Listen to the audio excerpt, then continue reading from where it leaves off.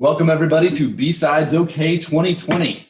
We're coming at you from the BSidesOK world headquarters here at Sagenet. They're hosting us this year, our organizer team. And we are excited. This has been a crazy year with everything that's going on with the pandemic and the quarantine and having to shut off our plans for the live conference. But we are so excited that we are finally here. It's going to be a little different this year, virtual.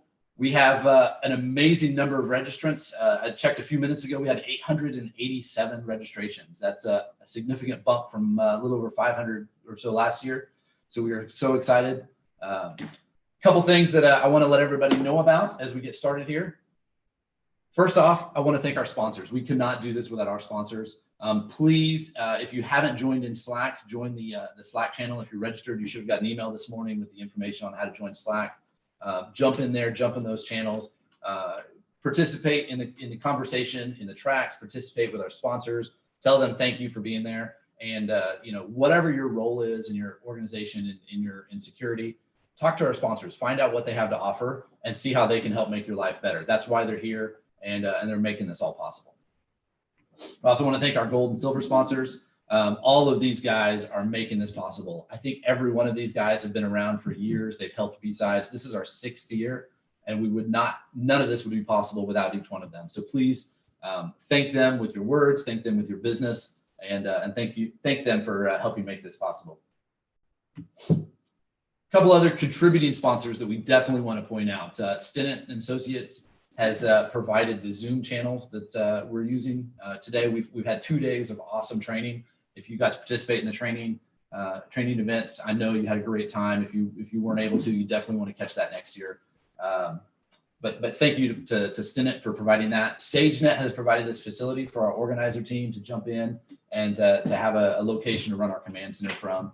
So definitely thanks to them.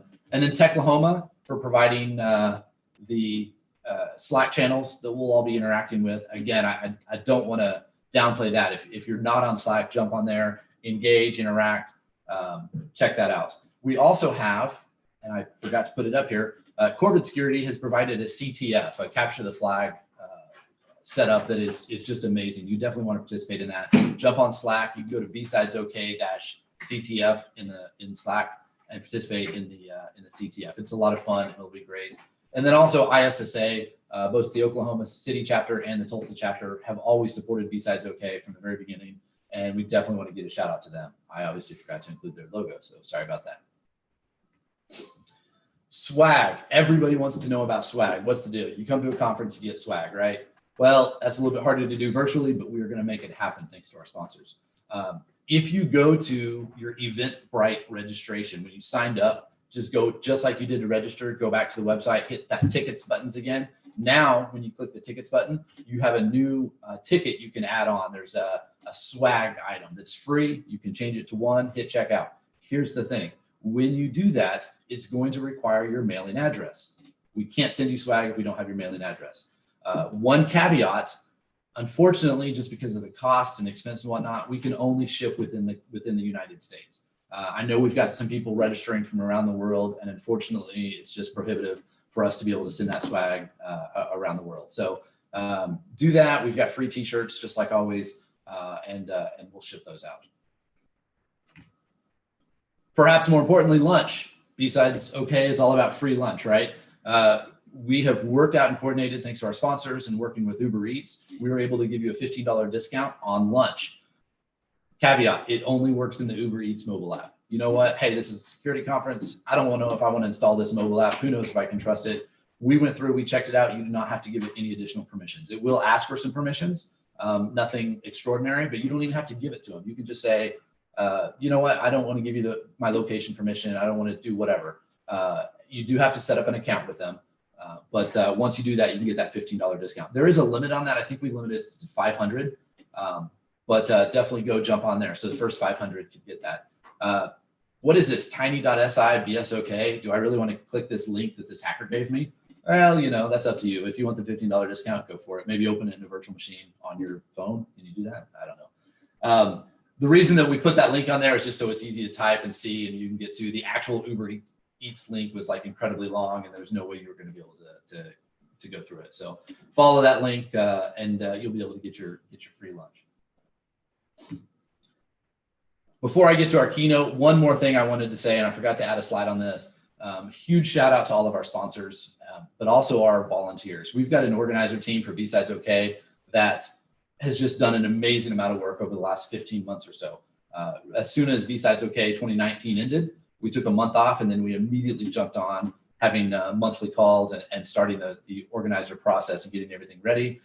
This year has been crazy and our team has just been amazing. So if you see any of the organizers on Slack, if you see them out in public, tell them thank you, buy a beer, definitely just show them your appreciation. Carrie, Chris, Aaron, John, Pedro, and James have really made everything work this year. So with that, I want to introduce our speaker, Jordan Wright. Jordan is a principal research and development engineer. I apologize, Jordan, I didn't write that down, at Duo Labs or Duo Security. He has done amazing things. If you read many blogs, if you follow security on Twitter, you've definitely seen Jordan's name. Jordan is also the author, primary developer extraordinaire behind the world famous phishing framework Go Fish. If you've been doing phishing at all, I'm sure you've heard of and used Go Fish. It's a fantastic framework. We use it to Secure Ideas. I love it. And Jordan is the man behind that that has made all that happen. So with that, I'm going to turn it over to Jordan and let him run. Awesome. Thank you. Hello, everybody. Let me see if I can get my screen shared and we will kick this off. Let me share this one here. Then I will kick off the slides. Okay, we should be in good shape. So hello, everyone. Good morning and welcome to B-Sides, Oklahoma. As mentioned, my name is Jordan and I'm so incredibly honored to be here talking with you today. We have such an exciting conference planned and I'm happy that all of you are here.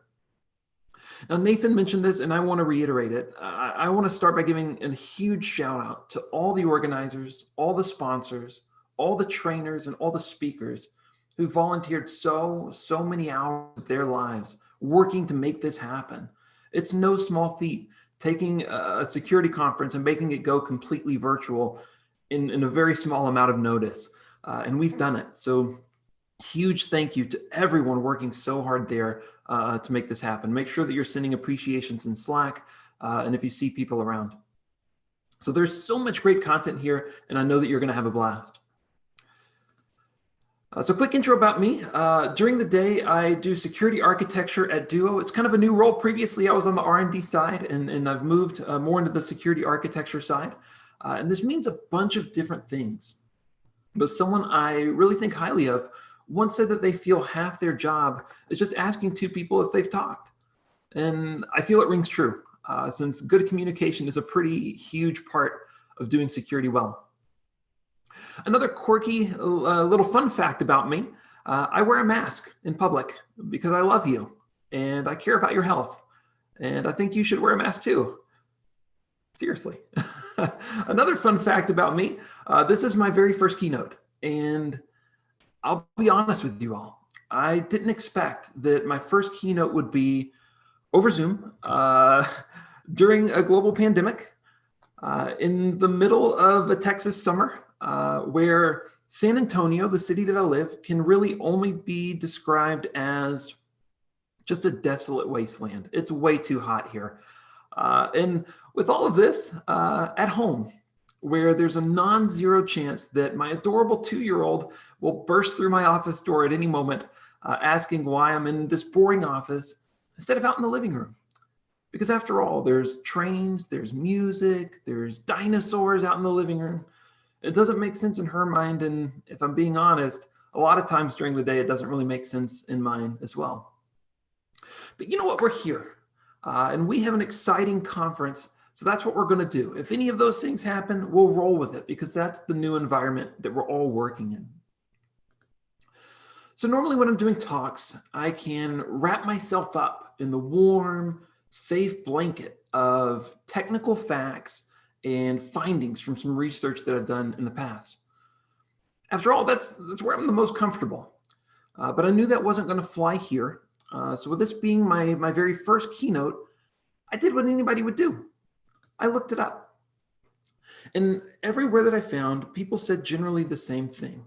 They said that the keynote should set the mood of the conference. The job is to set the tone for everybody and kind of give everyone an idea of what to expect. That wasn't very helpful to me because this has been my mood for like the last 5 or 6 months. And nobody wants that. I mean, this is B-Sides Oklahoma. Just look at this. This is, B-Sides Oklahoma is supposed to be a technicolor dreamscape where a tornado swirls ideas around a close community in the forefront of a retro neon sunset. I mean, that's beautiful. No one wants B-Sides Oklahoma featuring Jordan, the perpetually grumpy.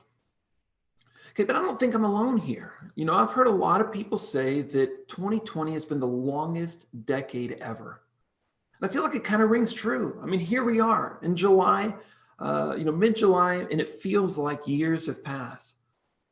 And at this point, I feel like I have nothing else except to scream at an autonomous Twitter bot that has the audacity to tell me that the year is only halfway over, saying, how dare you?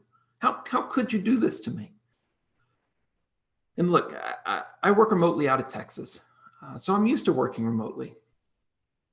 But that's not true for most of Duo. I'm sure that's not true for most of you. And for many folks, COVID put a pause on employment entirely. And while I'm used to working remotely, I'm not used to being in a constant state of anxiety about my family's health from some unknown thing. And I'm not used to wondering about where we're going to be able to even go to find groceries. I say all these because they're not small things. These aren't small feelings. And you, your coworkers, and your fellow employees, we're all likely feeling them together. In fact, these days, it feels like there's so many elephants in the room that there's just no more room. And on that note, I looked it up and it turns out the actual elephant population has been declining for years. When it rains, it pours. Welcome to 2020. But we're here. We've made it. Thanks to the tireless efforts from all of the organizers, we have a stellar conference packed with tons of great talks just for you. So for this keynote, I didn't want to set a grumpy mood, quite the opposite. In fact, if you know me, you know that deep down, I'm an optimist. Some people see the glass of water as half full. Some people see it as half empty. Me, I think the most important thing is the meaning of friendship the entire time. So instead, I wanted to take this opportunity to slow down, to take a step back, and to talk about 3 things. First, I want to talk about what it is we do when we're faced with something like COVID, specifically what we do as a security industry. And while there's plenty of scary things going on, that doesn't mean that there's not exciting things happening in our industry. So I want to take some time to highlight some exciting things that I think are really neat, and I want you to be excited about them as well. And last but not least, I want to give some recognition to some inspiring things going on outside of our InfoSec bubble. After all, the world is a really big place, and I think our job is to make that a safe place. So I want to leave room for some important topics that I feel are worth mentioning. So let's jump right in. Every so often, security teams get together with the rest of the organization, and we brainstorm all the different ways that people and nature can hurt us. They can hurt our feelings. Okay, these terrible little brainstorms are called disaster recovery planning or disaster recovery exercises, and they serve an important purpose to help us plan. They help us know what can go wrong, and then help us know what to do when or if those things go wrong. Typically, it looks something like this. During these exercises, we prioritize the things that are the most risky, meaning that they have the biggest impact to the business and they're more likely to happen. These come out in a spreadsheet where you have the threat on the left, you have the likelihood, and then you have the impact that we talked about. For example, maybe we consider that our data center is hit with a power outage. In this case, we could say, we want to make sure we have redundant power. Maybe we need 2 data centers that have an active-active situation going on. Or we consider a server hard drive encrypted with ransomware. Great. We'll do our best to mitigate ransomware in the first place, but then we'll make sure that we have regular tested backups that we can lean on if we need to, and so on and so forth. The thing about it is, I can almost promise you that none of us had a global pandemic occurs causing our entire workforce to go remote in a matter of mere days with the added stress of individual and family health concerns. We all went home before we reached this section of the spreadsheet. And whenever we think about it, the likelihood of this, yes, it's pretty low. Okay, and the impact on a scale from low to high is really just this picture of a hedgehog screaming. Okay, but that's where we are. That's where all of us are right now together. So if none of us had this on our disaster recovery planning, that means that none of us really have a playbook for this. And yet it happened. So a playbook for something. I'd argue there's three things specifically for this incident. The first is that we go back to the basics. We think about the core problems that we're trying to solve, and we focus and refocus in some cases our efforts to solve those problems for our organization to continue to function. In doing so, we maintain a constant focus on taking care of the people around us. After all, even in security, if we have nothing else, if we have absolutely nothing else, we have the people around us, and we should continue to focus on doing whatever we can to help those people out. And finally, the most recent changes, I'd argue, give us a chance, an opportunity to rethink what we define as our traditional perimeter, our trust boundaries. So we'll see all of these things come up, not only in this talk, but also throughout the conference. I was looking through the exciting schedule, and there's so many talks that hit on these three themes. We'll see them in the exciting things going on in the industry, and we'll see how our work in these allow inspiring things to happen across the world. So when an incident occurs, there's really no guarantee that we'll have step-by-step instructions on how to deal with it. Okay, maybe we do, but sometimes we absolutely don't. And when this happens, it's important to fall back on the basic building blocks and work our way through.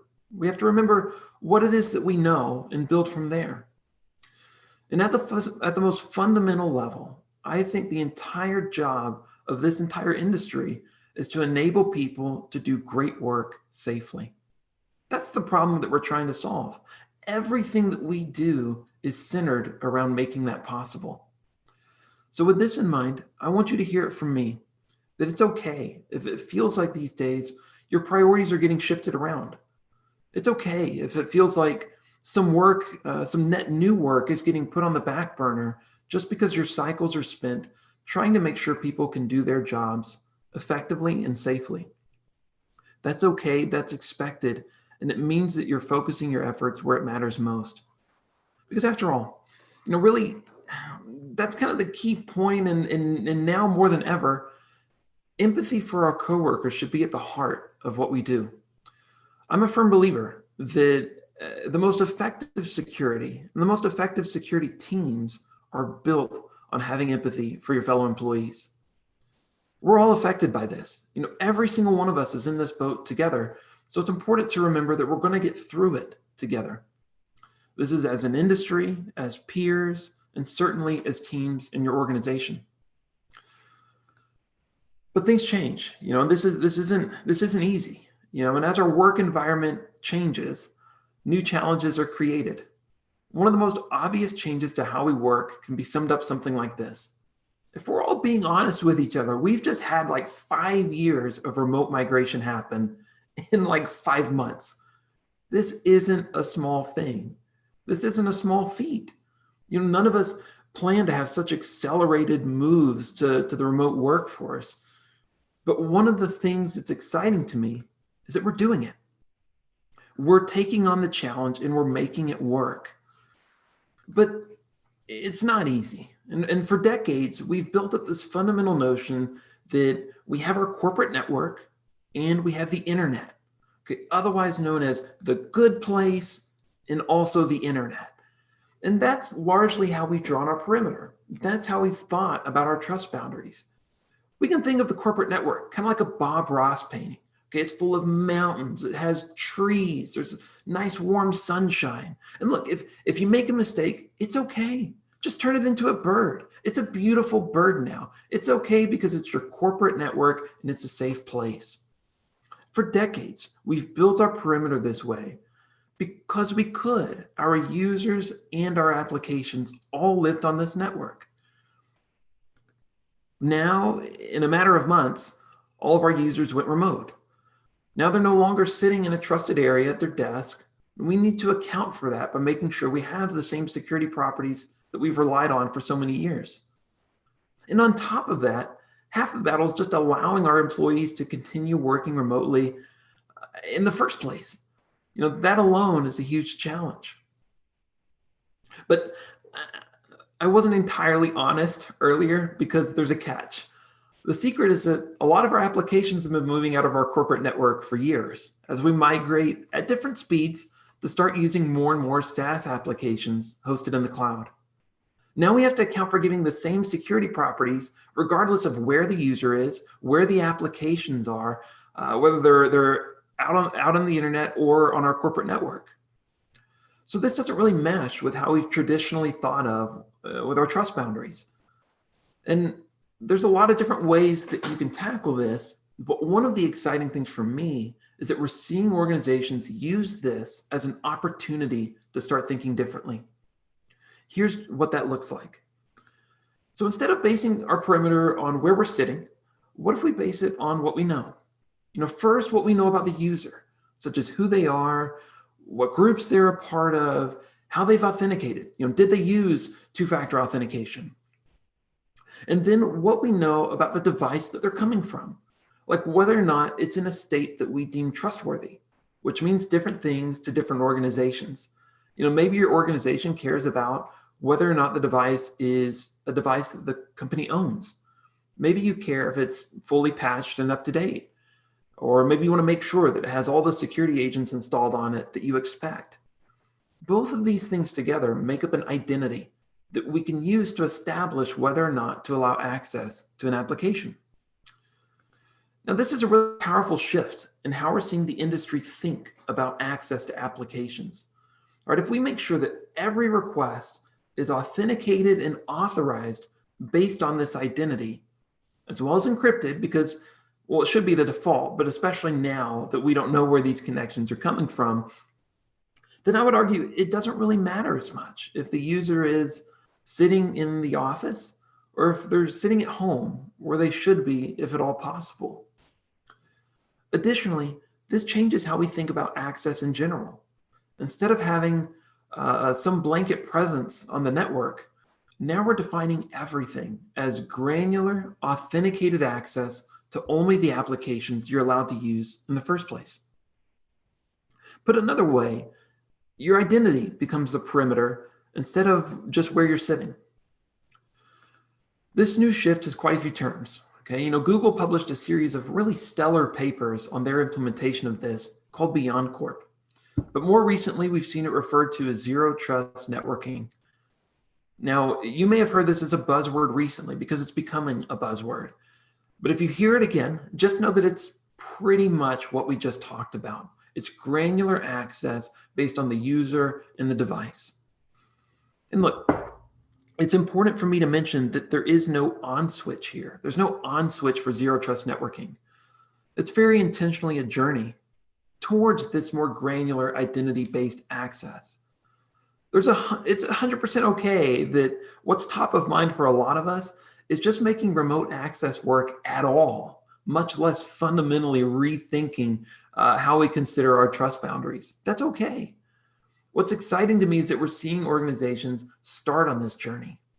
And that as an industry, we've kind of been working to lay this framework for quite some time. So organizations who are looking to do this, they don't feel like they're on this journey alone. But there's a pretty big problem with what I just talked about. Did you catch it? There's a pretty big prerequisite before any of this is possible. That's that you can't build on identity if you can't prove identity. And this goes for both the user and the device, but today I want to focus on the user.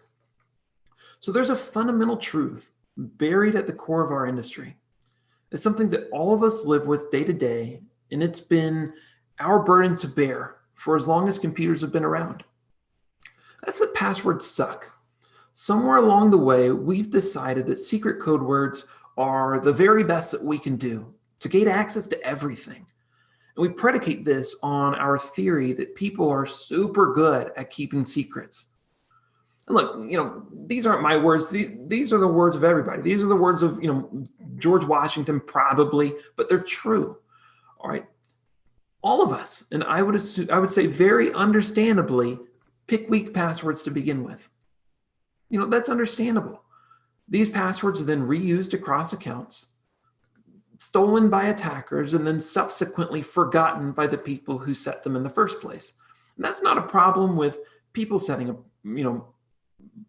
passwords. That's a problem with just passwords. All of this lends to passwords being expensive. They're expensive to organizations who have to handle the management of them, and they're expensive to our users. I don't think it's an exaggeration for me to say that passwords are probably one of the most unempathetic burdens that we've put on our coworkers, our friends. Asking someone to memorize a strong, random, unique secret for every single website they've ever used, to me, is just silly, right? Passwords aren't just technically bad. I would just say they're just bad. And along the way, we've tried to throw some flex tape on this whole situation to try to mitigate some of these issues, like password policies or password managers to manage all your passwords, maybe 2FA to give you a stronger way to log in, hashing in case passwords are stolen, compromised credential detection, and really whatever else NIST is saying that we have to do these days. And it's clear, all of these are Band-Aids, but they can be really effective. Okay, just look at this study. From Dorther et al. At New York University in Google. In the lower left, you can see that varying methods of 2FA are all effective at thwarting account takeover. And just so we're all on the same page, yes, some 2FA mechanisms are better than others. This chart agrees. But I've seen some debate about this recently, and I want to set the record straight. If all you have as an option in some cases is SMS-based 2FA, enable it. It's so much better than having nothing. We're continuing to do better, but we still have to meet people where they are. And it's not just 2FA, right? This study from Thomas et al. At Google and Stanford covered Chrome's compromised credential detection that was initially a Chrome extension and has since been baked directly into Chrome itself. And they found that generally, whenever they told somebody that their username and their password had been seen in a previous breach, that person would be more likely to choose a better password moving forward. That's the happy green trend line that we're seeing moving towards the top right. And that's a good thing. So, even though these can be Band-Aids and sometimes they're effective. 2FA is effective. Compromised credential detection can be effective. Password policies also exist. But all of these things don't address the root problem of having passwords in the first place. And that's where we've been for decades. In fact, just to me, it feels like we've moved more in the direction of trying to use dynamic attributes and machine learning to try to figure out if this client is an attacker based on what they're doing, rather than focusing our efforts on eliminating passwords themselves. All of this until now. The W3C and FIDO working groups that are made up of organizations across the industry have been working on a new standard called web authentication, or WebAuthn for short. And it's gaining adoption really quickly. It's already supported in most, if not all, browsers and operating systems. So everything that I'm talking about isn't just some future forward-looking thing. All of this is available today. Now, I won't spend the entire talk going through the details of how WebAuthn works. There's multiple very long RFCs for that. Okay, but I do want to give a high-level overview of how it works to talk about what makes it one of the most exciting things for me since I started working in security. For comparison, we need to kind of set the bar. Here's how a traditional username and password-based registration works. I think a lot of us will be familiar with this. You come along, you say, I want to make a new account. Here's a username and password. The server comes back and says, I need a password that proves your fluency in Latin and contains at least three unique ancient symbols. So we go back and we think about it. We say, okay, here's what we come back with. Here's the username and password that I've chosen. Please accept my identity. Good website. The server comes back and says, I'm sorry, that one's been used before. You can't use that one. And then you don't bother using the site at all because you realize it's just not worth the friction. We can do better. And so this is what the new WebAuthn or passwordless based approach looks like for comparison. You come along, you say, I want to make a new account. The server says, sure, send me a public key. So what this means is that you go back to your device and you create a new asymmetric cryptographic key pair, the same kind of key pairs that we use in other areas across security. And for this key pair, you bind it to what's called the origin. Now, a lot of people who may be super familiar with the FIDO specs may get mad at me for saying this, but it's also my talk, so I can say what I want. Whenever I say origin, you can just think of that like the domain name of the website. So you're binding this credential to the website that you're making it with. And that's really powerful. So you make the key pair and you send back your public key. The server says, great, that's all I need. Your registration's complete. Now let's look at sign in. You come along, you say, hey, I want to sign in. Server says, great, sign this data so that I know it's really you. It's a random, set of bytes that they want you to sign. You make sure that the origin is valid, and then you say, great, I'm going to use the credential that I made earlier, and I'm going to make a signature over that data, and I'm going to send that back. The server verifies it, and they say, great, it's all I need, you're signed in. This is really powerful, not only for the security properties that we're going to talk about, but it's also really powerful because we can abstract away a lot of this experience using some of the same user-friendly authentication experiences that users are aware of today. Here's an example. Let's see what this looks like on this demo site, WebAuthn.io. I go and I put in my username and I click register. Chrome is going to say, do you want to use Touch ID to register with this site? That's what it looks like to me. I do, and then I log in the same way. And that's it. Boom, I'm logged in. This is incredibly powerful, and the user experience is really something to be excited about.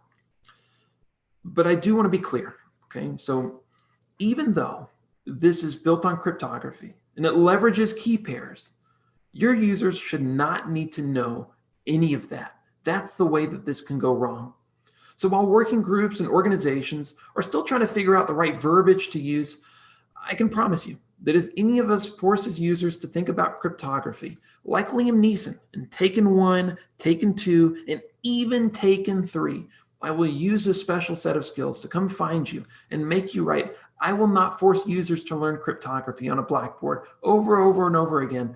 And then I'm going to ask you to generate a key pair by hand and sign over that data. That's how important it is for us to do this right. We have to bring that empathy to the user. And what I like about passwordless is that it really goes back to our themes. It hits every single one of these. First, there's nothing more basic than authentication. Eliminating passwords is at the core of a big part of our industry. And with an increased user experience, a better user experience, we're also focusing on our people. And it also, we mentioned that we can't rethink our perimeter. We can't base it on identity until we prove our identity. And passwordless takes us one step further to that. So it's hard to overstate how important I think this is to our industry. Finally, we're getting a chance, an honest chance, to both wipe out some of the biggest threats that we face while improving the overall user experience. Okay, compare that with what we had earlier, okay? All of a sudden, now that we're using key pairs, the idea of weak and reused really don't apply in the same way that we saw earlier. And if an attacker dumps a database and they get a bunch of public keys, that's not nearly as big of a deal as getting passwords or even password hashes. There's no such thing as forgetting your credential because we didn't really know it in the first place. It's tied to my device. And all of this is trending towards both an experience and a technology that's less expensive for everybody.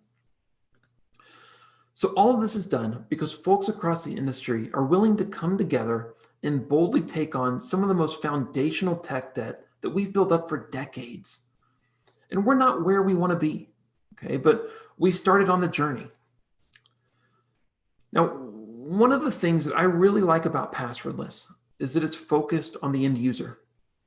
Okay, I'm a firm believer that at our core, our industry should relentlessly advocate for the security of our users and our information.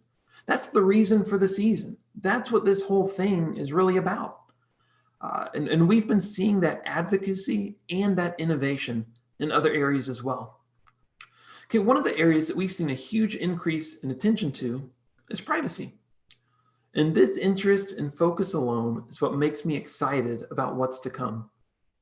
Now, there's multiple talks today that center around privacy, and I'd encourage you to go watch and attend those.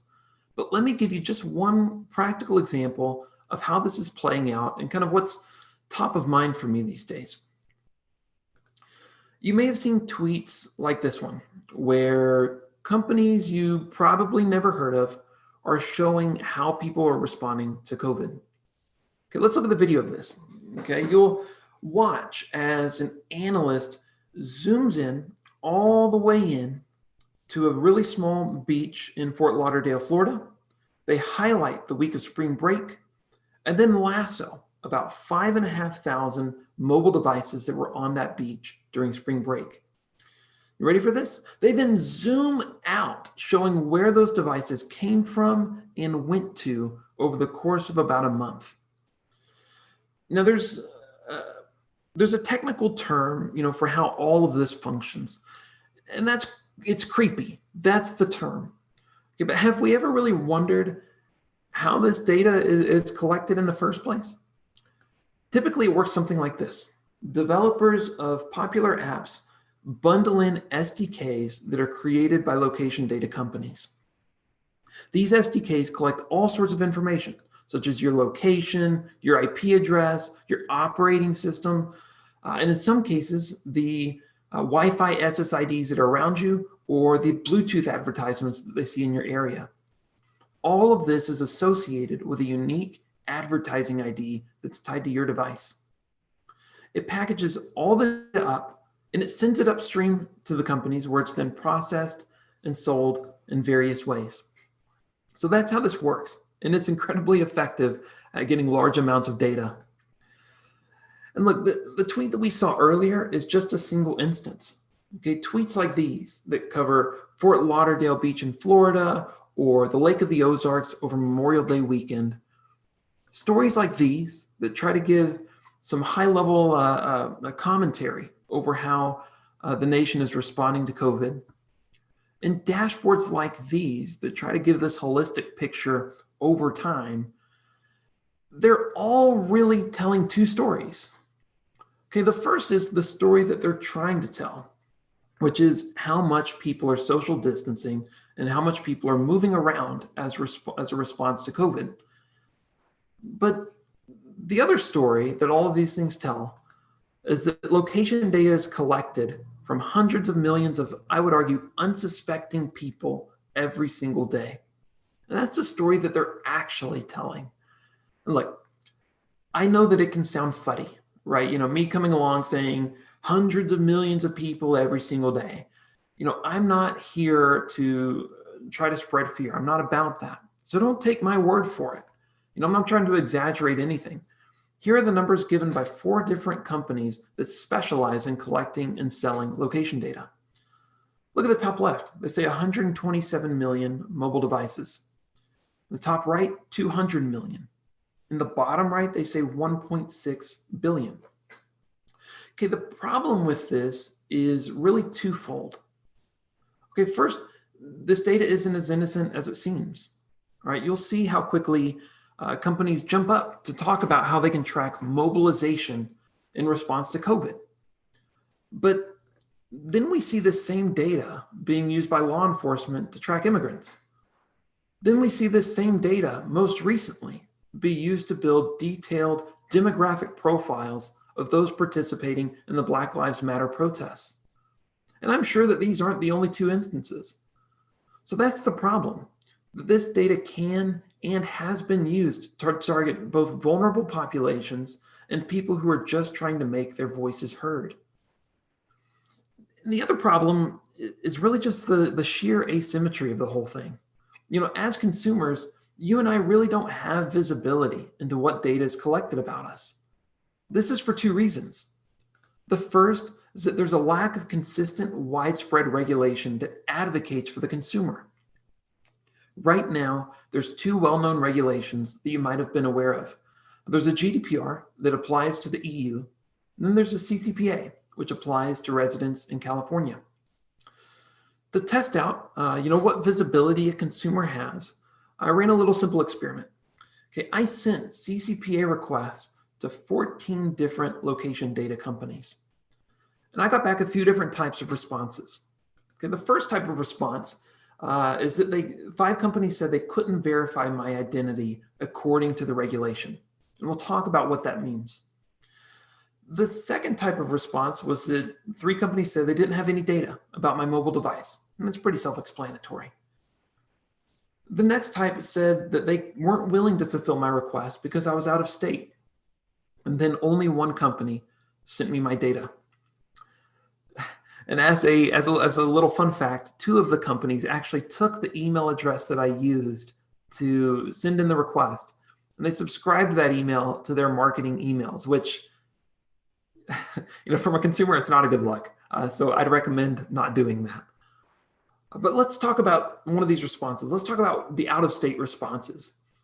Here's a detailed topological map that shows in scientific detail where the CCPA applies, which is California, and where I live, which is San Antonio, Texas. This means that I'm not covered under that regulation, and I was left without much of an option except to send in the request, let them know that I'm from Texas, and hope the companies that claim to be dedicated to transparency would be willing to fulfill my requests for my own data. And this introduces the first problem. It's that we need more consistency. We need more widespread regulations covering everybody. And I would make the argument that this is good for both companies and consumers. Think about it. From a company perspective, it can be difficult and expensive to try to account for all the different edge cases that come up with state-by-state level regulations. And from a consumer, it can be both confusing and discouraging to try to know if you have rights under regulations at all, or what the extent of those rights are. And the thing is, even if we have regulations, it's not perfect. Here's that other type of response that I got back, which looked something like this. They would tell me that they had data about my device, but they couldn't prove that the device belonged to me, so they weren't willing to fulfill the request. And look, I get it. We want to be extremely careful to mitigate abuse types of scenarios, right? Where someone can request access to my own data. We don't want that. But at the same time, to be told that my data about where I live, where I work, where I travel, and where I go downtown with my family is being collected, and there's absolutely nothing that I can do to get visibility into that, from a consumer side, it's discouraging. And quite frankly, it feels like a loophole in what the regulation was meant to accomplish. And it's not just the law, right? We need to be able to give more people more control and more visibility into what data is being shared with and with whom. So one of the exciting things is that we're on the right track. At WWDC this year, Apple announced what you see on the slide here, that for each app, you're going to have kind of a dashboard level view about what data is being collected and who it's being shared with. And additionally, the permissions for all of this come in a much more opt-in kind of scenario, which people are anticipating it's going to significantly curb how much data is being accepted. But to me, this is table stakes. This should be expected. This is like going into a store and knowing the prices of things before we go and we check out.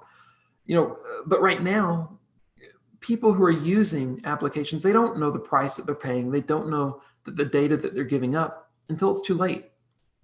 So we can do better, and we have to do better. Now, both passwordless and privacy are both kind of external things, right? They're focused on the people who are interacting with our industry. But the last exciting thing about our industry I want to talk about is more internal. It's more about how we're operating. And I'm going to give you a hot take alert. Okay, this means the thing that I'm going to talk about next, you may not exactly agree with it, but let me make my case.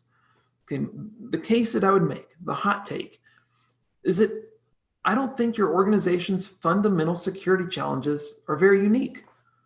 I don't think that there's too many fundamental things that you're having to worry about that other organizations aren't.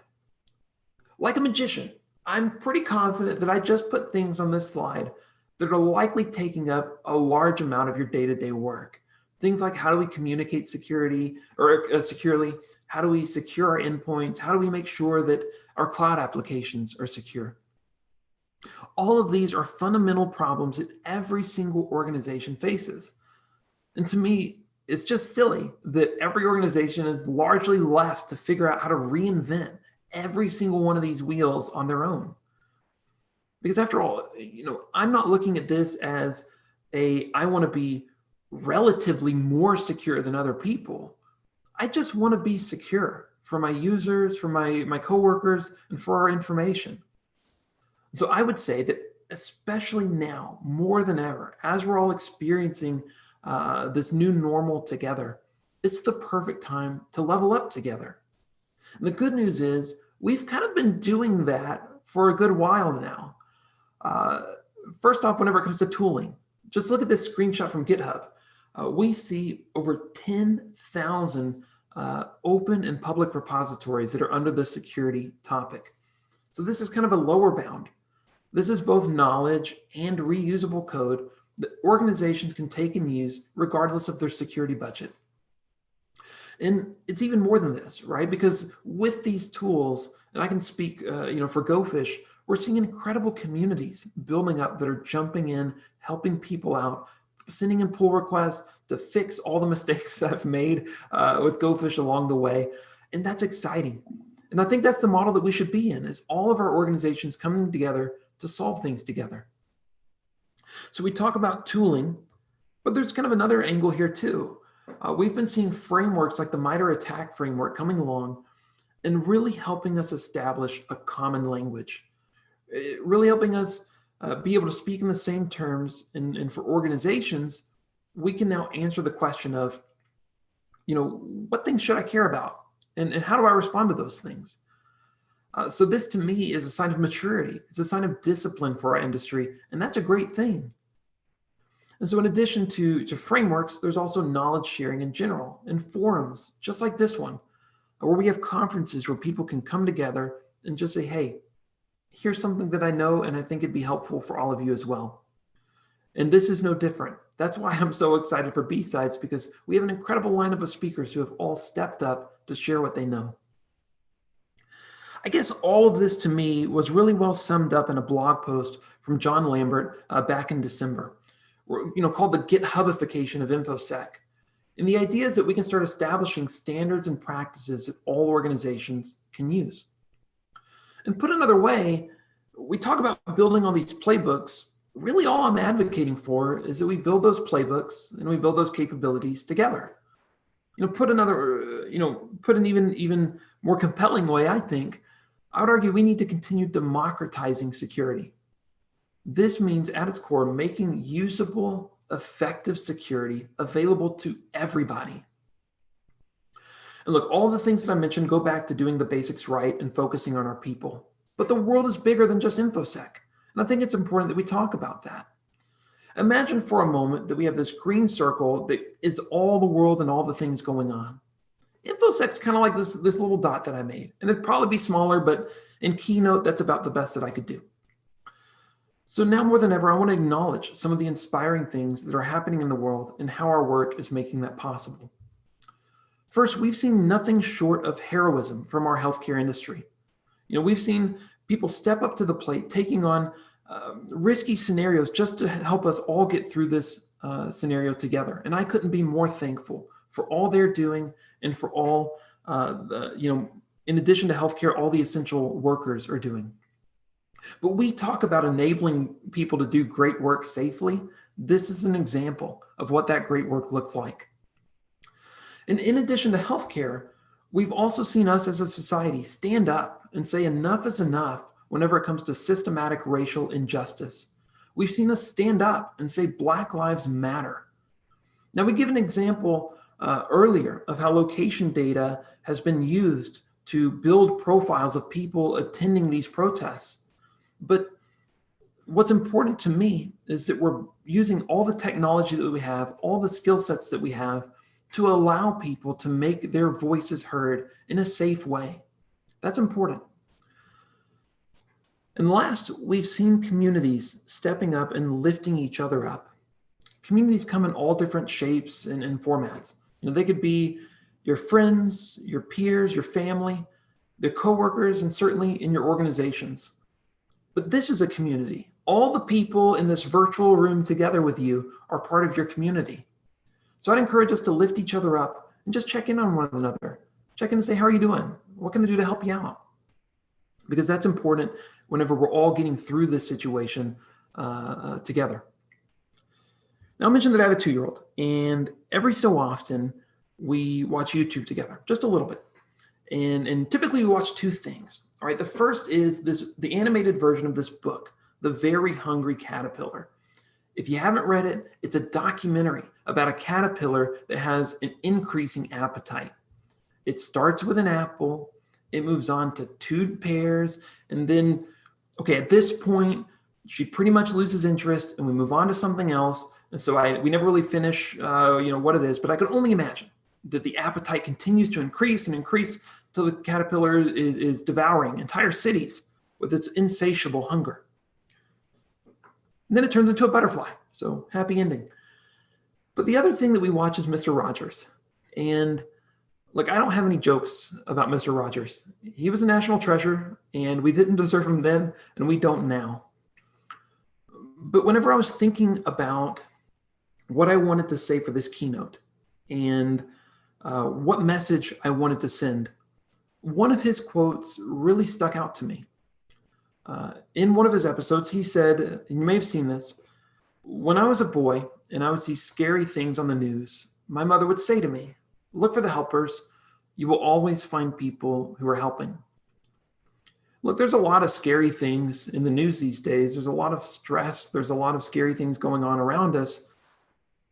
But I would argue that the great work that you're doing is enabling great work to happen. And put another way, hear it from me first, that you are a helper. You're doing great work. You're stepping up and you're making, everyone continue to do their daily work and get through this together. So you're doing a great job, and I'm really happy that you're here at BSides today. Now look, this is a stellar conference. All right, it was mentioned earlier, and I want to mention it again, but that's only thanks to the incredible efforts of all of our volunteers, the speakers who gave up time to prepare for presentations, the organizers who worked to make this conference go virtual, to the trainers who gave up entire days of their time to help level up people in different areas, and the sponsors who helped make all this happen. Thanks to all of their work, we have a full agenda packed with awesome talks from even more awesome speakers. So here's what I'd ask from you, okay? Just a couple things. First off, go enjoy BSides Oklahoma. Okay, and with this, make space for yourself. Okay, it's okay to feel overwhelmed. It's okay to feel stressed out. That's normal, and make sure that you're taking the time to put on your own oxygen mask on first. Okay, and then with everything that you have, I'd ask you to be a part of the community. Focus on the people around you, both here at BSides and back in your organization. Help lift them up and help them get through this. And then whenever you go back to your organizations, I'd encourage you to fall back on doing the basics well. Remembering the core problems that we're all here to try and solve. We're here to be helpers. And then last but not least, this is BSides. There's incredible content here, so take the time to go learn something exciting. Now, Nathan mentioned this earlier, and I want to hit on it again. If you have not signed into Slack yet, please do so. That's where people are going to be chatting throughout the day. That's where great conversations are going to happen. So you can find the link below, and you can also find it in your email from earlier. So with that, that's my time. Thank you so much for being here at BSides. I'm excited to be here with you, and I'm thankful for the opportunity to talk to everybody today. You can find me on Twitter there if you want to reach out. But until then, go enjoy BSides, and we'll see you soon. Bye. So there's like a single pattern. Thanks, Jordan. That was fantastic. Shows just you. And if you We, do another pattern, so everybody, it should show there's a everybody, huge, awesome conversation going on so in the Slack channel right if you now. want I've to got see this yourself, virtual see background. I don't know how myself, this is going to work. the We'll see. screen. Hey, check it out. So like There's our logo. And now I'm back. whatever. So anyways, Maybe join, you'll see. as Jordan said, join the Slack channel. Do you have Everything's great. Lots of great conversations going on. And we will have our next Okay, talk okay. starting in about 5 minutes. So we're going to take a little bit of break. We're going to pause here. And at the top of the hour, we'll be back with several more talks. We're also opening up the other 2 YouTube tracks. So all 3 tracks will be running at the same time. If you're not sure what the schedule is, jump on BSidesOK.com and check it out. Thanks. And I don't know if you see your little focus screen there. Okay.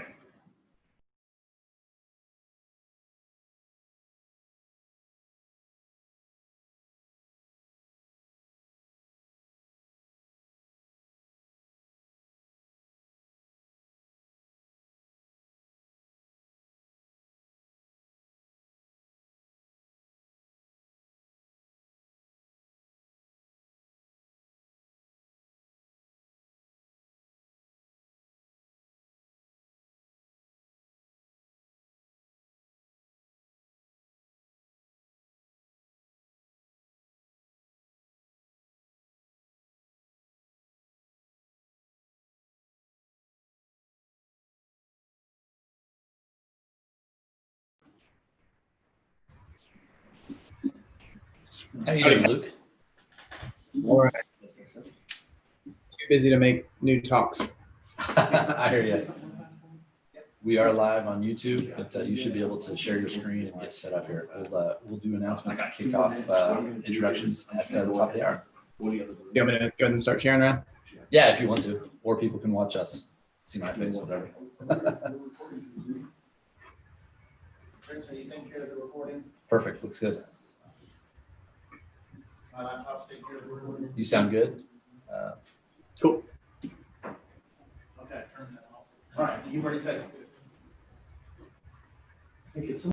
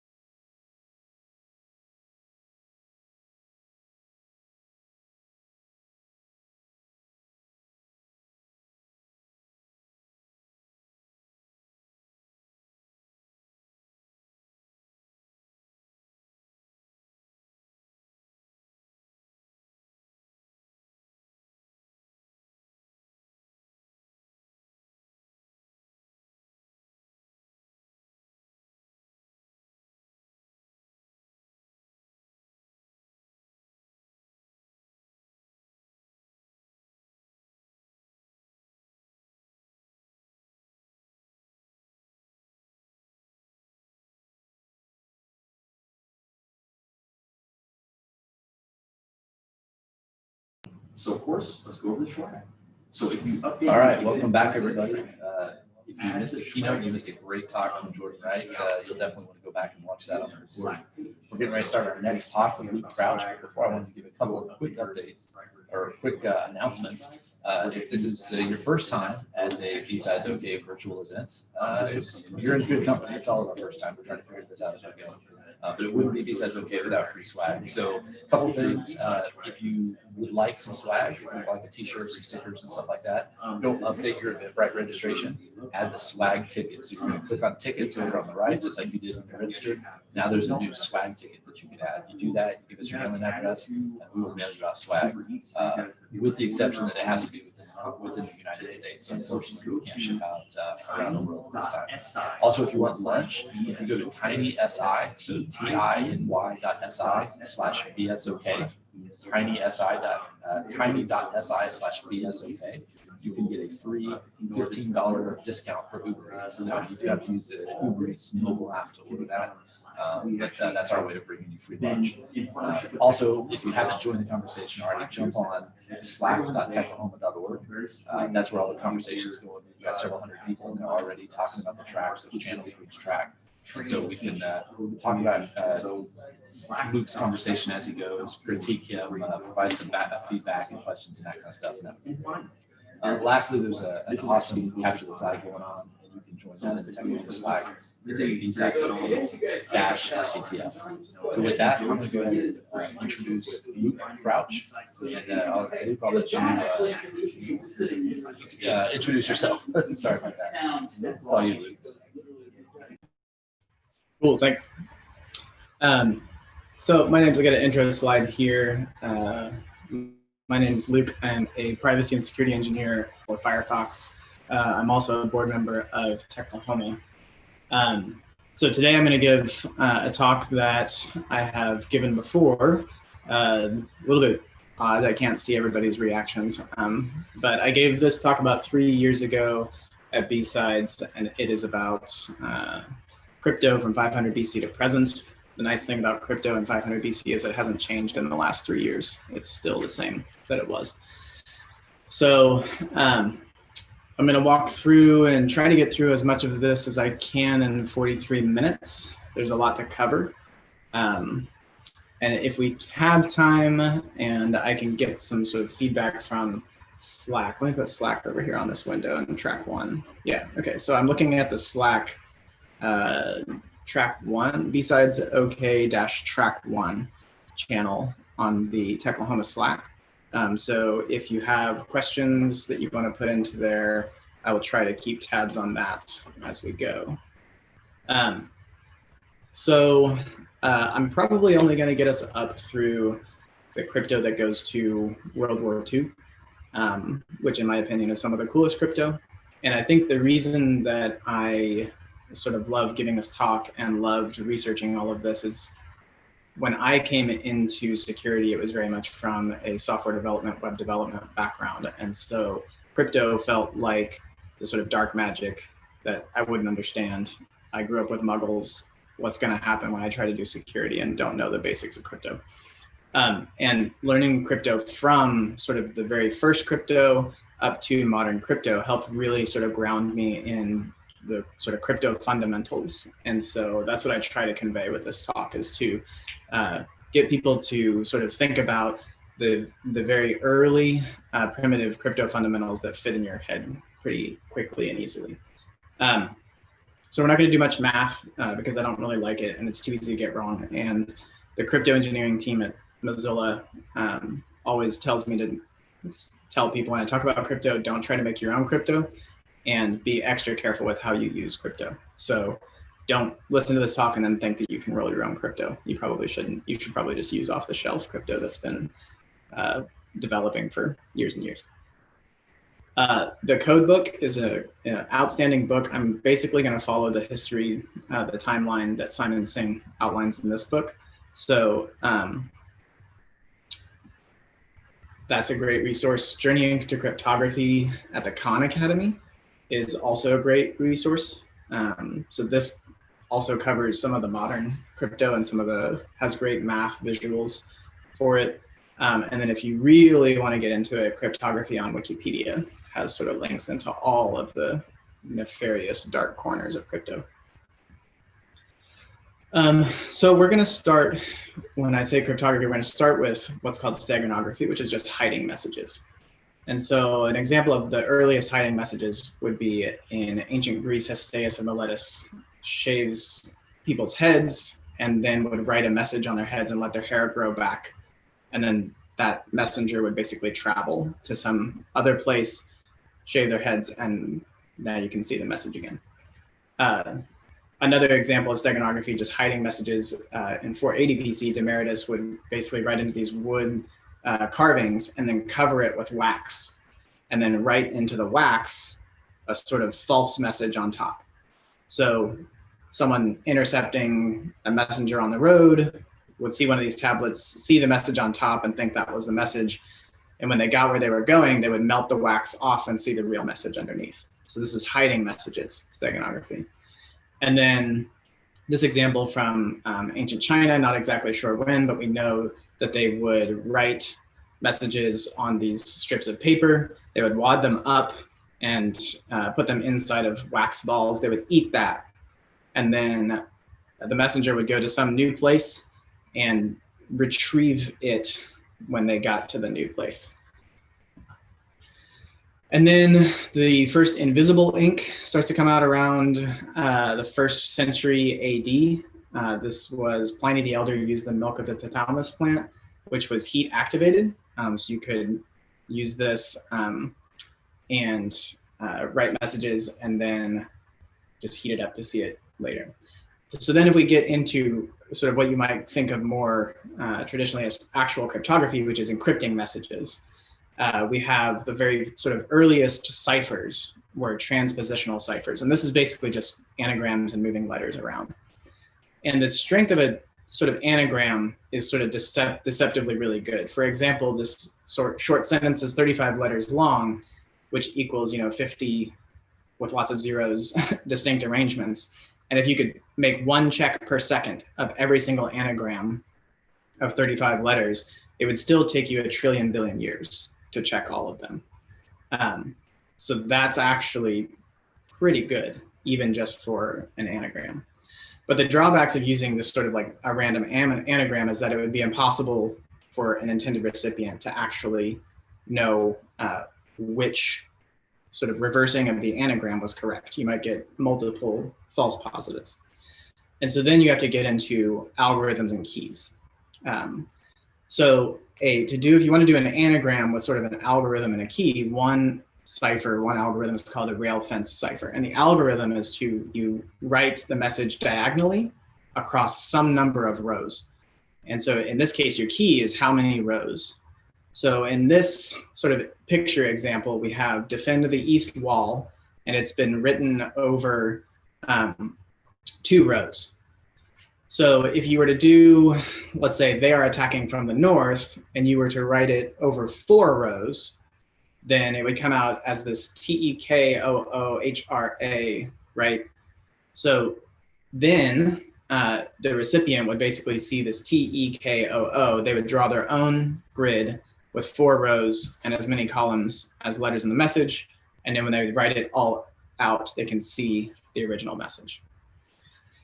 So the next sort of step in cryptography is cryptanalysis. Cryptography is sort of making encrypted messages, and cryptanalysis is breaking encrypted messages. And so the history of cryptography is really the history of code makers and code breakers fighting it out over the centuries. To break a rail fence cipher, it's actually pretty sort of straightforward. You just use a brute force key search. So you try a bunch of numbers of rows by hand. And for most messages, that's gonna work in a reasonable amount of time. There was also this machine called the Skiddly, which was used as early as 700 BC, which essentially was just doing the rail fence cipher, but with a tool. So it was a cylinder, and you would wrap parchment around it, and then you would write your message on it. So you could either wrap it around horizontally, vertically. You could write the letters either in the strip or across the strip. And the algorithm here was essentially just wrap the message around a cylinder, and the key was the diameter of the cylinder. So again, breaking that would be straightforward with brute force. You would just try a bunch of different cylinders and wrap the piece of paper around a bunch of different size cylinders until one of them sort of lines up and makes sense. So after transpositional ciphers, the next one is sort of what we all probably more think of and when we think of cryptography is substitutional ciphers, which is changing letters into other letters. And so one of the earliest examples of this is the Hebrew @bash cipher.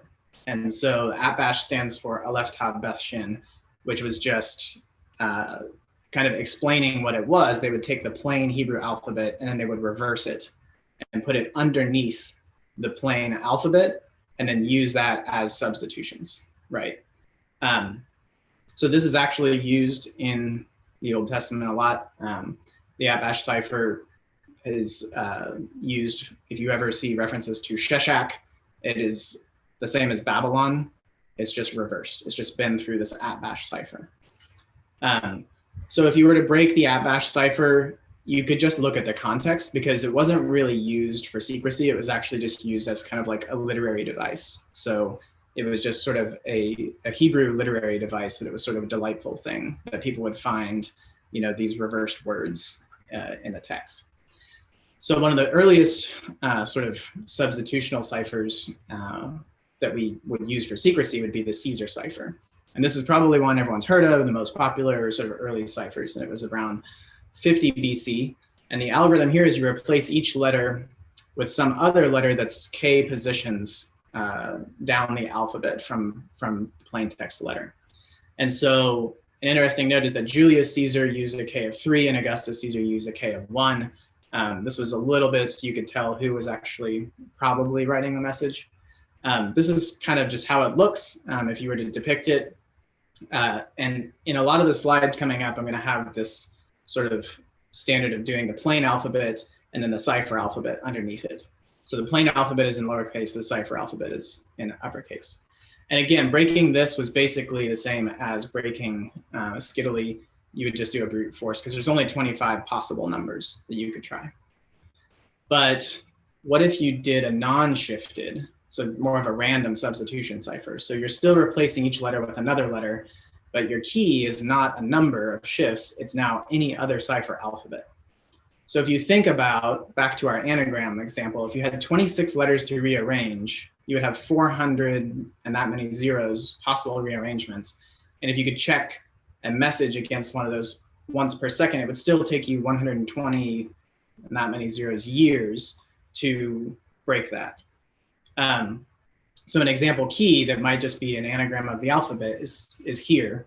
But this is hard to memorize, and so you have to write it down. And once you have to write something down, now you have this key secrecy problem, which becomes the perennial problem of cryptography throughout the ages. Is once you have a key to encryption, how do you keep that thing safe? So key secrecy actually is like, from very early on to modern days, one of the perennial fundamental problems of cryptography.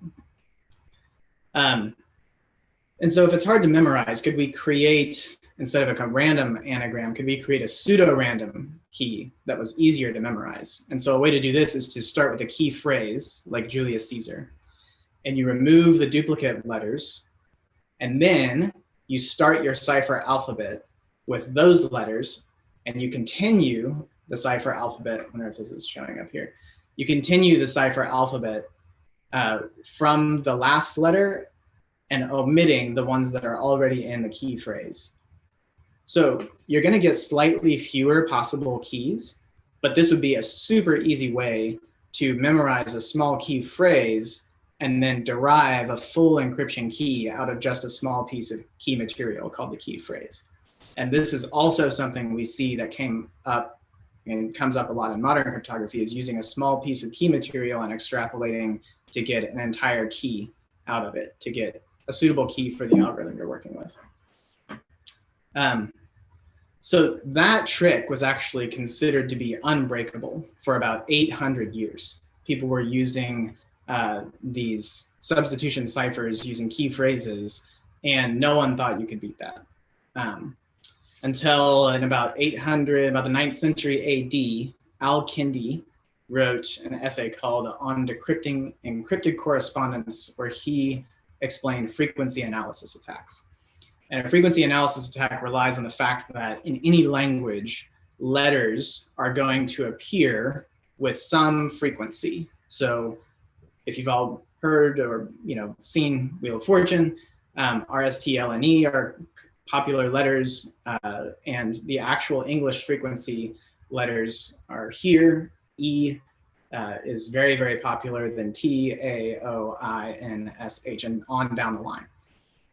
And so the way this works is that you would have some amount of ciphertext, and you would look at your plain alphabet looks like this. You know what the frequency of letters is in English. And at the bottom, you look at your ciphertext and you look at those frequencies of the letters that are happening in the ciphertext. And from that, you might say H is the most popular, so that's E. W is second most popular, so that's T. Then you would take that and apply it into the ciphertext, and you would start to find these little patterns where you got a couple right. And this is called cribs. So when you're doing cryptanalysis, this is called a crib, when you find sort of something that you think you have kind of a foothold in breaking. So if you see E, T, T, E, and you know there's letters on the end of it, if you guess that that's L and R, you can now take that L and that R and put it into the cipher alphabet, the O and the U, were L and R. And then if you go back and reapply that, you look at your frequency and say, yeah, that kind of makes sense. Once you've done that, you can go back and replace all of those, and you find other things. So once you get a foothold into breaking a message, you start to get more progress.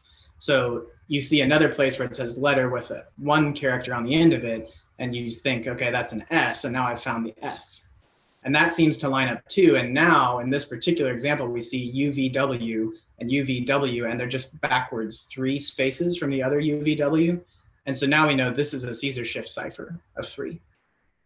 So that one was a little too easy because you did Caesar shift. But there's an example in the code book where it looks at, suppose you have sort of a frequency distribution where it's not super obvious or as obvious, and you try to apply the basic rule of just, hey, the top 3 letters are the top 3 letters, and you go back to your cipher alphabet, plugging that in, and you come up with nonsense. These 3 words at the bottom are just nonsense. Like, okay, that's not right. So if you focus on those 3 most frequent letters and say, okay, some combination of these 3 is probably some combination of these 3, right? And then you bring in some other frequency rules, which are known in languages. So in English, vowels appear before and after, consonants avoid other letters, E appears almost before and after any other letter, and T is rarely seen before these other ones. Then you can start to do things like you can look at the neighboring frequency of the ciphertext, the letters against each other. And you might spot something that looks down at the bottom like, okay, P seems to be avoiding a lot of letters. O avoids 7 completely, X avoids 8, and P avoids 17. So P is probably the consonant, right? You'd see other things like some of these letters occur twice right next to each other, and EE occurs a lot more than AA. And so you can make this sort of educated guess, right? X is on its own, A happens on its own. So let's take some of these guesses and go apply them. I'm skipping a little bit, sorry. But we're gonna apply this cipher guess to the text. And now with this sort of more educated guess, we see cribs start to appear. So there's a 3-letter word that appears 6 times that ends with HE, and the cipher letter is an L. And so if we guess that that is a T, we take the T back into the ciphertext.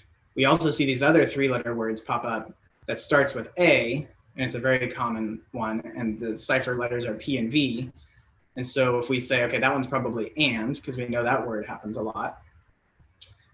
This CN word needs a vowel, and there's only 2 left, and on is a lot more common than un. So now we've got way more cribs. We now see this one pop up, KHE, and the T is already used. So we know that one's not the, but it is probably she. So we take the K and we know that that's an S. And now we start to see really big cribs, like 1001 Nights is clearly the text here. So we can take those letters and apply them.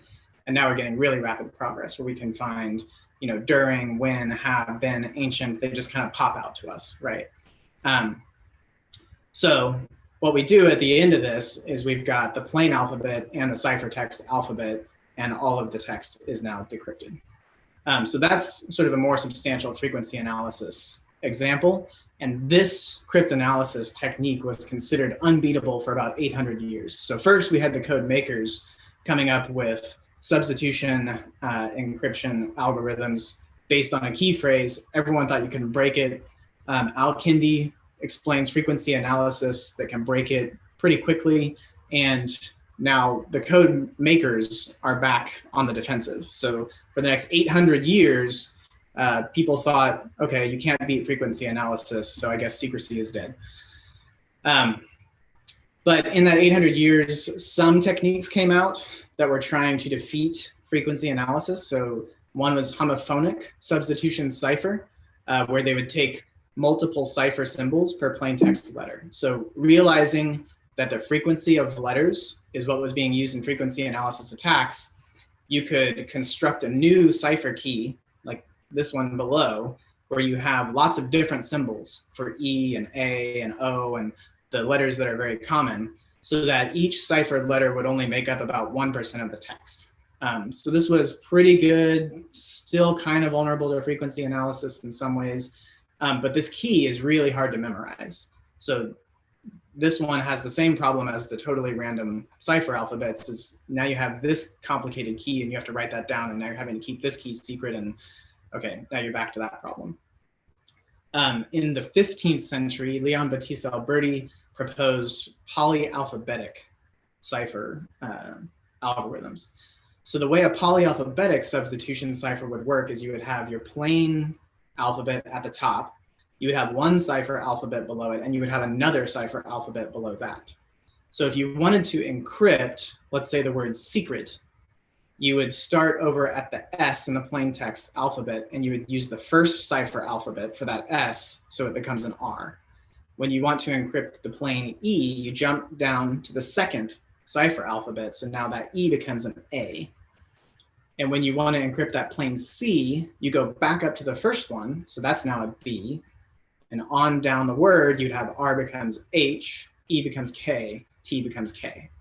So what you get with this technique is you get these cool false frequencies. So what happens is that E has become both an A and a K, and K is deciphered as either an E or a T. So now you've effectively broken frequency analysis, which is cool. But again, these polyalphabetic ciphers are complex. So this is now your key that you have to memorize or write down, right? So we still have this key problem. The key is complicated. And Alberti invented a machine to help with this, where the outer, it was basically two alphabets, and the outer disk would stay stationary and the inner disk would rotate. And the ciphertext would contain some key letters inside of it to control the rotation as you're decrypting. So this is kind of complicated to follow because the actual plain text is all in Italian, which I don't understand. But La Guerra si farà, what you would do is your plain text is essentially like guerra. So you keep a stationary ring at this position, and you would, if you put the movable ring, put the A into the starting position, which is at G, then in the ciphertext, you would start it with A to indicate to the person decrypting that they needed to set their ciphertext, they needed to set their disk to A to decrypt the next letters. So then you would look at all of the letters and use Z, Chi, T, H for that one. And then when you get to another stop, you would say, okay, now I'm going to put a Q into here. And that tells you need to rotate the disk over to the Q position to do the rest of these, right? And so eventually you would get the plain text at the top, and then it would become this ciphertext with these sort of control letters baked into the ciphertext. So the cool thing here is that it's basically unbreakable by human frequency analysis. And this is pretty easy to do with a disk. The drawbacks here is that there's tricks like the R2R, which has to defend against double letter frequency analysis inside of those before you've changed the disk. And that actually exposes those frequencies anyway. And then there's switching logic that's contained in the ciphertext. And we'll see that putting logic into the ciphertext becomes a really, really bad idea. But how would you apply some sort of easy to memorize keyword to this sort of polyalphabetic cipher system? So let's say you have the keyword secret. How would you take a small, easy to memorize keyword called secret and apply it to this?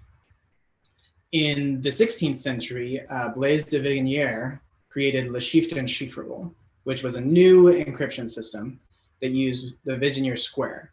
And this is the Vigenère square. So it is essentially the plaintext alphabet at the top, and the first cipher alphabet is the plaintext alphabet, but shifted by 1, and then shifted by 2, and then 3, and then 4, and on down the road. So at the end of it, you basically have the same one again. And so the way this works is you would decide on a keyword, and you would have this keyword that would be repeated for across the top of all of the text. So here we have the keyword is secret, and we have our plain text that we want to encrypt is attack from the south at dawn. So we would start with a cipher that's at the first letter of the keyword, and we would encrypt the first letter of the plain text. We move to a cipher at the second letter of the keyword to encrypt the second letter of the plain text. Much easier to see with an example. So if our keyword is secret, secret, secret, plain text attack from the south at dawn, we want to encrypt that A with the cipher alphabet that is at the S row. So we have our A in the very first column. We jump down to the cipher alphabet that is S, and we see that our A becomes that S. Now we want to encrypt the T, that's the second letter, and the second letter of the keyword that we're using is E. So we jump up to the row that is E, and we look at the column that is T, and we see that it's X. So we turn that T into an X. Now, so for the second T, we're at a new letter of the keyword, which is C. So we jump up to C, and this T now becomes a V, which gives us that cool sort of false frequency thing where we've broken the two T's became different. The two T's became different letters. So you can't just see that X and V are single frequency. So at the end of that process for this text, you would have this ciphertext. Now this was actually unused for about 100 years because it was considered too complicated. And there were some other sort of enhanced substitutional ciphers coming out. One that has a cool story is the Great Cipher of Louis XIV, which was created by the Rossignol family. And then the way this one worked is each number represents a syllable in the language. So they would have 587 distinct numbers, one representing each syllable. So if you had the ciphertext of 124, 22, the plain text of this was actually symbolic, not symbolic, symbol, whatever.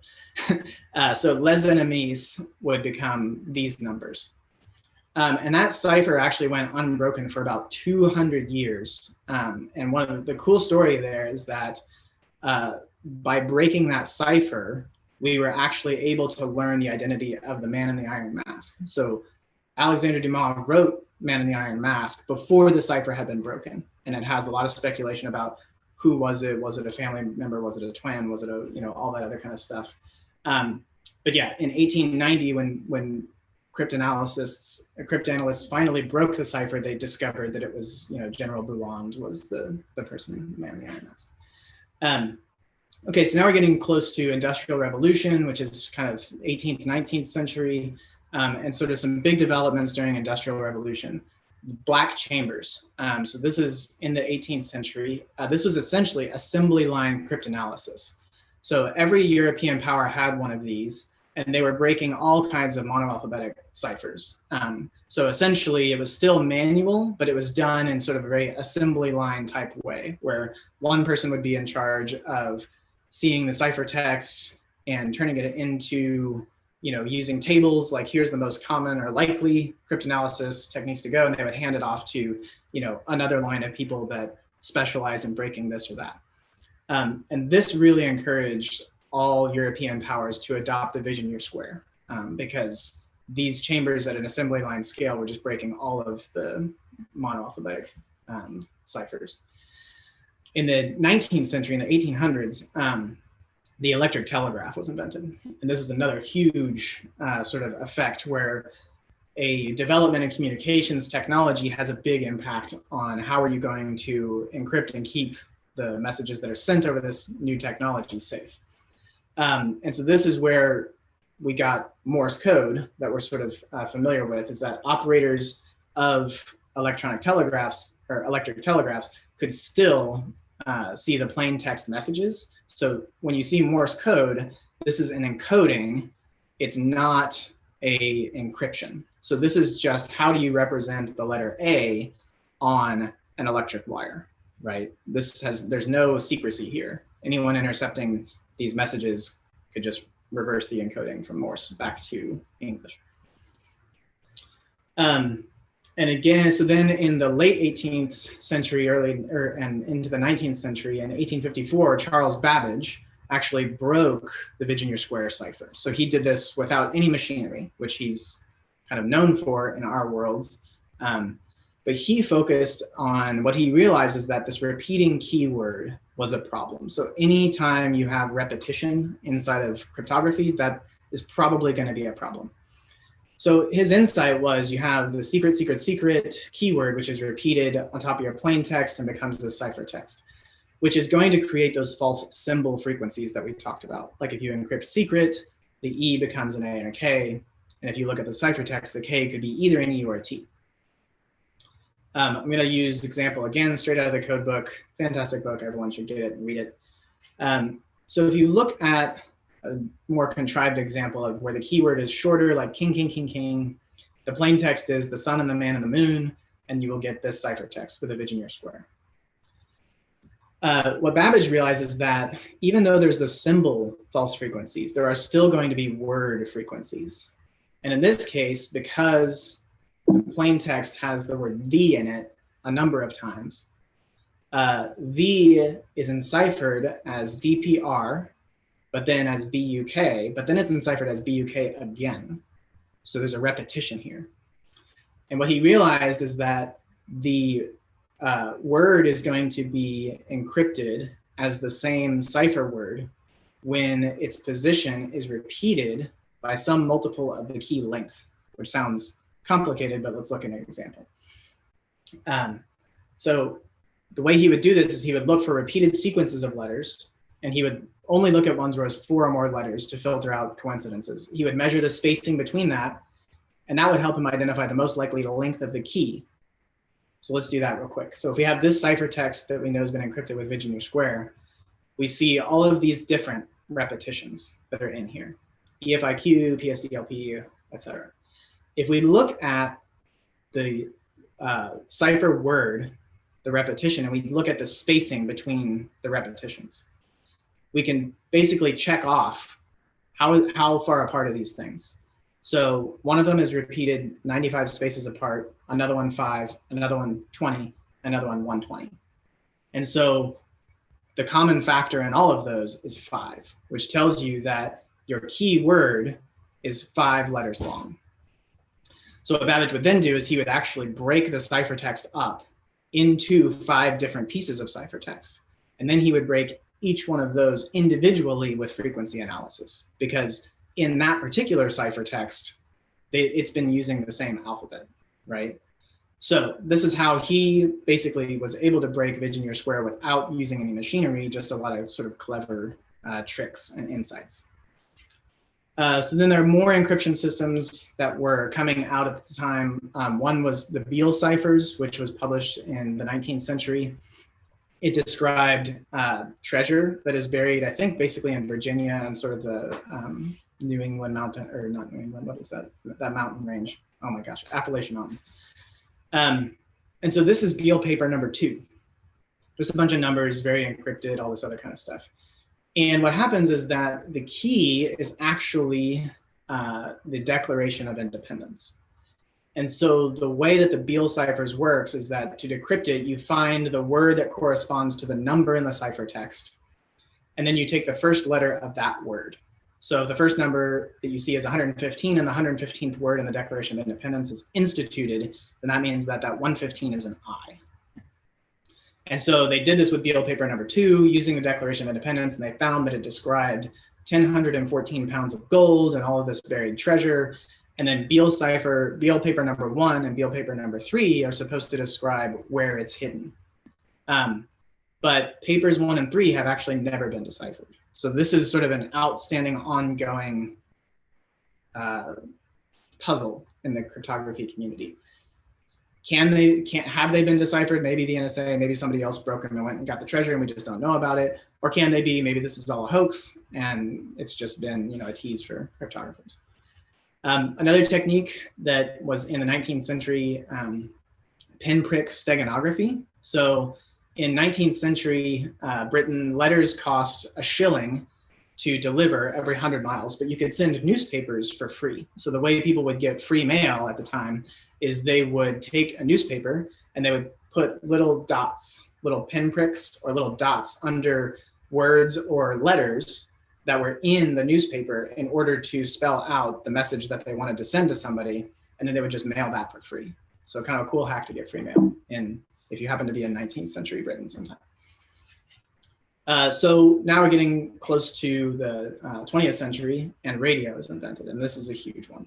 So radio means that you can send instant messages, in a lot of cases, instant military commands. But the problem with radio is that all of the messages reach all people. So unlike the electric telegraph, where the lines could be, installed from London to Paris, or not Paris at the time, but you know what I'm saying. Basically, like you have control of that line. You have to tap the line in order to read things. Not so with radio. Everybody sees everything. The ADF VGX cipher was World War I. We're not really going to talk about it. But during this time, it was basically discovered or researched, could you have encryption with absolute security? And one-time pad ciphers came out at the time. I'm going to jump back to this if we have time, because I really want to get to sort of my favorite part of this talk.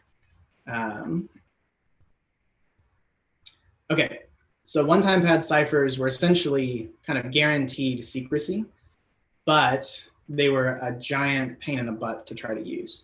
And so they went unused because there was actually a breakthrough in mechanical encryption. And this is probably the one a lot of people have heard of. If you think about the Vigenère square that has 26 cipher alphabets, and we sort of saw how hard it can be to break that. In the 20th century, we got Enigma, which was not just electric, but electrical encryption. So Arthur Scherbius invented Enigma in 1918, and it went for mass production in 1925. And the way Enigma works is it has this keyboard for plain text at the bottom. The magic of Enigma is that it had these rotors and a reflector disk, and it also had a plug board that when you push down on a key, it would complete a circuit through all of that.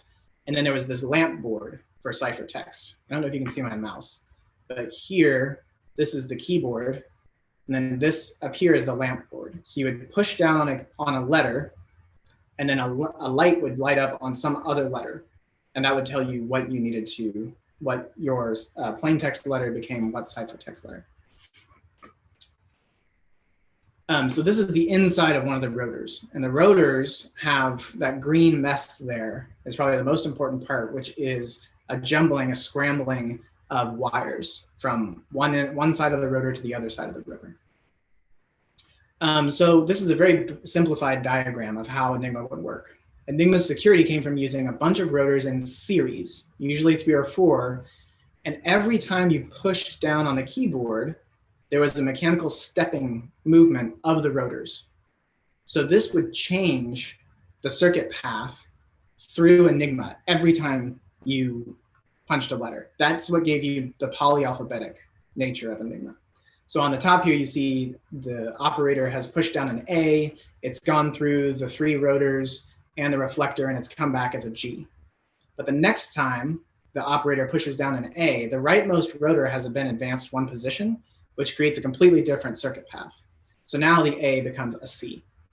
And this would happen for every single letter type, every single letter that you would press. Now Enigma had 3 rotors of 26 wirings. And using that, you get 17,576 cipher alphabets. And the key would be the starting position of each one. And this is kind of crackable. So if you remember, we're dealing with sort of starting to be the Industrial Revolution, the Industrial Age, assembly line cryptanalysis. But a new key was used every day. So if you assume that you could check one orientation per minute, where you simply put the rotors in and you start typing the ciphertext and you see if it's making any sense. If you had one Enigma machine, it would take you 12 days to sort of find the day key. 12 Enigma machines means that you could basically try 12 at a time, and you get that down to 1 day, and 24 machines means you would crack it by tea time. But the rotors could be rearranged. So now there's not just these sort of starting positions, but there's also the arrangements. And this bumps it up to 105,000 different cipher alphabets, which is really, really hard. So if you assume the same way of checking that, it would take you 96 Enigma machines to be able to crack an Enigma message in a single day, which is, again, we're Industrial Revolution now. Maybe you can have a black chamber with 96 Enigma machines and try to do this. But then lastly, there was this plug board on the front of Enigma. And so with this, you could swap up to 6 of the 26 letters. And that means there's 100 billion possible plug board settings. So if you multiply all of this together, you're actually looking at 10 trillion possible cipher alphabets. And there's no way. You would need 38 million Enigma machines to just brute force that in a day. Just the electric diagram of Enigma. But the way that the Enigma codebooks would work is there would basically be these monthly books with a key for each day that would say, put your plug board settings to this, put your rotor arrangement to this, and put your initial rotor orientation to this. And then on top of that, there would be per message keys. So they would only use that day key to send a new rotor orientation first. So the new rotor orientation might be your rotors need to be at A, S, and D. And so if you send that at the beginning of your message with the day key, then ASD, AST might become QWERTY, and the receiver types QWERTY and they see ASD, ASD. Now they change their rotors to A, S, and D for the rest of the message. And this would minimize the amount of ciphertext created by the day key to make it harder to crack. So is this even possible? New key was used every single message. Assume you could check one per minute. You would need those 38 million Enigma machines, and you would only crack a single message of Enigma, not in days worth of message, a single message. Yes, you can crack Enigma. So cracking Enigma starts at the Polish Bureau's Szyfro, which was established in World War I to protect Poland from Russia and Germany. And so they received photographs of the Enigma instruction manual from French espionage. They were able to deduce the rotor wirings and how the codebook was used. And the cryptographer who attacked Enigma was Marian Rejewski. So he led a team that focused on those repeated message keys, because again, repeating the message in any repetition inside of the ciphertext is going to be bad. So what Rejewski realized was that the message keys reveal a letter relationship. So if you see LOKRGM at the beginning of Enigma ciphertext, you know that L and R were the same plain text message. You don't know what it was, but you know that they were. So there's some kind of relationship between L and R. You intercept some more messages and you can start to see in the first 6 letters, these other pairings pop up. And you can start to build a table. When the first letter is this, the 4th letter is always this, right? You intercept a ton of messages and you start to have a more complete table that just says when the first letter is this, the 4th letter is this, but it's consistent all day. This is happening. And so what Rejewski found was there were these chains of loops. So if the first letter was an A, the 4th letter would be an F. Then later the first letter is an F, that becomes a W. When a W is the first, A becomes a, and now you're back at the beginning. And so there's 3 links in this chain. And he would see these chains everywhere, right? So these chains kept popping up and they were consistent all the time. And after he looked at enough days, he realized that the number of links in the chain are only caused by the rotors going around. The number of links doesn't change no matter what the plug board settings are. So this means he could detach the problem of the plug board from the problem of the rotors. And so he could attack the 105,000 rotor settings and not the 10 trillion different day keys, which is 100 billion times easier. Still really hard, but 100 billion times easier. So after they looked at enough of these days, they would understand that a certain rotor setting created these chains and a different rotor setting created these. And they invented what's called a cyclometer, which would check every single 105,000 possible settings of the rotors in Enigma. And they used that to create a lookup table. So basically the world's very first rainbow table. So it took a year to go through all of this. But what that meant is that what they could do is they could just count the number of links and chains that are found in ciphertext and Enigma, and they would go over to their catalog and they would know exactly what the rotor settings were. But once you have the rotor settings, how would you find the plugboard settings? And this actually turned out to be a lot easier because, like I said, if you get one foothold into breaking encrypted messages, you usually can find others. And so what they did was sort of what we saw was just basic, breaking any ciphertext. They would unplug all of the plugboard settings. They knew the rotor arrangement and the orientations, and they would start to type in the ciphertext. And they would see something like Clay Hitler. And if you swap the E and the L, then you get Heil Hitler. Or they would see Retu. And if you swap the R and the W, you get weather. So now you can basically look for these cribs in the ciphertext, and you can see, okay, this is what the plugboard settings are. This is what the plugboard swaps are. In 1938, the Germans updated Enigma, which made it really, really hard, much harder for the Polish Bureau Schiffer to crack. They did create these cryptographic bombs, which were basically machines for trying all 6 possible rotor arrangements because there were new rotors, more arrangements. And then there were even more updates in 1939, such to the point that Poland just didn't have enough resources to build big enough cryptanalysis bombs to break it.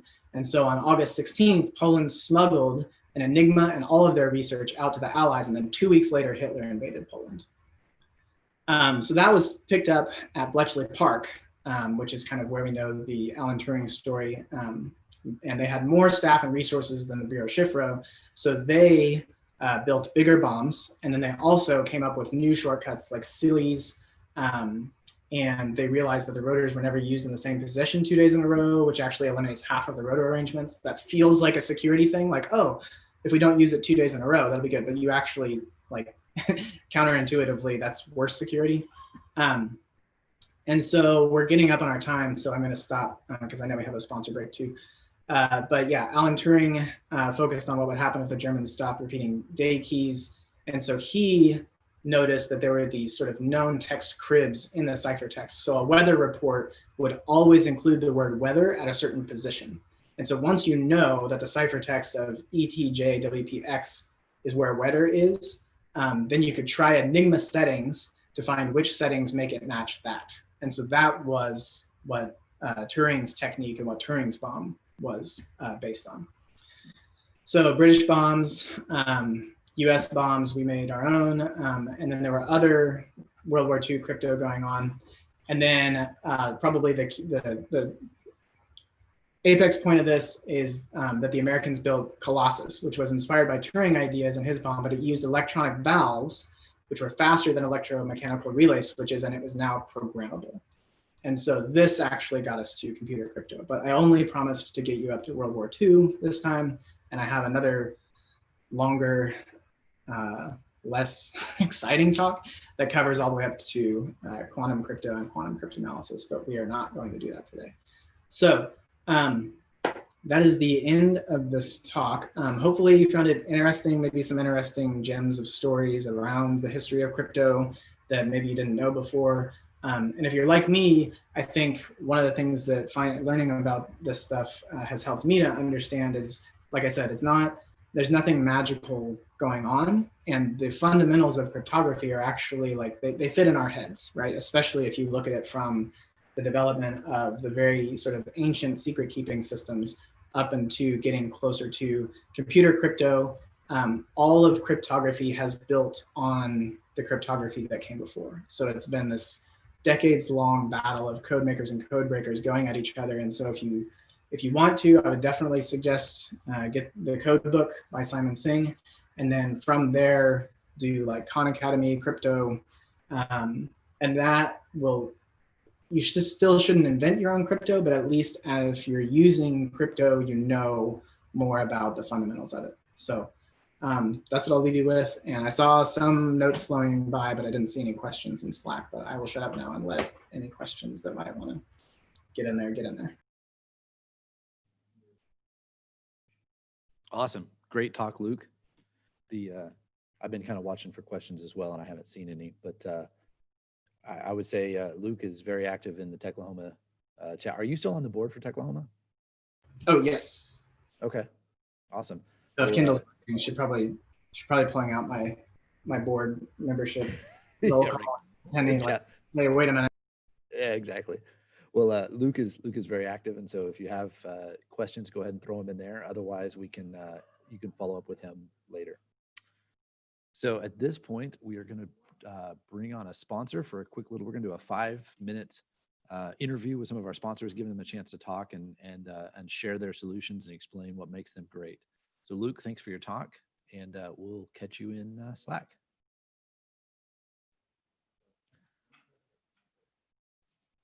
So, all right, Sean, can you hear me? Sean's connecting here. Give him a second. Hey, how are you guys doing? Doing good, Sean. Good to see you. This is Sean Hanks, right? Did I have that correct? Yes, sir.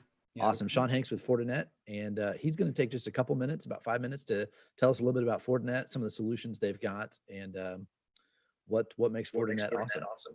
Great. Awesome. Well, I do appreciate the time. So firstly, I would really like to thank the B-Sides crew for getting this all together. I think the content today has been really, really good. Secondly, I'd like to thank everybody for attending. I'm going to go ahead and share off my screen here. So what I've done is I've put together a very quick. Actually, it's telling me, hey, can I rejoin this Zoom meeting? It's telling me it needs me to allow access for system preferences. Oh, okay. Yeah. Right back in. Yeah, sure. No problem. I'm guessing you're on a Mac, right? We'll give him just a minute. Once you try to share the screen, the Mac's going to ask for permissions to make sure that you actually want it to. So we'll give him just a minute to be back.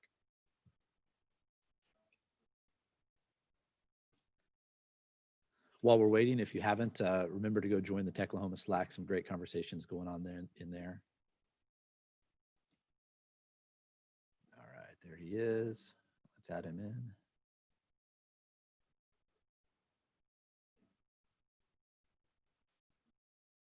Okay, we're back. There you I'm go. so sorry about that, guys. Yeah, no worries. Okay, yeah. So what I've done is I've put together just a really, really quick presentation for you guys, and really this presentation should appeal to people who know absolutely nothing about Fortinet to people who are current customers. So my goal today is for everyone to walk away with something new and something that's somewhat exciting for them. So what I'll do is I'll go ahead and jump right into the meat of our conversation here. So the part that we will start off with is going to be for everyone to kind of just level set, get on the same page, and talk about how threats have gone from more of isolated type engagements to where maybe 1 or 2 products can get the job done, to now to where we have machine to machine attacks, and with a lot of this comes the responsibility of making sure that there is going to be a response for the attack. But even more so, you can see that what this is doing is this is opening up the entire attack surface to, like I said before, very isolated, to you're bringing it into your home with your Internet of Things, thermostats connecting to the internet. Lock systems connecting to the internet. There is no end, and it's going to be moving further, right? So more things are going to be connected. So with those types of problems that are being that are there are solutions, but sometimes our solutions create other problems without even trying to. So you have a problem and you have a way to resolve that problem. Well, typically there's more than one way to get something done, and sometimes it's the combination of a few different methodologies. So you have your attacks and you have your products, like your point products, things that you're specifically designing and architecting in order to block against said attack. And then what you would really like as a security, for a security posture and for the most up-to-date threat information, is more of a team mentality amongst your technology, as opposed to having a secure email gateway that can do it all, but maybe it doesn't participate in updating endpoints or your firewall or other things in your infrastructure with the latest threat information. Because a lot of these tools were designed to be siloed all-stars that can do it all. So we have our products, we have the solutions, and then there's more than that.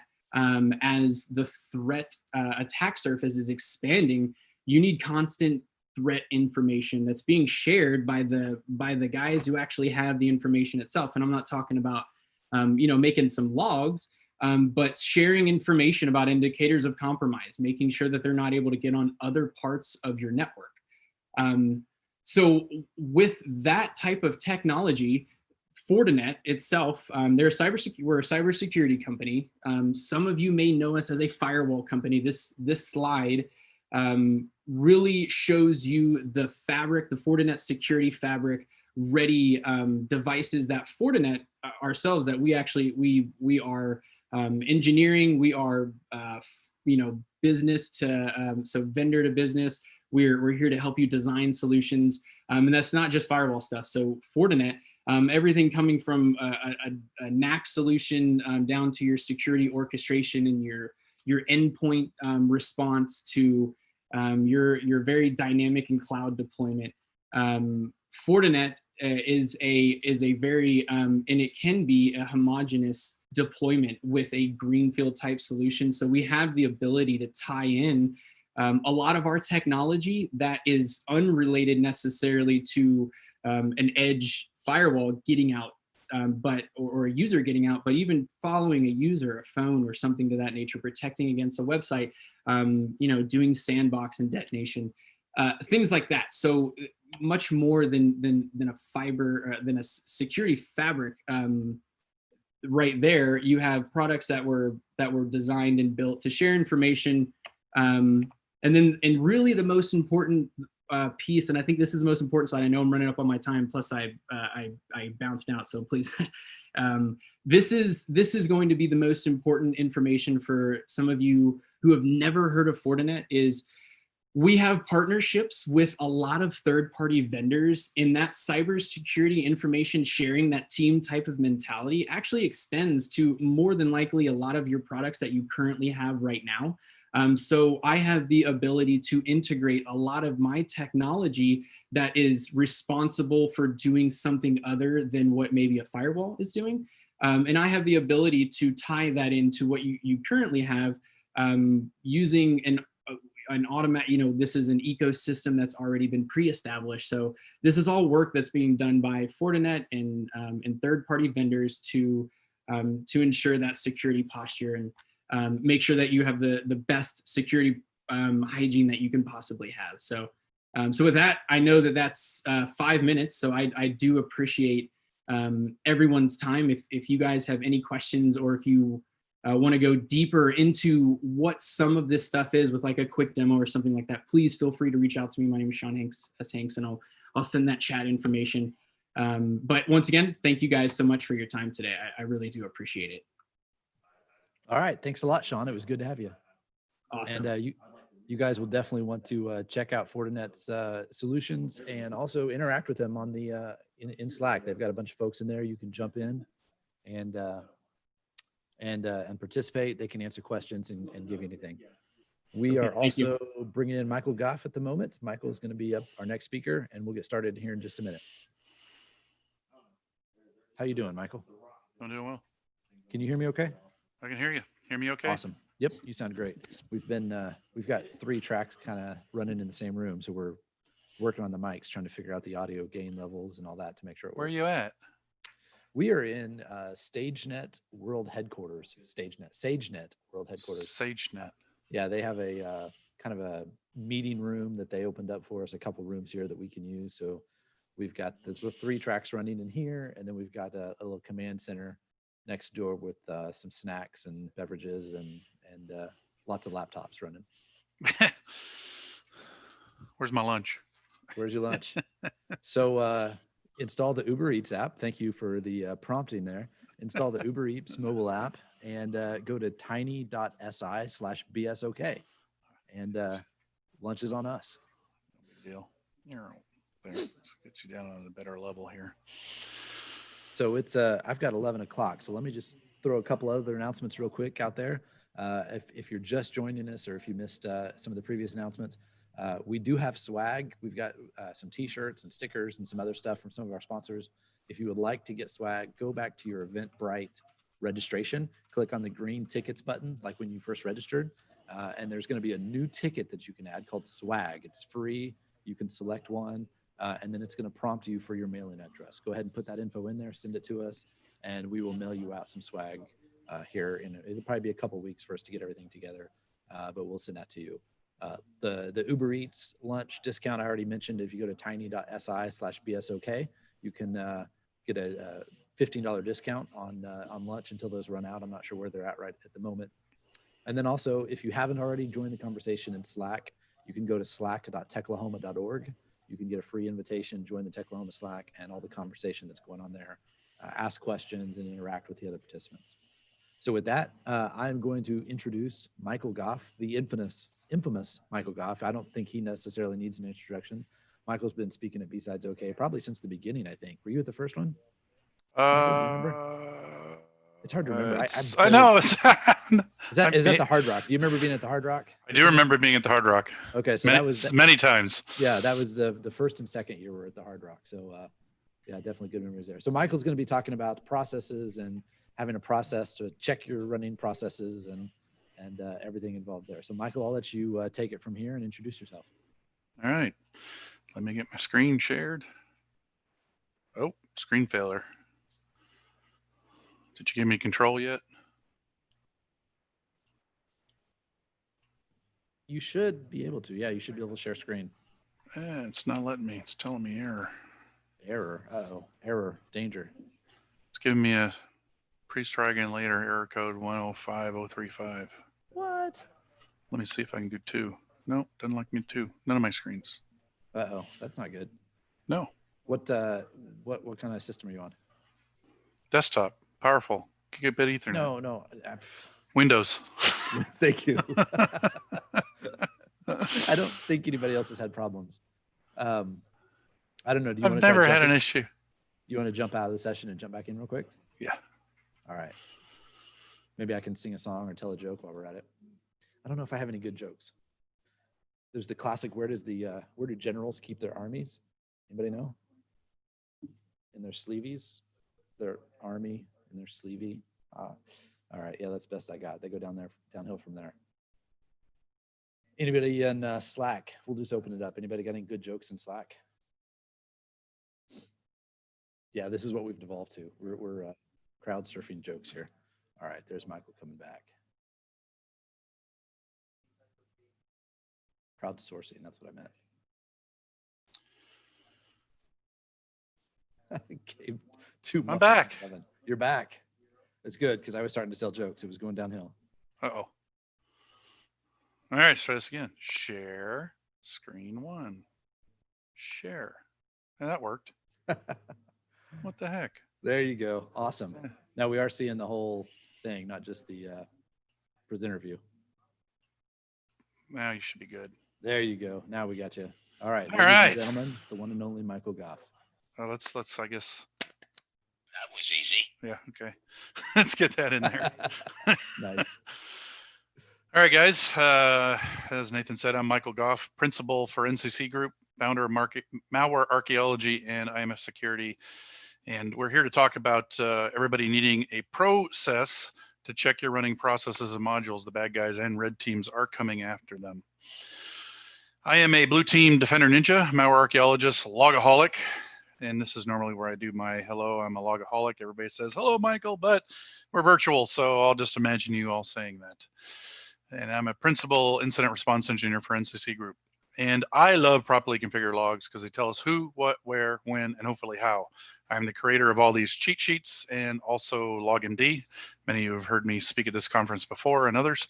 And I'm also co-host of the Incident Response podcast, recently renamed from the BDIR podcast. Breaking Down Security went nonprofit, and so we had to change the name. But it's the same bat channel, same bat time, which is basically whenever you want to listen to it. So take a listen. So why this talk? Define the bad. Yep, the bad. And of course, this is Jar Jar Jimmy the James, and we all know him well. Hopefully he's listening here, so you know all this doesn't go for naught. Fileless in-memory only malware. To address this expanding threat that is becoming more and more common, too common. Whoops. Commodity malware, red team engagements, and of course, APT attackers use it. This method can avoid many security tools, as we have found being IR folks and dealing with red teams. So it's becoming quite a challenge for us on blue side. So we're here going to tell you how to deal with it. So first, let's rethink or redefine fileless malware, the so-called invisible malware. Rethinking fileless malware. So fileless malware that can only be found in memory of a running system is malware plus memory. So let's call it memware. And now I think many of you, when you hear the term memware, you can kind of immediately conclude, it's malware running in memory. And that's the idea here, right? To try to help us understand where to hunt and or do our incident triage for the so-called fileless invisible malware. No files can be found if you scan the disk while the system is running, right? That's a typical example of memware. Or it's very short-lived, just long enough to load, right? Drop the payload, execute the payload, delete the payload, which will also bypass a file integrity monitoring solution. So this is that typical memory or memware malware. Typical injection vectors are injection, so I can inject into a running process. I can DLL sideload, hijack, like we see with Dridex. I can process hollow, or I can take a chunk of code out and put a chunk of code in. I can download source code and compile it on the fly, .NET, JSC, whatever. And of course, the user can always just double click it, causing one of the above to occur. Fileless, as you know, quote unquote, malware, the file lives somewhere. So let's do a better job guiding people where to look for signs of it. So regware, this is malware plus payload in the registry we'll call regware. So now if I say regware, I know to go look in the registry for some signs of scripts or payloads. If I say WMIware, same thing. WMI is a database, registry is a database. So it's malware plus the WMI database, thus WMIware. So now if I tell you WMIware, you'll think either look at WMI commands and or look in the WMI database. PowerShellware, and this is just malware plus PowerShell. So PowerShellware, this is where they will utilize PowerShell script to do all the foo. This is PowerSploit, things like that. And where they store it could be the above items or download it on the fly and run on the fly.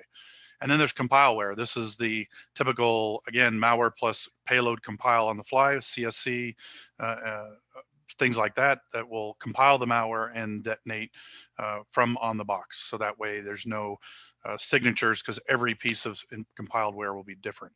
And then of course, downloadware. This is where literally a trusted binary, like you also call this LolBasware, LolBinware, where it will go to the internet, pull the payload down and execute it, right? And it's constantly doing that as part of the infection process. So there's no file on disk at any given time that's going to be obvious to detect.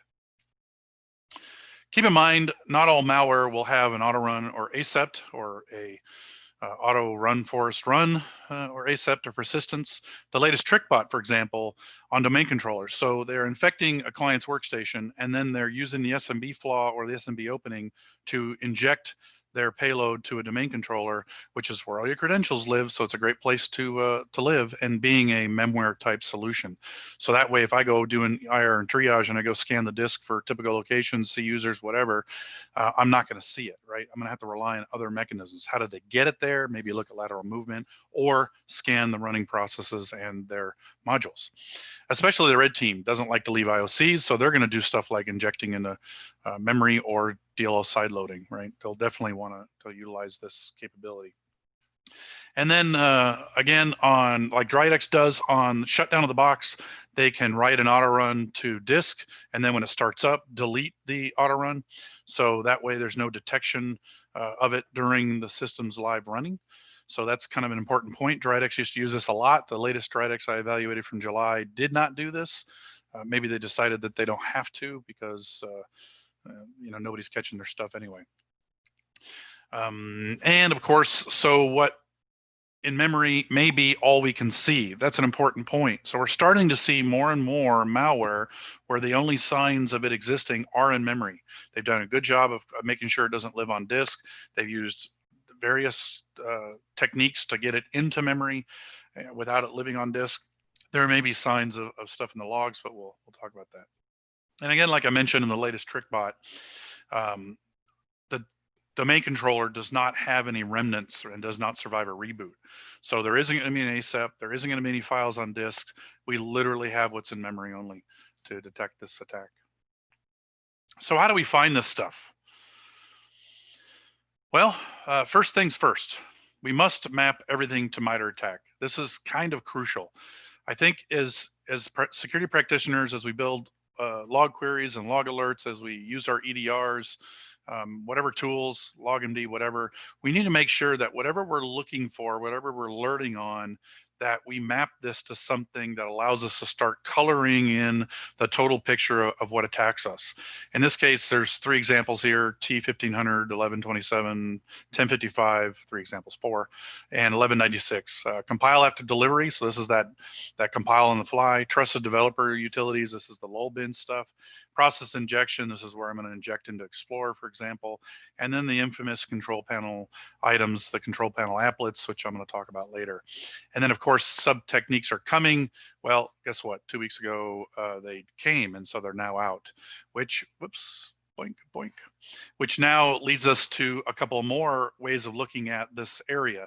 So now with a T1574, a hijack execution flow, there are 11 sub techniques. So now if we want to look at hijack execution flow and we want to cover the entire gamut of it, well, you've got 11 sub techniques you have to deal with. Just one of them being DLL sideloading, which is 1574.002. So everything under the sub techniques is going to be .001 through .whatever. They're not necessarily in numeric order as well, because it depends on the OS they're addressing. So DLL sideloading is what Dridex uses. They use a LolBin, they put it in an odd directory, usually under the user directory, sometimes under the Windows System 32 directory. They then put their bad DLL next to it. When they call that, well, that known trusted Microsoft binary, it does the hierarchy load and says, the DLL needs it right here, and it loads it, thus side loading the bad DLL. And so now if you're going to go out hunting or you want to detect for this condition, you're going to have to scan for these DLLs in memory, because for the most part, you're not going to notice the LolBin part of it loading, because it's, again, a typical trusted Microsoft binary, but there'll be this weird DLL running, and you'll have to detect that. So once you do, you can then highlight 1574.002. We can detect that. We're good. Moving on, and I'm now starting to map what I do. And then there's process injection, right? 11 more sub techniques, one of which is portable execution injection, .002 as well. That, again, if I'm looking for an injection into Explorer and I can detect this condition, I can then highlight that in my big matrix, which if you've taken my training, I say, go plot a 36 by 48 of the attack matrix and laminate it and start highlighting it with colors so you can kind of see where you're at.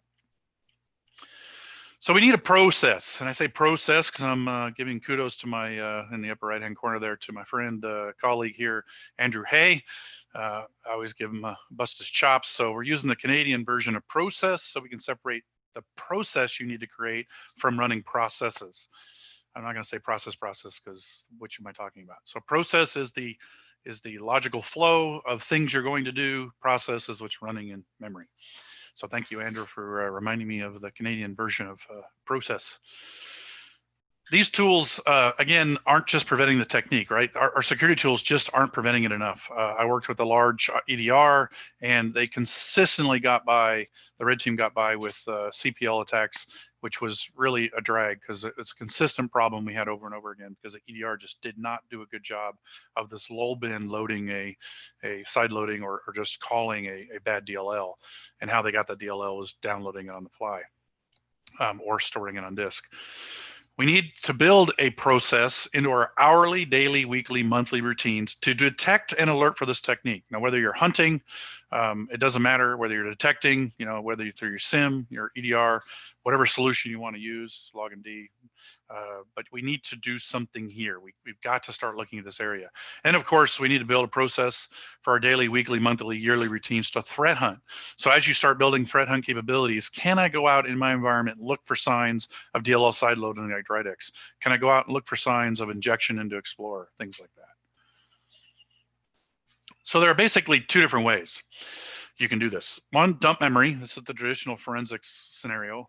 And analyze that memory dump. So once I dump it, take the time to go through that dump, and then I can use a tool like volatility or other memory forensics tools and all the plugins to then determine what the image is, right? Go through all that process. Or go ahead and check running processes and their modules for signs of the additional DLL, in this case, Dridex, an additional DLL or other malware, or injected code into, say, Explorer. You can use a tool like LogMD Premium. It says Chromium. That's a typo, so scratch that. It's premium. Must be tied back to the process there with Andrew. To scan a live system for modifications to running processes and their modules. So the idea here is I can scan a system live, go system to system to system, looking for that condition, or run this as a task, scheduled task, and collect this information as an example. So finding memware. Traditional forensics has us dumping a memory image and running tools like volatility against it, right? Takes time. You got to go run all these memory dumps. You got to collect all these memory dumps. You got to store all these memory dumps. Logs can contain a lot of details that can alert you to this behavior if you collect, then detect or hunt on them. So the case of the LolBins or the CPL control panel applets, you'll see these executions. And if you're collecting process command line, which please collect process command line, will give you the details you need to potentially see that something might be occurring here, especially if they're doing more oddball behaviors after they infect the machine. So checking running processes and their module on a live system is a great option. Better yet, look for signs of injection. Look for other artifacts, autoruns, ASEPs, registry keys, storing scripts or payload, right? This is the regware. WMI databases storing scripts or payload. This is WMIware. And of course, odd PowerShell, large blocks, obfuscation, PowerShellware. Look for those signs as well, because sometimes that's where these things will originate, depending on the attacker or the group that's doing it. Signs of injection. So what does this look like? A running process shows signs of additional or replaced code. That's what it looks like, but what does it actually look like? We're going to talk about that. This condition is detectable by a few tools and an obvious indicator of bad. That doesn't mean you're not going to have false positives. You will have false positives because there are things like Firefox and Chrome and system utilities, your disk utilities that will do odd kind of behaviors because of what they're doing on the box that potentially will either inject or implant code or have a lot of hooks, as in the case of the browsers. And yes, some system drivers will show up here too. So you will have to do some baselining to filter out the known good. An example of LogMD Premium. So if you launch LogMD Premium and do a -proc, a -md, proc is running processes and modules, -md is the exclusion of known good processes unless there's a sign of injection. So if, for example, Explorer was injected, but of course Explorer.exe on disk is in the master digest, so I'm going to throw that out. If I did that, then you wouldn't see that Explorer was injected. So if there's signs of injection, the master digest is not applied to that scenario. And then the -I lists process of signs of injections. Our B9 module will do some static evaluation of that process exported file. If we dump the file that's in memory or we extract it using volatility, we can do a static evaluation of that file and also the strings and look for indications of bad there. And of course, we can also do a VT lookup, but again, it's going to look at the hash, which means it's going to go to the disk and look up Explorer, and it's going to come back as clean, even though it's injected. But we can also do that with known bad DLLs that are dumped and look at its hash and send it to VirusTotal and or the file to VirusTotal and look at that. And of course, the -X will dump the files required to look at the injected code or the sideloaded DLLs. An example of B9 module static file analysis, you get things like, again, the name of the file, bad.exe, the size of the file, all the hash information you might need, the SSD hash that you can use to look up to associate families of malware. If there's a unique PDB path, we'll see an example of that here in a minute. Entropy, whether or not it's high encryption or not, whether there's a file packer detected, the imp hash, if there's any certificates, right? This is data we tend to look at from the files once they're on disk. And so if we can dump those from memory, whether through a memdump utility or through volatility extraction of that memdump, or we use the -x and logmd or other method, even if it's just on disk, we can potentially do the static analysis, right? And in the end, you get potentially that bad.exe is likely suspicious or malware. So here's an example. Here's Kofter, clearly implanting twice into a syswow, so a 32-bit version of service host. And this is Kofter, so this is a fileless malware that is actually regware, and then of course also memware by the fact that they're doing implants and hooking. Hooking it by itself is not a great indicator of bad. It's just an indication that there's something going on. You'll see this heavily in browsers. In QuackBot, we can see the same behavior. Implants are occurring. Again, this time using Explorer with QuackBot, again, 32-bit. So the moral of the story here, if you're not watching for 32-bit executions of things in the syswow64 directory on Windows, you might want to start doing that. And then, of course, in Drydex's case, it is a side-loaded DLL, so you can see somewhere that this DLL exists and that there is injector on the parent indicator. Run DLL32 is the thing they use to inject it, and that we can look at that DLL and see that it's not from the Microsoft catalog on disk. It is not signed, so that's definitely an indication that we might want to look at it closer. And then the B9 module says it's suspicious, and then the combination of everything, logmd says, yeah, definitely it is malicious. Dumping and extracting files. If you use a tool to extract or dump files from memory to disk, you can statically evaluate them. This is what our B9 module is, or the plugins for volatility.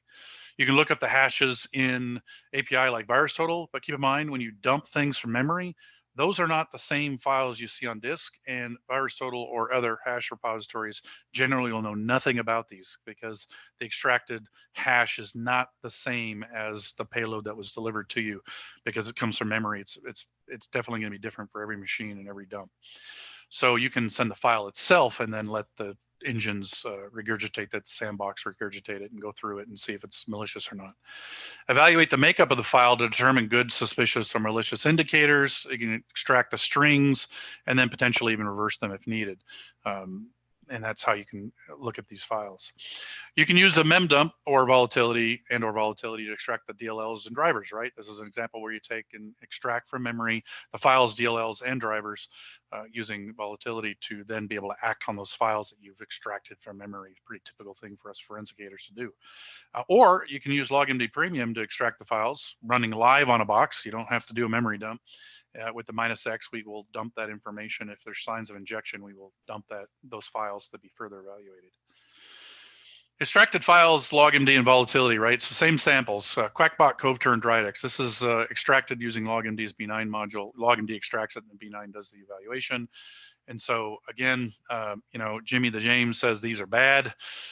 So clearly he knows something about the coyotes and malwares. But in the case of QuackBot, you can see here that the PDB file is clearly an odd scenario, right? Again, unless Park H Hi Un Seo is in your organization, you might see that and go, that's kind of unique. Though the developer of a software may accidentally leave his or her real path in there. So this is their project database where they compiled the code. But in this case, it's a great indicator of bad. In the case of Kofter, we can see that the original file name and internal file names are different than the actual file name. And this is pretty common in malware. So sometimes they'll take and cave a binary. So the internal information, the metadata that's inside that we look at with, say, a SIG-check will definitely not match the actual file on disk. This is a great indicator to look for malware. And then you got Drydex, who then uses this really great PDB, stop, soft, duck, liquid, build, wide. I can tell you by looking at the PDB, this is definitely a bad file. So these are typical indicators we look at when we're doing triage and string evaluations. And these are extracted with logmd and then evaluated B9. So details of files. You can look for simple indicators. Is it signed? The metadata, the actual file name versus internal file name versus the original file name. Sometimes in Microsoft's case, they come from a catalog, so you'll see some additional things in the file name, but usually the file names will match, right? Even application programs, the file names will match. The actual disk file name within the internal file names that were compiled will match. You can look for things like, is it packed? Great indicator of malicious scenarios. Hash lookups to an API, like VirusTotal or whatever. Can you say, hey, has this hash been seen before? Really only valuable if you pulled it off a disk. But then if it's from a memory dump, you can upload the file to VirusTotal once you've got everything contained to do further analysis and say, do you know anything about this? Or upload it to a sandbox and do that like AnyRun or Hybrid or any of the others, Joe Sandbox or Cuckoo, whatever. And then you can determine the makeup of this based on this information of whether a file, a static analysis of the file, is likely good, suspicious, or malicious based on the makeup of the file and these indicators. So downloadware examples. They can call out to the internet to download the code, to compile it, or fetch the malware so it does not live on disk, right? Some examples of this are the Cobalt Strike and Scythe custom malware packages. Very common that there's an option for them to do this. Go put your code out in the internet, run this LolBin, go out to the internet, pull down the code, execute the code. It's in memory, great. Persistence could be the LolBin calling out a text file to the internet, so you'd have to look for the LolBin. And generally, a lot of solutions will ignore the built-in Microsoft programs. They just won't see this information. Or you'll have to custom create a list of LolBins and LolBAS in your log management to detect this behavior. And again, it's what's happening in the parameters that's important here. The compilers, csc.exe or msbuild, JSC, etc. So this is where they pull the text data down. Again, will be different for every malware. No AV is going to catch this. EDR is going to have a tough time with this because you're compiling the malware on the fly. So unless it then does something that EDR detects after the fact, many EDRs can be bypassed with this mechanism. And then, of course, they can write the disk on shutdown or delete on startup, like we've seen in the past with WinNTI or DriedX or others. So here's an example of a compile on the fly. So here's csc.exe, and on the right, you can see the two files that generally get downloaded that contain the code that will then be compiled. So the takeaway here is you've got command.exe calling PowerShell. Please have an alert for that. You have PowerShell then calling CSC. So definitely have a call or alert or a query looking for that condition or hunting for that condition. Command calling CSC, why? PowerShell calling CSC, why? There may be some known good conditions where that occurs. Great, filter those out. And then you can see what this looks like on the command line parameter, the no config, full paths, right? Those are the things you're looking for. And those text files, again, can be named anything, so it's going to be hard to detect those. They will commonly occur and be randomly named in the temp directory, which is normally where they occur. So kind of noisy, probably not a great scenario, but the parent-child relationship, the combo here, definitely would get you the compile on the fly scenarios, a place to start for sure. So why running processes? Well, speed. Speed because, you know, that's what we're after here. If I got to do 1,000 systems, speed is what we're after. And yes, that's Mrs. Jimmy James. And it's far faster and more scalable option than scanning, you know, doing a system live for running processes or modules than it is to dump memory.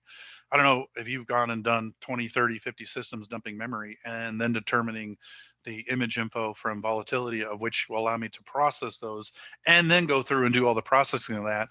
It's quite time consuming, and all those memory images take a lot of space, and you have to write it to write to a central area, right? So there's some challenges with doing the typical old forensics way. So what we need is a new process to look at running processes on a live system, right? And so speed is your best friend. Speed and ease, definitely more scalable as well. Control panel applets. This is a big pain for a lot of people, right? This is a popular red team and attack scenario. It is a MITRE attack. Control panel applets is a MITRE attack item. So this is a typical example of what they look like, right? RunDL32 will launch wherever the heck you want to put it, usually where other CPLs live, and they'll name it something looking like a typical CPL that you see to the right with Java. There's Java and Flash Player in the control panel. So they'll name it something similar, and will you really know that it's odd? Now it's going to be a unique hash, so it's not going to trigger any AV signatures. This is a LolBin, RunDL32, and so again, CPLs load all the time naturally. Every time you open up a control panel applet, every time Adobe updates or Java updates or any of the utility that has a control panel applet updates, you're going to see these things load. All right, and it's going to launch that bad DLL into memory with a LolBin. So now we got a memory component, and we have the execution of the LolBin. The CPL file will load all the time, so it's noisy. They're normal. But it can also be, by the way, named anything. It doesn't have to be named CPL, but they name it CPL to hide amongst the noise of normal CPL. And third-party applets are also not well signed. So now you're saying, you mentioned signed items earlier. Yeah, not so much. So now suddenly the PDB, the internal file name, the actual file name become more important or better indicators of a combined of bad, right? And many EDRs do not alert in this method. I worked at a company where we had a large EDR, and this was an awful item that was not alerted to. And if you did build an alert, it was so noisy that it basically gave you alert fatigue.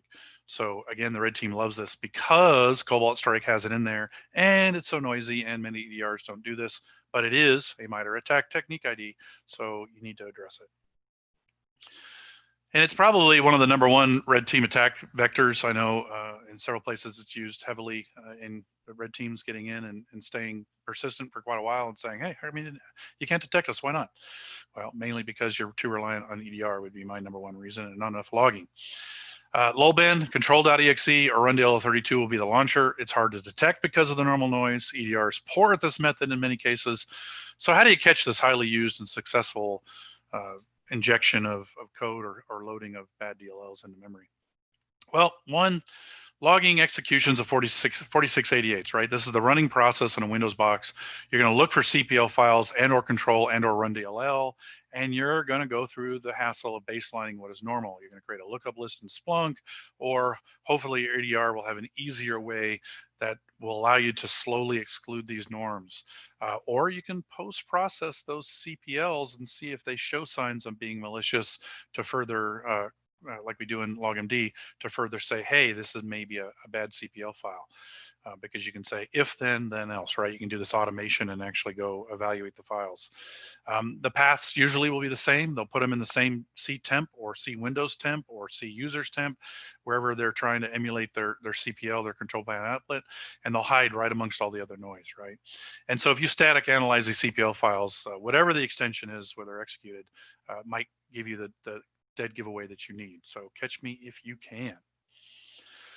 Of course, the LolBin, LolBAS stuff I mentioned earlier that executes these things. Take a look and definitely go look at Odvar Mo's project here. We just did a podcast, so go listen to the incident response podcast a couple episodes ago, where we had Odvar and talked about this very vector and how hard they are. The list has grown tremendously, and I think almost every couple months we're seeing a new one that's being added, either functionality being added to Windows when they do their massive OS upgrades, or somebody finds a way to execute a new LolBin. So this list is always growing. So you definitely should track the execution of these and have alerts and baseline the execution of these with the process command line and your other security tools, and or static analyze the ones that you're not sure about.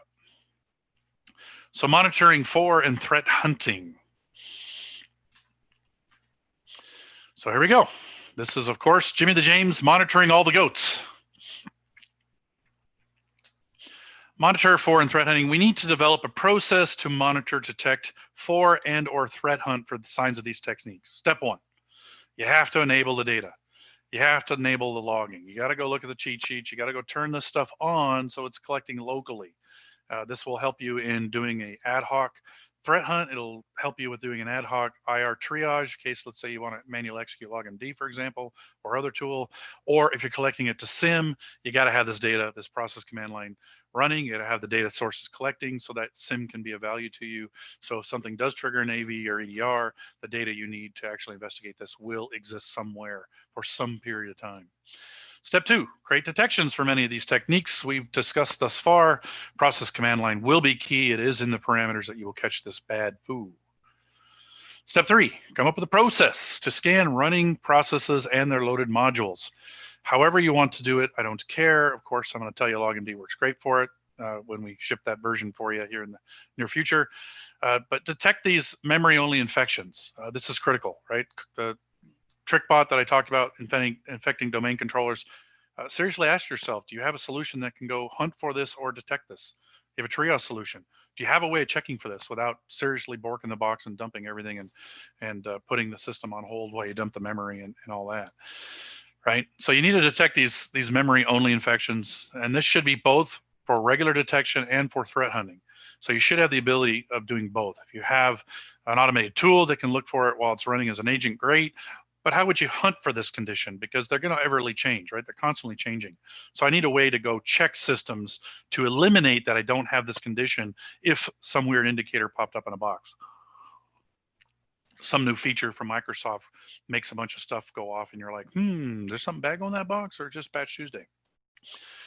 Watch for indicators of injection, however tool way you can do that, because it's definitely something you're going to need to do when you monitor and or go threat hunting for. Of course, static eval files for strings. You can eval files for known indicators of strings that may indicate injection.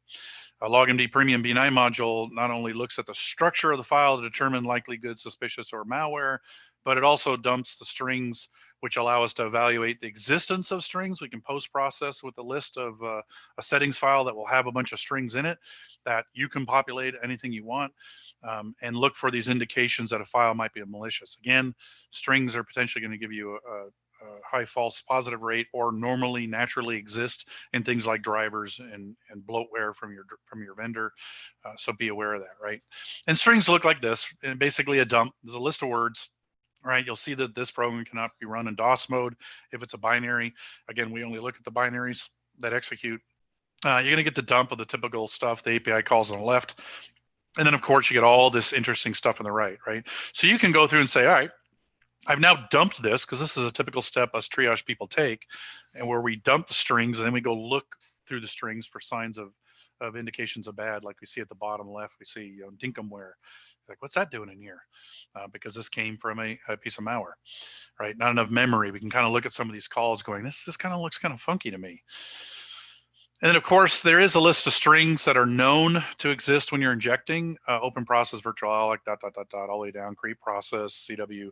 But again, you will normally see these. These will naturally occur, right? And so this is Jimmy, the James idea of strings, snare catching the bunny. So yeah, different idea here, James. We gotta look at the stuff on the left, quit playing with the stuff on the right. So watch for downloading LolBins and LolBAS. Malicious code has to be downloaded, it has to come from somewhere. Word calling out to the internet, calling it down, right? EDR does a pretty good job of seeing that word command PowerShell scenario. But LolBins is an entirely different duck. There's 120, 130, 140 of these things now. And so all these that can go out to the internet and pull down code need to be highly monitored, right? These LolBin and LolBAS are even more dangerous because they can download stuff. I remember from Wildwest Hackin' Fest up there in Deadwood, Dave Kennedy was doing a keynote. I was sitting there in the LogMD booth, and he was talking about how Excel has the ability of calling HTTP down, and he uses Excel's HTTP download capability to then name a file that's naturally occurring if you Google it, that then gets converted and injected with a LolBin. So great way to bypass some of these tools, right? So you definitely have to pay attention to these tools. Alert on these. Of course, baseline the normal, right? Because these are going to be injected into memory at some point. There won't be many, again, because generally these oddball calls out the internet are not naturally occurring. And watch for these executions closely. Here's a short list of them that can download. PowerShell, obviously, BitsAdmin, right? The BitsAdmin transfer service, so BitsAdmin/transfer. Again, both of these many of these are in the MITRE attack matrix. The short list by Cisco Talos, based on an evaluation they did, I have a link here for you to look at their paper on it, is MSHTA is heavily used. We saw that a lot with Copter. CertUtil also, which is something we use as triage guys to get the hash out of things, right? BitsAdmin transfers being deprecated, RegServe32, well-known, PowerShell, obviously. And so these are the short lists, but these are the things you should definitely focus on, because these will be downloading, potentially compiling on the fly. On the left side, third from the bottom, you can see csc.exe, and on the bottom, you can see the example that Dave had talked about at Wildwest Hacking Fest. But definitely watch for these very closely, because either they're going to compile on the fly, inject into memory, inject directly into memory, sideload, or whatnot. All right, process command line is key to mapping and then mapping that to MITRE ATT&CK. Make sure you map to MITRE ATT&CK to cover these gaps and slowly build your program better and better so you can see where your gaps are based on MITRE ATT&CK. I really like what they did with the sub techniques. It makes it much easier to understand the full gap of a technique that we have that we need to address with a different tool or a different process. Best options for process tools. Log management is clearly your best friend. If you have and can afford to put agents on all your endpoints and collect all the needed data, of course, log management, because then all the things I tell you to collect from a log perspective is going to give you the initial execution of this occurring. Better yet, if you were to schedule LogMD like I do on all my systems, and those CSVs also got pushed up there, I'd collect all the other cool stuff that I've talked about in this presentation, right? Similar to an EDR, but I'm going to see things that EDR doesn't want to alert you on because it's so damn noisy. Sysinternals tools will do it. Sysmon ID 8 and 10 will show some odd indications using WinRM and Arthur to go threat hunt, right? Built-in Windows remote management. Arthur is just a PowerShell framework to go do that. You can memory dump the stuff and use volatility of all their possible options to look for these indicators as well. So there's many options that you can do to go do this. And Arthur will let you push out any binary or any tool that you care to use, LogMD, sysinternals, even volatilities or memdump tools as well. All right, and of course, log management is going to be your best friend. It is my #1 tool for security practitioners by far. So conclusion, Jimmy the James likes goats and the bunnies, of course. There's the goats and the bunnies together. And, you know, I think he needs a goatee, right? Thermal. And because there's this picture on the BSides Oklahoma website, but he really does need a goatee. I think that looks a lot better there, Jimmy the James. Because Jimmy the Bad James, bad. I sure hope he's listening. Conclusion. Create a process to look at running processes in their modules. I think this is becoming more and more critical, right? This is a talk I gave kind of a couple of years back to say you really need to be looking at your auto runs, right? These are static things that exist on all systems. They're just sitting there. You can easily look at them quickly. Well, guess what? The bad guys aren't using the auto runs in many cases, like I mentioned with TrickBot. So you're going to need to have a way to go look at these running processes and their modules. And I say and their modules because of Dridex. A lot of times they do load bad modules and they use a good binary, or they'll inject into a binary and use a bad module, right? So there's lots of combinations they have available to them. Look for signs of injection. These are critical, right? Clearly I gave you an example of that in the output from LogMD. Log the process command line execution so you can see that information as the execution occurs, the beginning of the attack. Hopefully you can detect potentially the indication of this and then go execute your process to go check that box further, however you might want to do that. Watch for the LolBins utilities being executed, the short list, or better yet, the long list, maybe both, have 2 alerts. And then, of course, monitor for the executions discussed in this presentation for sure. And yes, there's some tools to consider. LogMD Premium, once we release it. Volatility and all their stuff. The HoloFind generally doesn't seem to be Win10 compatible, but who knows? Maybe somebody will take that up and improve it. PECIV is open source. Get injected thread. I think that's kind of aged out. I'm not having a lot of luck with my testing on it lately, and with the PS Reflect stuff that Matt and gang created there. There's also Google GUR and the ability to doing that. Recall is no longer supported. It's been sucked up into another product. In Viterro, MemHunter, old .NET 3.5. So again, a project that hasn't been supported. But again, I mention it because who knows, maybe somebody can breathe some life into these older products that at time did a good job. And some more additional resources. You can look at the Red Canary presentation, Attack Deep Dive. I do not have a link. It was a webinar they ran. It was actually pretty good at giving you the idea of overall what a process injection was. It's something I think all of us need to understand more of. And of course, please read the sub techniques, which are now out. Again, when I created this presentation a couple of weeks ago or actually a month ago or so for Sans Deeper that I gave last week, sub techniques have not been released, but as of 2 weeks ago, they officially got released. So go read up on those and go look at the MITRE attacks right on the main matrix page there. You can just collect sub techniques and please investigate those, print it out on a big, print 5 copies, laminate them, and then go hang them on a wall and start color coding to your defenses and threat hunts and your maturity. Deep Instinct can look for stuff like process injection and manipulation, and of course, endgame hunting and memory slides. So some information and resources. Homework, you have homework. And with that, the resources are there for you to go get some stuff. Arthur's free on GitHub. There is a freemium version of LogMD. It doesn't do all the fancy food we talk about here, of course, but it gets you started on getting your logging configured correctly so you can collect the right things. And with that, I will take questions in the Slack channel or live, however it is Nathan wants to set this up. But I think whether it's through, I think it's through Slack offline. And so with that, we're done. And got time for some questions. Michael, thank you so much. I actually took over for Nathan and then Chris and whoever else, but I can confirm Jimmy did see all the stuff you were trying to show. I kept showing him. I was like, come here, look at this. How many con people get a personalized presentation? For those who don't know, Jimmy used to help me down here with BSidesOK before he decided to defect north of the border. And apparently Okies and Texans don't get along. I'm not from Texas, so I don't really care. I love y'all. I love you, y'all, I guess. We love y'all too. But apparently there's some rivalry, but I call him a defector. So this one, Yeah. this one was customized just for him. James looked back over at me just now. He was like, he's over running track 2. So if you want to hear more about James, wait until this track is over and go check him out on track 2. All right, guys. Michael, do you have anything else? I'm looking at the Slack channel. I don't see any questions right now. Do you guys have any questions for Michael? One of my people just pointed out to me I'm still moving side to side. My pad's correct this time. My pad was all messed up. There's sand stock, so I was doing this a lot because I'm trying to kick my pad back in place, which doesn't slide very well on the carpeting, so it was really hard to do. So I was stepping up and down a lot. So Cheerio asks, does the LogMD Pro version do all that stuff? It does not. This will be a premium only version. Those who have LogMD Pro, so good question, will be grandfathered into premium. So good question there. We will be taking care of you in that aspect. All right. Catharsis is typing right now. We got just a few more minutes to fill in.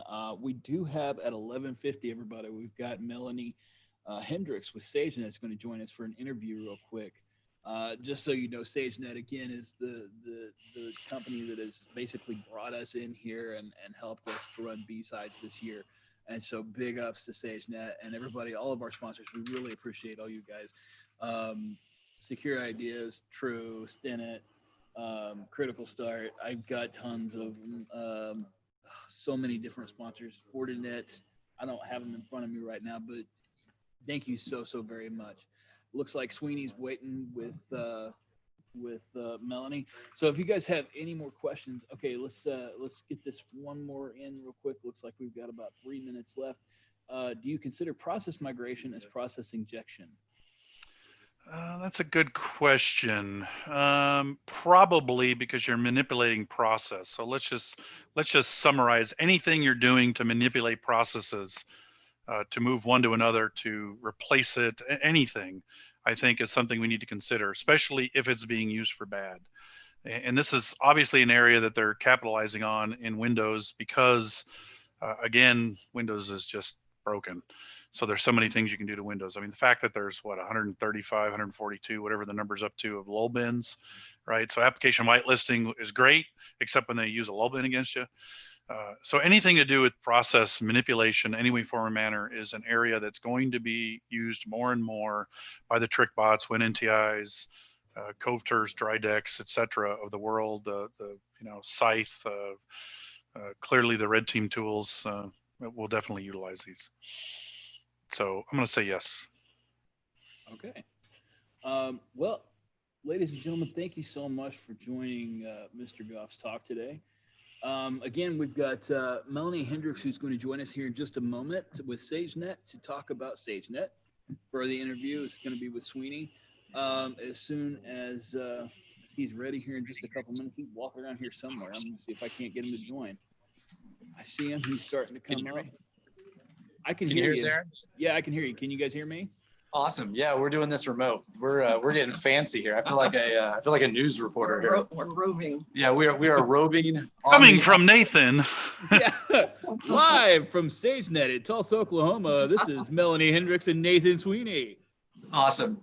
So Melanie, tell me a little bit about Sagenet, what you do. Very good. Well, here at Sagenet, I'm the VP of professional staffing. So I get IT people jobs like most of you, right? And everything from security, infrastructure, application development, all the way up to the C-level. So that's what I do for other companies outside of Sagenet for my clients. Okay. Yeah. What else does Sagenet do? Like you guys have a wide range of offerings, right? Right, absolutely. So our core is started with the network and the network monitoring, and we'll go see that here in just a second. So that's Sage Connect, and then we have Sage View, which is our digital signage practice. So many different retail and restaurant chains you might know of, which I won't go into detail right now, but yeah, a lot of those signs are things that we do. Nice. So it's a pretty cool practice. We have Sage Wi-Fi, IoT services, and then Sage Secure, which is our security practice as well. Okay. So- Yeah, that makes sense. Managing all those networks, you got a lot of Yeah, security concerns. Exactly. We've had a lot Stuff of like that. clients that started out in maybe the NOC practice several years ago and have grown over the years and had different needs. And we've changed our business to modify to that. That makes sense. Who is the average Sagenet client? Like what kind of businesses do you work with? A lot of retail, a lot of gas stations, a lot of large oil and gas companies, banks. So a lot of diversity. Okay, that makes sense. Yeah, I see pictures. I'm assuming customers on the walls. A lot of chains that most people would know. Absolutely. Yeah. You would know lots of them for sure. Yeah. So your knock's just right down the Yeah, hall, right? yeah, Can we we'll walk? Can we take walk the down here and see? Roving reporter walk. All right. I see the fancy little break room. Yes, yes. What's the and this is the digital signage. You mentioned that. Yeah. Take a peek in here. Look through the windows a little bit. You can see the fancy digital signage. Pretty impressive stuff. Some digital menu boards, right? Yes. All Some of right. it's a little muted for. And then the traditional cubicle environment. And now we're stepping into, this is where the magic happens, right? Yes, this Sweeney, is I fun. got to tell you, you're a terrible cameraman. I'm a terrible cameraman. Somebody forgot. Can you see this room? Somebody forgot my selfie stick. How about that? Yeah, this is our core business where we started from, and this is our NOC. And we have multiple redundant NOCs in the U.S. and we Okay. service over just under 250,000 endpoints. Wow, quarter of a million. That's a lot of endpoints. Absolutely. All from right here. Well, from redundant. You said This they're is all our over the home country. office, so this one is the largest one yet. Okay, so Sagenet is based here in Oklahoma. Yes, this Okay. is our corporate headquarters. Corporate headquarters. Do you hear that? We are broadcasting live from the corporate headquarters of Sagenet USA. Yes. Very good. Good to see y'all. Have fun. Awesome. Well, thank you very much, Melanie. You Thank guys you. have been an awesome host, and this has been fantastic. Things are going really well, and I know everybody's really appreciating it. It's great So, to have you here today. Awesome. Thank you. Thank you so much, Melanie. We appreciate it. Michael Goff, thank you so much for joining us. We appreciate you giving the talk and everything.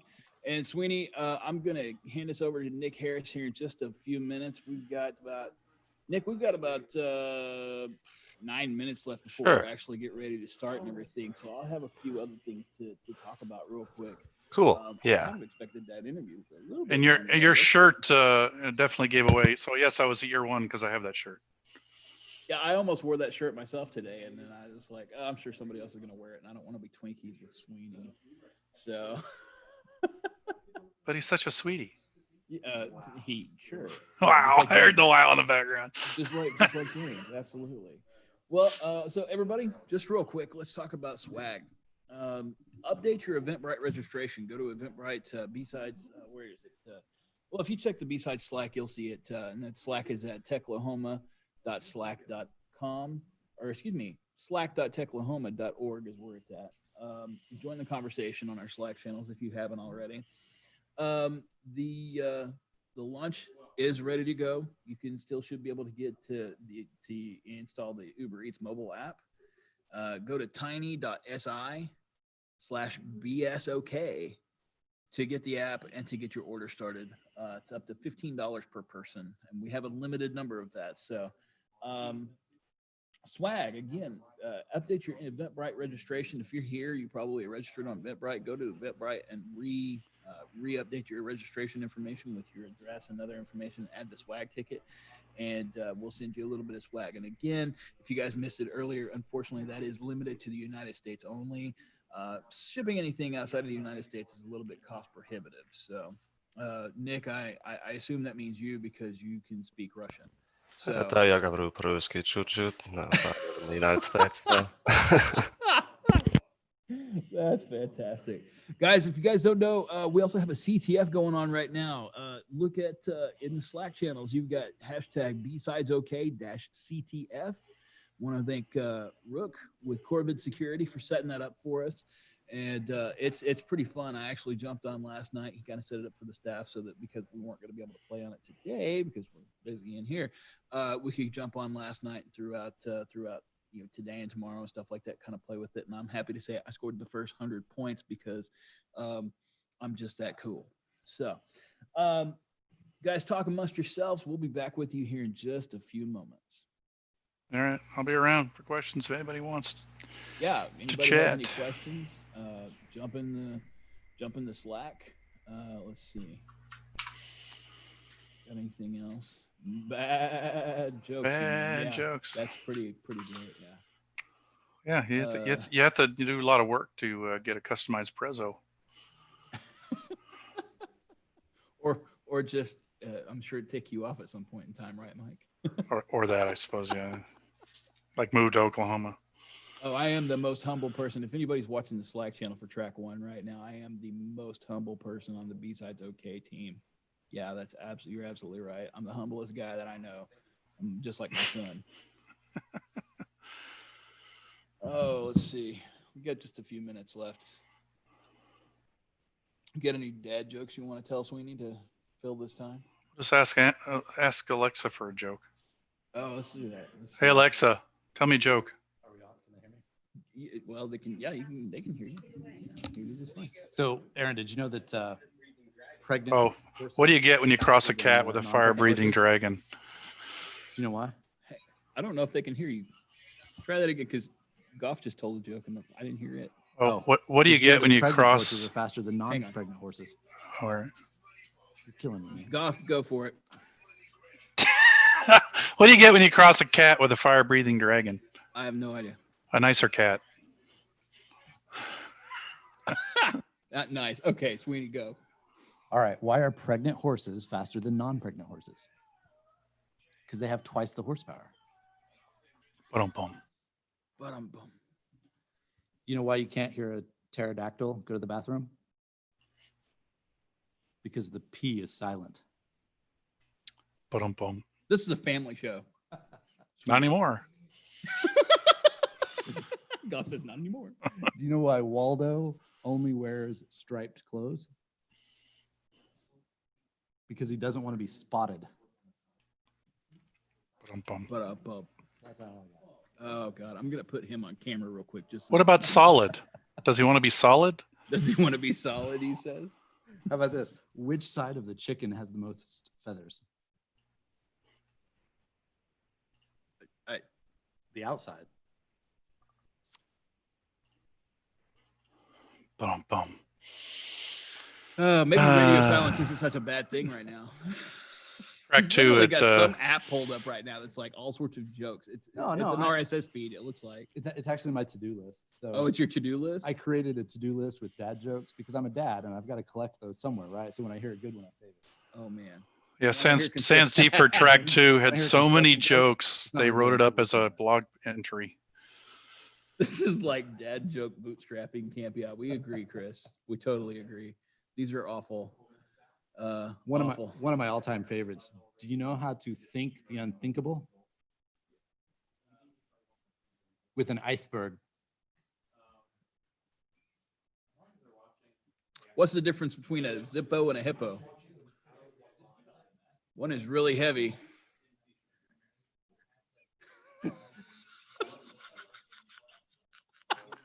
What's the rest of it, Aaron?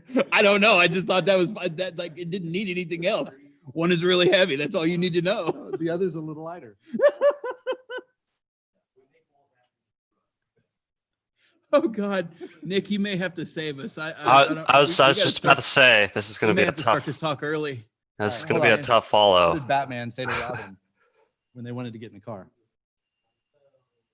Robin, get in the car.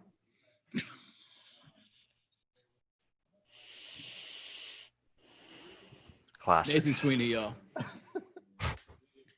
All right, Nick, you got any there? You got to say something. Well, the thing is when you guys like mentioned that this was family programming, I kind of took myself out of the running there. Well, to be fair, my 7-year-old plays Dead by Daylight, so I'm not sure. Family is subjective. So, Well, I won't assume on behalf of all the listeners out there. So, I'm trying to think. yeah, we're gonna definitely need some beers delivered here soon. Oh, Goff, F5. Are you serious right now? You and James. We literally got the F5 just for James this year. Hey man, I like F5. F5, it's awful. It's awful. But it's not because it's F5. It's because it's an IPA, and IPAs are terrible. You know what IP stands for, right? Yeah, intermittent P. No, IP a lot. Yeah, well, yeah. I just read a bad joke. It's why doesn't Superman fight cybercrime? Because he's scared of cryptocurrency. Oh, well, yep. Okay. That might, yep. Wah, wah, wah. Why does Superman not fight cybercrime? Because he's scared of cryptocurrency. Sweeney laughed at that one. With that, ladies and gentlemen, it looks like it's getting close to being 12 o'clock. So I'm going to have these updates one more time for you real quick. If you just joined for Nick Harris's talk, Nick Harris is on the line with us right now, everybody. So let's go over the quick information that we have. Swag, you want to go ahead and update your Eventbrite registration and add the swag ticket. When you add the swag ticket, it may ask for your address and other information. I don't know. Sweeney has more information. He's not talking. Lunch. Go ahead and install that Uber Eats mobile app and then go to tiny.si/BSOK. To get your $15, 15, right? $15, yes. $15 worth of Uber Eats coupons and everything to apply to your order, and enjoy lunch on us. That's limited to what, 500 people, 400? 400 or 500. I don't remember. I forget. It's like 400 people, maybe more. I don't know.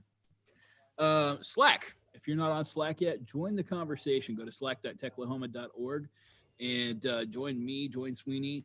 I think Nick Harris is in there. Sherman's in there. Jeremiah, if you're listening, go away. Join Goff. Goff is in there. Ask him all sorts of questions. He'd love to hear from you and ask tons of questions about LogMD and everything else. And then also, if you're not familiar, we have a CTF going on right now with Corbett Security. Rook is running that for us this year. We want to thank him so much for doing that. And again, we want to thank all of our sponsors at the top of the hour for just letting us come and do this every year. You guys are amazing. We've been doing this for 6 years now, and we couldn't be happier. It's always a rush to do this every year, and we just thank you so very much. With that, Nick Harris is going to talk about leveraging information leakage and misconfigurations. And this is about issues related to information leakage and misconfigurations. You can read the stuff, or you can watch his talk. Nick, that should hurt. That should hurt there, Jeremiah. Nick, I'm gonna turn this over to you, sir. Yeah, well, I appreciate it. Any questions for Nick? I'll be sitting here for the next little bit, watching the Slack channel and asking questions as needed at the end of the talk. Thanks, everybody. Nick. All right, excellent. Well, if you cannot see this PowerPoint, that's a problem. So I hope everybody can see it. My name is Nick Harris. I'm going to be talking about leveraging information leakage and misconfiguration. I can't confirm. I can't see it, Nick. Just a little bit about myself. I'm not Peter Weller. If you've been to the BSides website, there is a picture of Peter Weller on there. That is courtesy of Chris Wall. So I just wanted to clear up any confusion on that end. I'm a penetration tester and security consultant for Rural Sourcing Incorporated. Worked with the OWASP top 10 and web standard app methodology to kind of find vulnerabilities in major production web applications. So one thing I've noticed is that oftentimes it's kind of like the low-hanging fruit or oversight on part of the developers or whoever's deploying the application that often leads to a lot of our findings. So having said that, that's kind of why I picked this topic to go over. So yeah, just kind of a rough overview of misconfiguration. It can happen at any layer of the application stack, the platform, the web server, the application server, the database, and the web framework. Some of the popular web frameworks really suffer from these. I know like MongoDB has had over 28,000 breaches related to misconfiguration, oftentimes through the use of default passwords or their default resources. Piggybacking off of that, a large number of applications are usually shipped and deployed with unneeded and potentially unsafe features. Lots of times these are default settings or QA features or other things of the like. And this can lead to serious compromises in the confidentiality, integrity, and availability of the application and its information. Those are kind of the primary components, the CIA triad of information security. So, when you have breaches in that, that's not good. So default installations that I was alluding to usually include default credentials, usernames, passwords, backdoor QA accounts that bypass normal authentication portals, insecure access mechanisms, whether it's just you can access file directly from the path or so on. Incorrect authentication and authorization on files accessible through web servers, kind of the same topic. I mean, essentially it might be checking authentication on the front end, but not configured to actually check on the file path in the URL, and you could just directly navigate there. Misconfiguration, if you've got a very small surface, a couple servers and not that much going on, it'd be pretty easy to lock down. But oftentimes you have large sprawling applications and web presences and kind of the constant updated integration of new components and features, and that's kind of where this often comes into play. So this graphic is from the OWASP Top 10 Security Project. They publish top 10 list of the major web application vulnerabilities every few years. And the latest one, security misconfiguration and sensitive data leakage is the technical term for kind of the information leakage on the OWASP top 10. They switched positions, but security misconfiguration still seems to be associated with like the vast amounts of major breaches, at least in recent years.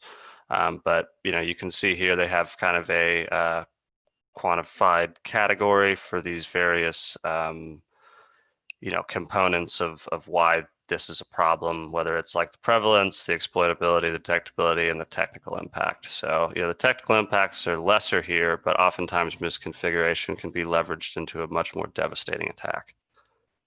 So here's another graphic just kind of showing the percentage of the OWASP top 10 that were actually, that actually occurred. So security misconfiguration here is up top with 84%. Again, it's low-hanging fruit. Sometimes it's not the sexiest exploit. It's not like cross-site scripting or SQLi where you're, crafting an awesome payload to get into the DOM or something. But, it's much more prevalent than that. And oftentimes you can utilize the problems from A6 to launch into those more sophisticated attacks. Down here, sensitive data exposure is a little bit lower. It's still very impactful, and the reason why I decided to kind of combine these things is because, they kind of played into each other. Like oftentimes misconfiguration does lead to a form of sensitive data exposure.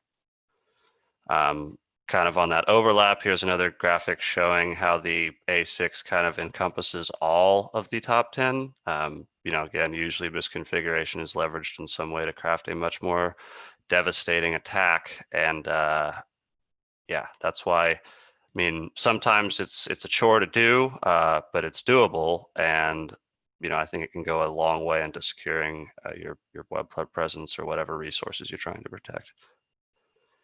So just some of the common problems in misconfiguration, mentioning again, default accounts, whether it's like web servers, IoT devices. I know a lot of like camera or peripheral devices utilize default usernames and passwords. And if that's not like a core component of your network, then, you might overlook it. I've heard stories of people getting into a, secure network through a multi-functioning printer device because it was using a default username and password. I'm sure most people have heard of the major Equifax breach, which resulted in nearly half of Americans having major credit information, personal information leaked, and that was the result of the Equifax, whoever was in charge of oversight using administrator and password as the username and password on a major forward-facing server. So, and that was it. You know, all the security mechanisms of the world don't do a damn thing if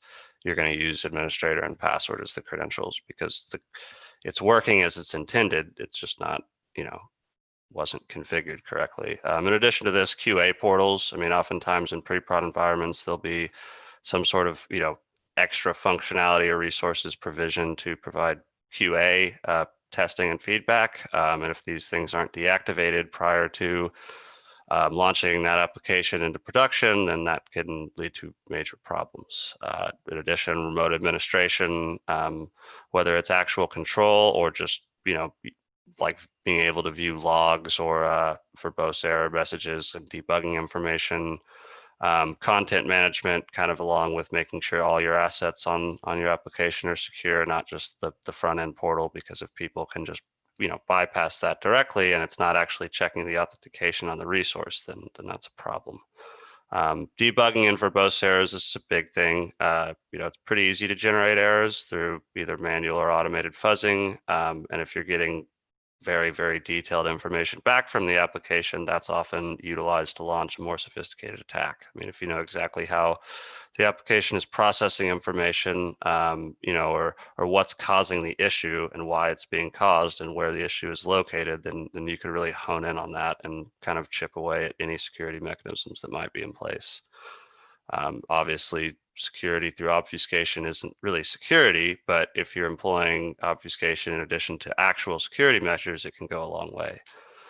Default SSL certificates, outdated and weak cipher lists are also a problem. I mean, these things can be fairly complex to configure, especially in larger environments. So, you know, if somebody's unexperienced working with these, I mean, cipher lists in particular, I honestly wouldn't feel super confident about updating a cipher list for a major forward-facing application, but you know, it's no surprise that oftentimes, you know, you can have weak SSL and you know, lead to an issue because of that, whether it's sensitive data exposure or whatever else. Predictable resource locations and insecure indexing, kind of along the same lines of just check what input, you know, whether it's actually in a form in the application or going directly to the path in the URL. Just should be checking authentication on all your resources and not, you know, cutting corners. Kind of a fun little graphic here to demonstrate in more basic terms like what these concepts are. I mean, security misconfiguration, like it basically just setting yourself up to fail. I mean, this isn't a very sophisticated attack here, but it works because, you know, you've got a weak foundation. So, you know, if you've got strong stilts, then you can kick it all you want and it won't topple over. So that's kind of like why this is so important, in my opinion. Here's an example of a verbose error, kind of what I was talking about. I mean, you can see here, you're getting very specific information back from the application as to what caused the problem. I mean, you have locations, you've got actual functions in there. So you could, you know, you've got version information, so you can really take advantage of this to either, I mean, really, regardless of what you're trying to do, I mean, this information should not be returned, especially in a like public-facing production environment. Here's an example of a non-verbose error. You can see that the web configuration file, you know, was just configured to give this generic custom error, regardless of what, you know, causes the error. People aren't going to be, you know, cognizant of that, especially when you're using like large automated like fuzz lists or something to go through various inputs or, you know, DAS tools or whatever else. I mean, if you're getting detailed information for every single error, that, you know, that's huge. So yeah, custom errors are important. So A3, a little bit about that. It's, you can see here a little bit lower on the exploitability and detectability, but the technical impact is higher, and the prevalence is considered just as high. So even though it doesn't have quite the numbers as A6, it's still very common. These are kind of a graphic overview of sensitive data exposure. You can see what type of threat agents there might be, the attacker's approach. If you've got weak SSL and TLS, you can, have somebody hijack your connection, sit in the middle, man in the middle attack.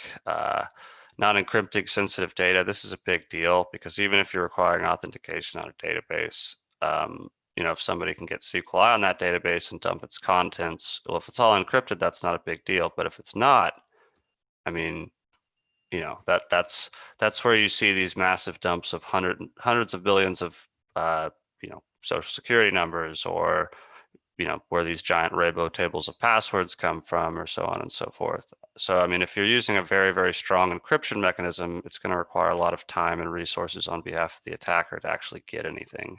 I mean, there's a saying that there's no such thing as perfect security, and I kind of believe that's true, especially when you look at some of the resources and patience that these APTs have, whether they're nation states or criminal organizations.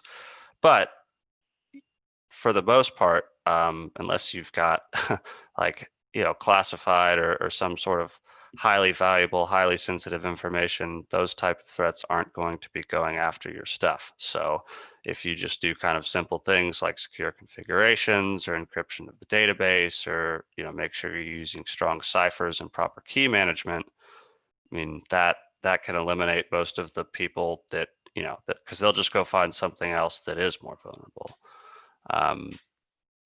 Like how to spot. I mean, with regards to security misconfiguration, I'll get into some more of the remediation kind of approaches in a couple of slides, but developing automated processes or just kind of having baseline security checklists for all of your applications. I mean, just making sure there's proper oversight can go a really long way. The technical impact, obviously, just kind of touched on that. There's been many instances where, I think Target was a big breach with regards to credit card information. I mean, even LifeLock, I think their CEO he would put his social security number on his commercials, and I think he's had his identity stolen like 13 times. So, the Office of Personnel Management got a huge breach back in 2015, I believe. And as late as like 2019, they were still finding that people were having federal loans being taken out in their name. And a lot of the remediation efforts that the Inspector General suggested have still not been done. So, you really have to have a commitment from, the entire organization to do these things sometime, especially when it's large. I mean, you've got a lot going on and a lot of people involved, a lot of moving parts, and you can't really have downtime. But, a little bit of fix there can go a long way. Again, on the business impact, I mean, if you're trusted with securing people's sensitive personal information, and all of a sudden you lose it, even if you've got some form of liability protection, from a legal perspective, I mean, the perception on your company is going to be, I mean, I don't think many people have a positive opinion of Equifax anymore since that major breach. I know I sure don't. So yeah, this is a graphic from White Hat, major web application security provider. They showed here that 82% of retail apps leak sensitive data, 67% of travel apps leak sensitive data, and 50% of financial and insurance apps leak sensitive data. With the nature of applications, especially in private for-profit institutions, I mean, kind of goes against a lot of security concepts. I mean, you want to be using the latest and greatest technology and integrate as much of, the functionality as you can to try to, increase your footprint towards the consumer. And you certainly want it to be available to the consumer. And that's why employing either arcane or arbitrary security controls or taking things down to run tests can be very unattractive. But I mean, as you can see here, there's quite a lot of this out in the wild, and seems like there's a new major breach you hear about every few weeks. So maybe at some point there'll be more emphasis put on that, but until then, you're going to keep seeing numbers like this. So yeah, just kind of a little bit more over what I've kind of previously covered. So personal information, whether it's an anonymous dumps that can be sold in the dark web or kind of other black market areas. I mean, you could either craft spear phishing attacks. I mean, if you get a database dump and have some, you know, high income or high profile individual, you could potentially leverage information to craft fake emails. I know that former CIA director got his Gmail account hacked because he clicked a link, you know, from the Google security team, which, you know, I mean, that those people had to get his personal email address somehow and you know, to be able to email him. You know, if you can enumerate valid attacks, you can brute force those accounts. You know, just run automated attacks until you get the right password. So, you know, having a valid list of usernames can go a long way. In addition, the version information, you know, things returned from misconfiguration, like in those verbose errors, can be used. You know, if you have an idea of what server they're using, you might, you know, check for the default resources that are shipped on that server, because most of these major products that are used in these applications are used by a lot of people, and the documentation is, you know, publicly available online. So if you know exactly what version and what technologies and software application or target is employing, it's way easier to actually do something on that. So, and same with this path and file information. If you can kind of get an idea of the directory layout or the directory structure, then you might be able to leverage you know, some of these direct, like BSidesOK direct object reference and some of these other mechanisms for bypassing authentication. Same thing with abusive and insecure protocols. If you don't have your application to force all sensitive data on SSL and TLS, I mean, you know, you're vulnerable to, you know, these man-in-the-middle attacks, or just, I mean, the information being leaked in general. I mean, this seems like a simple concept, especially when you have things like HTTPS everywhere. But again, when you have a very large presence using older components, it can be a little bit tricky. And that's, I think, why we still see this so much. Still on misconfiguration, you know, again, weak cryptographic algorithms. If you're using something that was like, you know, RC4 or something that was pretty good back in the day, but with modern computing standards can be cracked fairly easily, then I mean, that's not great. Same way, if you're using, you know, weak key management or default certificates, you know, you might be tricked into thinking that you have a secure connection, but you really don't. So here's some like kind of more practical scenarios. I know I've touched on a little bit of this, but with regards to information leakage. So, you know, an application encrypts credit card numbers in a database using automatic database encryption, but it's not configured to, you know, not decrypt that information automatically. So anytime you're making a query that's retrieving that information from the database, whether it's a valid query by an authorized user or, you know, a query that was returned from something like a SQL injection, then it's just going to be decrypted automatically, which, you know, it seems kind of ridiculous to encrypt things in the first place if you know, it's just going to decrypt automatically anytime you view the data. So just configuration settings like that, you know, can lead to a significant information leakage. You know, again, a site doesn't enforce TLS for all pages or supports a weak level of encryption. You know, it would be pretty easy to monitor and capture network traffic, you know, downgrade connections, intercept requests, and steal the user's session cookie, which, you know, if you have somebody's session cookie, I mean, you know, you essentially have access to their privileged account. You know, I've seen multiple applications in the wild production e-commerce that use static session cookies. So, I mean, essentially, as soon as you get somebody's session cookie that's static, then you can log in as that user anytime you want. And it doesn't matter if the user changes its password, because that session cookie, it doesn't change. So, you know, you can see how like A3 and A6 can really kind of escalate depending on what vulnerabilities are actually present within the application. Yeah, so, you know, kind of on this, you can just replay these cookies and essentially make requests on behalf of that user. And if it's like a banking site, I mean, you can just initiate a money transfer as an authorized user right on the banking app, and, you know, there's nothing they can do about it.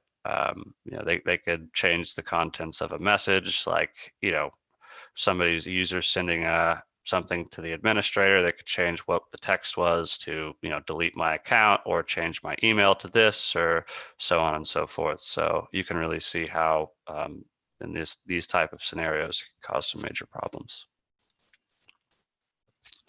So here's another example. This is huge. I mean, obviously with Equifax or those rainbow tables, if you're storing your passwords in a database using weak hashing algorithms or not using salted hashing algorithms, then, whether it's a file upload flaw or however you're able to leverage that database dump, I mean, they can easily be cracked, and then you have a list of all those users' passwords. So I know that there's, I can't remember how many, but it was, in the hundreds of millions, a very large word list out there that's like the most common user passwords. So, and again, with configuration, if you're not employing anti-automation countermeasures, which might kind of fall more into the DDoS category, but it does affect brute force, because if you've got, if you've got a table of all the users' passwords and you've got a username list, even if you don't have the associated username and password, it's just a matter of time until you break those things. Even if you don't have the particular password, I mean, running a word list against a known hash table or within an application can be easily used to gain access. So yeah, kind of shifting to resolutions. This is kind of more of a high level approach. I'm not gonna pretend to be a developer or be able to be an expert on the nuance of database development or super secure server deployment. Although I know some things about that, the point of this section is more to provide kind of like general recommendations and guidelines and resources. So developing repeatable processes for security hardening, that goes a long way. Basically it validates the configuration of your application, security mechanisms that are in place, just to make sure there weren't oversights in the deployment. These can be run periodically. It's good to have kind of a baseline of what you're going for, and there are some external resources from the closest thing to standards bodies that kind of provide some guidance on that, whether it's OWASP or the NIST or ISO. And then you can have independent verification, because a lot of times if it's just, you're relying completely on automated tools, there's going to be oversights again.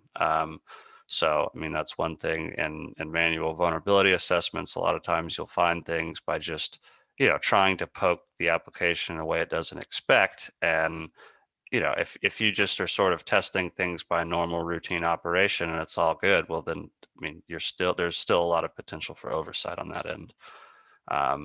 Securely configure servers to prevent unauthorized access to all resources. This one's pretty straightforward. Just always check authentication on all your resources. Don't just assume that because you're redirecting users to a portal to log in and not accessing people, not allowing people to access sensitive information via links or, kind of the proper flow in an application, that it's actually, when somebody requests a resource, regardless of how they request a resource, that you check that they've properly authenticated. The SP 800-123 is one of the NIST publication that's just a general guide to security hardening from a server deployment. It's an older document published in 07 or 08, but it does kind of provide a solid basis. I know other people in this conference have talked about kind of, more of the how-to on that, so I won't touch on the details, but that is a good reference point. Security headers are another small thing that can go a long way. Whether it's a content security policy header, an X-frame options to put clickjacking, or unauthorized origins and refers and things like that. I mean, having an X content type header so the browser is not arbitrarily interpreting the data on the page, and including an HSTS header just to make sure that everything is actually being forced over SSL or HTTPS. Those are simple things, and just really the main thing is making sure that they're always present on all requests, because I mean, if you miss something, that's all it takes. Cookie flags are also something else. I mean, technically these really aren't security headers, but since it kind of seemed like a configuration thing, I decided to include this. I mean, using the secure flag will force the secure cookies over HTTPS. That's what we're talking about with regards to stealing the session cookies, that if you're if you're not using the secure flag, if you've got somebody's connection, then you've got their cookie. The HTTP only flag is to prevent cookies from being accessed by JavaScript. So if you've got like an XSS flaw in your application and you're able to leverage that, you could potentially have a user, unknowingly send their session cookie to an attacker because they are able to, grab their cookies from XSS. Some more potential resolutions, kind of more on the lines of information leakage. When you're storing data by the application, you should classify that data, really any data being used, you should classify that data, and you should apply security controls as per classification. So, if you don't have, if data is highly restricted, then regardless of when that data is being called, it's going to be treated as highly restricted, as opposed to relying on other mechanisms to protect your sensitive data. You should actually employ those mechanisms on the data itself. You shouldn't store, unnecessary sensitive data. I mean, I know kind of the desire to keep a comprehensive, account of all the stuff that you potentially have, but what you don't have, you can't have stolen. So if you don't need it, then you should probably just lose it. Any data that's not being used, you should encrypt it. I mean, that doesn't really cause problems with speed. So, it's just a good practice. Constant up to date, make sure the algorithms are secure, because as time goes on, what was considered a stronger algorithm could be cracked by increased computing power. And if you're not updating your key management and algorithms on your environment, then you're obviously going to have a problem. So again, make sure that you're using secure protocols. Make sure that the directives are there to ensure that those secure protocols are actually used, and they're used everywhere. You should disable caching for sensitive responses. Oftentimes you can actually check authentication, that the session's logged out and terminated properly, but if you're not using that no cache, no store control header, then potentially just by pressing the back button, the browser doesn't really send a new request and there's no authentication checked, but since it allowed that data to be stored by the browser, then you can just view it, especially on public computers or other areas. And if you've got a major application that's being used by hundreds or thousands of millions of users, then that will happen. And then again, storing passwords in databases using strong and adaptive hashing functions, just so that even if you get a database cracked and dumped, that that data by itself won't be useful. Somebody will have to put a lot of time and resources into actually getting something from that. So kind of getting near the end of the actual kind of slide and informational portion, just all of these things actually happen. That's kind of why I picked this topic to talk about. It's great if you're able to get a really sophisticated SQLi on something, or break an application via custom exploit, or get some awesome DOM XSS. But oftentimes that's time consuming, and if you really don't know how the application's processing queries or how it's set up, it makes it a lot harder. So being able to get information about how the application functions, and what it's using, and what it has, what resources, and how it's processing things. Just getting an idea of what's going on, that's kind of the first step in any, whether it's a pen test or actual attack. You've got to enumerate the attack surface, and if things are misconfigured, then it's much easier to do that. So even if it's not some sort of critical thing that you can directly access the web.ini or boot.ini or some other secure file, if you can find version information and generate errors, and then through trial and error and enough persistence, you could probably eventually find something that would allow you to really to gain significant access to the systems, or compromise it in some other way. I know that again, and this was from a few years ago, over 28,000 instances of MongoDB being exploited by its default username or resource locations. yeah, there's a big thing with Mexican voter registration. There's been, just a laundry list of major instances that seems like, the attack happened as a result of just declaring oversight. And, again, if you're running an application that's got, hundreds or, thousands of servers and different resources, and it's been running for a decade, then it could be really hard to lose something in the weeds. But yeah, I mean, don't rely solely on automated tools. They do go a long way to help. But having some manual and independent oversight and validation of those findings is pretty important. These are just some references if people are at all interested. The OWASP Top 10 project is great. It's very, very good. It kind of has like links and resources to remediation for each of the vulnerabilities. I mean, it's got great rundowns and descriptions. There's the Open Web Application Security Project. It's all free. So I would highly suggest anybody that's interested in this topic further to check those out. Some of these additional ones were just sources for the images and things of that nature. The Open OWASP does a web application verification standard. It provides a baseline and kind of all of the areas that you should really hone in on when you're wanting to secure a web application. So, that's a really good place to start as a baseline for people trying to learn more about that. But yeah, so kind of, concluding with the material I have, I don't know if anybody has any questions or comments or concerns, but I'd be kind of happy to open it up for that now. I'm not sure if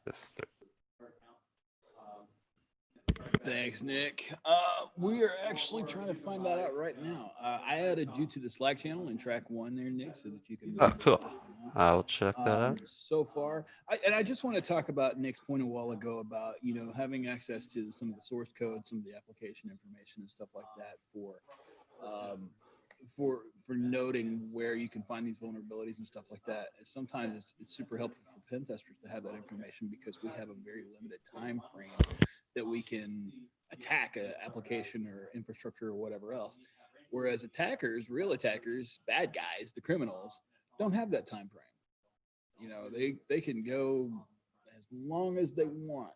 And so it's much, I wouldn't say it's easier necessarily, but when you have unlimited time on something to a degree, it makes it a little bit more of a softer target, right, Nick? Definitely. Well, and oftentimes when you're working for an organization, testing an application, you kind of have strict rules of engagement. So depending on how deep they want you to go, they might just don't knock anything offline or, don't break anything. Right. But yeah, to your point, the attackers don't have those constraints. So, that might lure you into a false sense of security. Right. And Skylar also pointed out they're not bound by contract boundaries. That is absolutely correct. Yeah, not bound by production. Production safe testing does not apply to hackers. Right. Yeah, they don't care about. Sometimes I'm sure some attackers care about DOSing something, taking something down because that might alert to their friends that they're there somewhere. Yeah. They want to be super careful. It's very stealthy.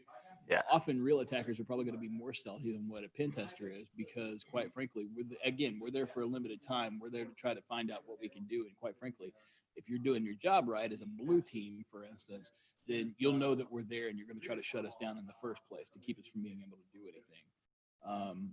And so I think there's a misconception around pen testing at times sometimes to say that, well, it's just a pen test that's happening. We want to see how far you can get. No, you want to make sure that your blue team and even purple team or whatever, if you have an internal red team, they're working hand in hand with us to make sure that we're all on the same page here, and they're trying to block all of our attacks because you need to treat this as a real live attack. This is not just target practice. This is, hey, we're being attacked and we need to figure out how to mitigate this as soon as possible.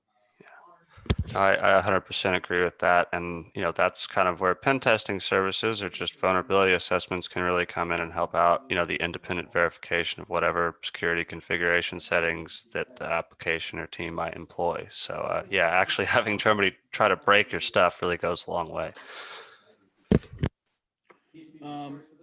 Well, Nick, thank you so much. If you guys have any questions for Nick, yeah, they have larger budgets. Yeah, no doubt. Depending, yeah, I mean, I think that's probably referencing what more like a yeah, like China. Yeah, nation state actors and stuff like that, or possibly industrial espionage. It's not, Yeah. I don't see some of that, but I think a lot of industrial espionage actually just kind of depends on more along the lines of just simply again nation state actors and stuff. Yeah. Like Well, whoever's blowing up Iranian weapon sites right now, those that type of people. So. wow, yeah, no doubt. Well, Nick, thank you so very much, guys. If you have Hey, any of course. questions for Nick, feel free to ask him in the channel. We've got a few minutes left until we have. It looks like we've got Critical Start going to come online and give an interview with. Looks like Ricky Allen is going to come online, and then Chris Wall is going to come on after that and talk about something. I don't know what, because quite frankly, I think he gave the talk on track 2.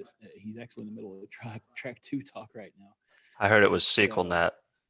Is that what it is? I have Yeah. no idea. He's Chris is the consummate expert in SQLnet.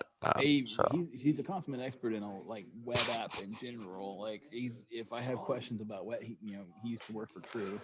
Yeah. And if I have a question about web apps or something like that, I might ask him a question and be like, hey, I'm seeing something like this. What do you think?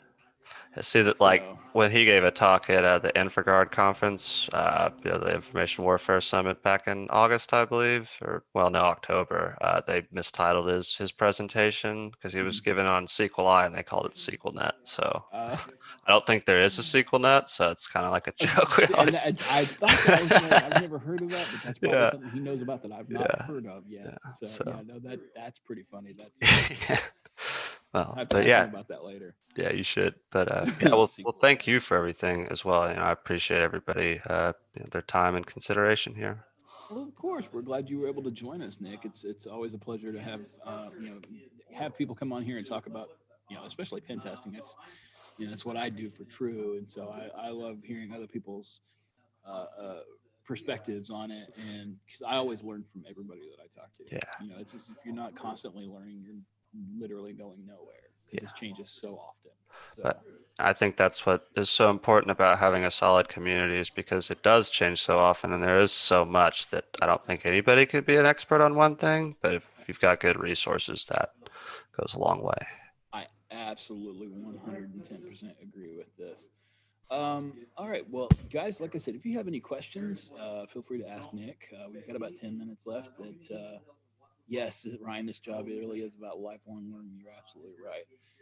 It looks like any of the questions or anything like that, please shout them out in the Slack channel. BSidesOK-track 1 is where we're at. Until then, just a quick update on swag and lunch and everything. Let's go ahead and talk about swag. So we're updating this stuff at the top of the hour every hour, and I'll probably tell you this again about 1 o'clock whenever we bring on Chris for his talk. Let's go to Eventbrite to update your registration if you want the swag. We got like t-shirts and some stickers and stuff like that we're going to be giving out. That is limited to the US based only. Unfortunately, I'm sorry if anybody is watching this on the interwebs in Europe or Asia or wherever else. Again, I think, Nick, you spoke what sounded to me like flawless Russian a while ago. Я говорю по-русски. Может быть, 4 лет назад я жил в России, и потом я знаю русский язык. So, yeah, I lived in Russia a little bit ago and studied it in college. So, yeah. That's pretty cool, man. Then I went to work for the House Committee on Homeland Security. So Chris seems to think I'm a spy, but I assure you, I am not a spy. How do we know? I would always say that they're not a spy. So that's exactly true. How do you know?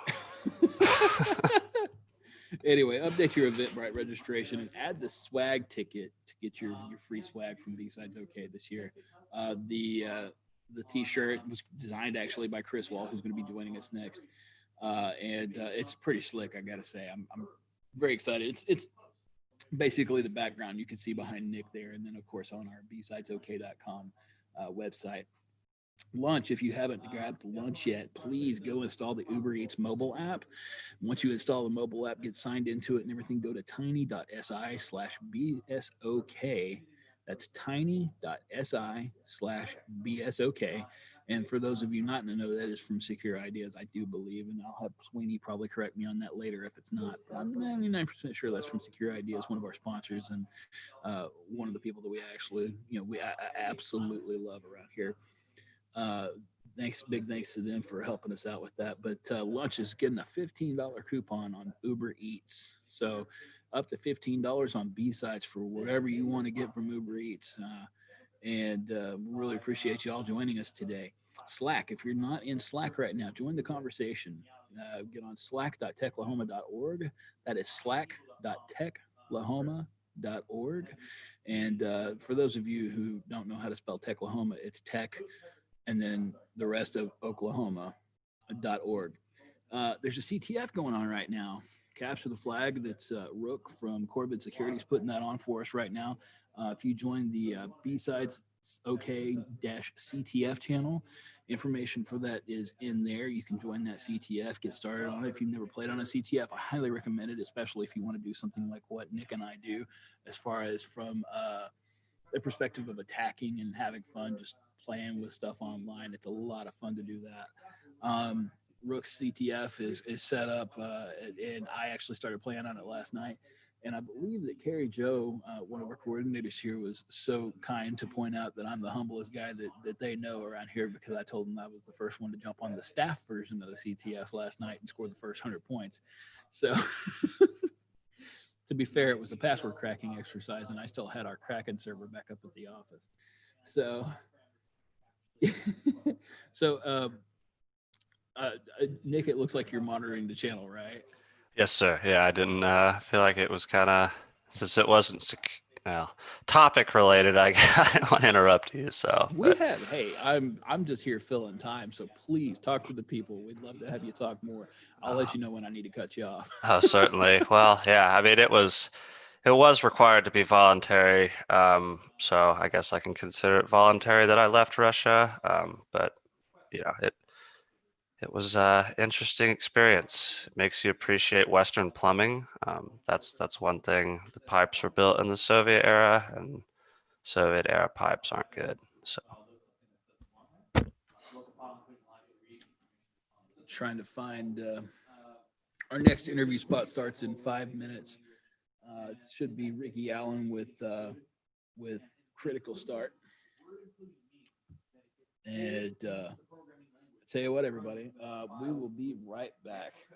Nick, if you want to continue answering any questions anybody has, feel free. If not, I can get us on to the next person. all right. Well, if nobody has anything else, I really appreciate everybody, B-Sides in the audience, and hope you guys have a great rest of the day and good weekend. Nick, thank you so much. Okay, cheers.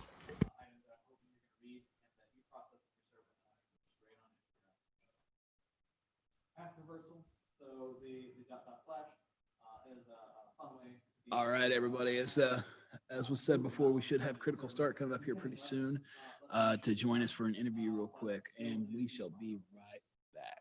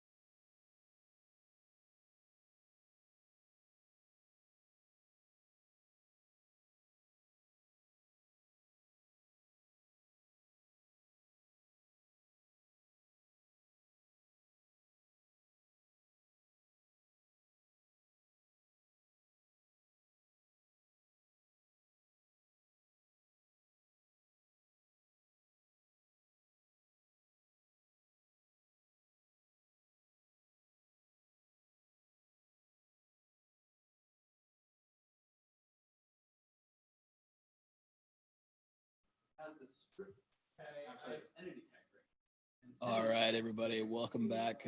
Sorry about that brief. Should be unmuted. It doesn't sound like it's me. I don't know. Hopefully, this can hear me. So, it says it should work now. Always check for the third-party libraries. Okay. Welcome back, everybody. Track 1 at BSides Oklahoma 2020. Appreciate you guys joining us today. On the line right now, we have Critical Start's Ricky Allen. He's going to be talking about Critical Start.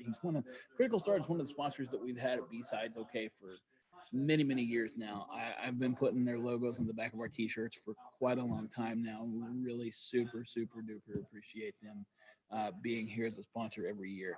And this year we wanted to give them a chance to talk and introduce themselves. Ricky is on the line right now. He's got a pretty cool background there. It looks like he's actually in the office right now, but I bet he's probably sitting at home, right, Ricky? Bingo. The tricks of Zoom. Well, fantastic. Well, Ricky, this is an opportunity for you guys to talk about Critical Start, about what you do for your customers, what you guys' product line and stuff like that looks like, and if we have any questions from the Slack, we can address those as well. Excellent. Perfect. Thanks for your time then today. Many of you out there are customers of ours. We have been really in the greater Oklahoma area for over 8 years at this point in time. So definitely great to virtually see all you guys again, and can't wait till we can meet together in person one more time as well. Those of you not familiar with us though, we have really been in focus with that main point of anything we can do to resolve those alerts and stop your breaches. And so I really want to show how that can happen for you guys very quickly, and then get you back to your session real quick as well. So where we wanted to pick up once again though is who we are and what our goals are as well. You guys able to see our screen real fast? Just don't know if that was working or not for you guys. Yes, it looks like we're able to see your screen just fine. Okay. Perfect. So only just a couple slides to go through, but we're really looking at right now a mission of what we're trying to do for you guys. Really, number one, our principles, we want to do what's right for you, what's best for you, making those best decisions. Number two, we feel that good enough is not good enough. So we want to go beyond that, help you out further and further. And three, we want to take care of our employees along the way. Our mission was decided several years ago, though, was to find ways to protect your brand and reduce that business risk. Well, it sounds like everybody else here, but we're offering a variety of different ways. We are a product reseller. We are a managed detection response and services provider, and we also are that assessment services place for you. So we have not only assessment services, so we can help with GRC compliance, PCI testing, you name it right there. Very big focus in this area called Team Aries.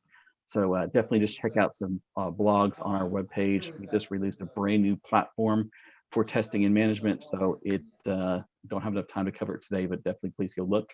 We do have our own dedicated response and IR services, and then also those defensive services to help you along the way. But the one area you guys are most familiar with within Critical Start, though, is around our managed detection response. That industry leading way of what we're doing to deliver for our customers is the secret here. We are now able to take 100% of all of your alerts, not filtering out, not ignoring, not only reacting just upon the critical ones, but we are looking at 100%. Our tool set called ZTAP is a Zero Trust Analytics platform, is able to reduce by over 99% of what you're dealing with. Now have a 0.1 investigated on our side, and then a 0.01% is the part that comes escalated back to you. So that being said, a 5,000 to 7,000 person organization is going to see now between 1 to 3 alerts a week versus the tens of thousands that they may be seeing today. It doesn't mean we're ignoring, and it does mean that you actually are getting all of them, but we now have a resolution for each one. We know that this should always be either escalated or this one should always be allowed. We just don't have to go back and make those same decisions every day. How we also communicate back to you guys is through this cell phone type app for both Android and iOS. It is a time saver for sure.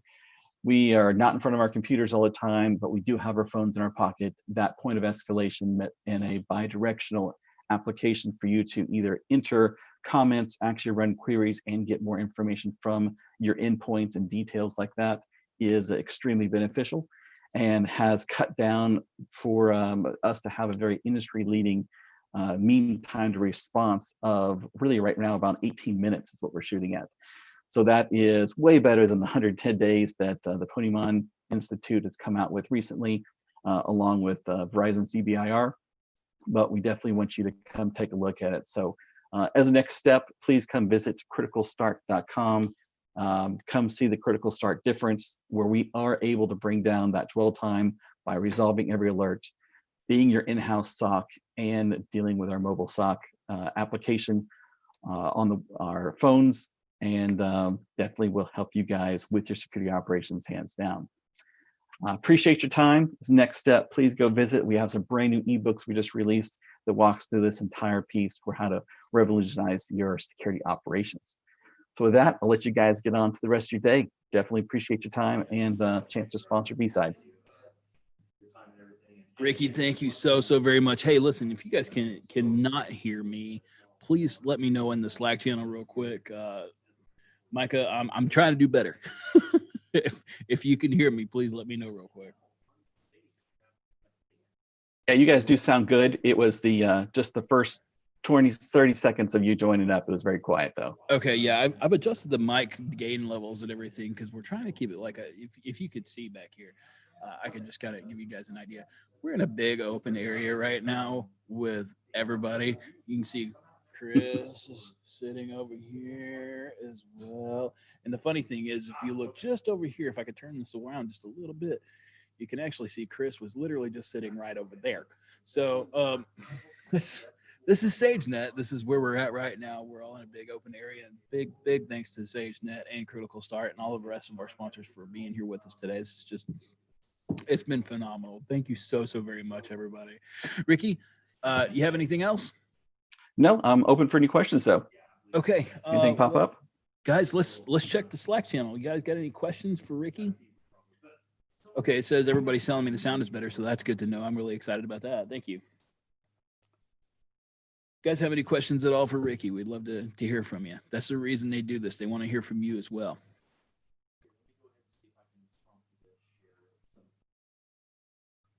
They're ready for the show, I think. I think so. We're getting close. Chris is sitting here.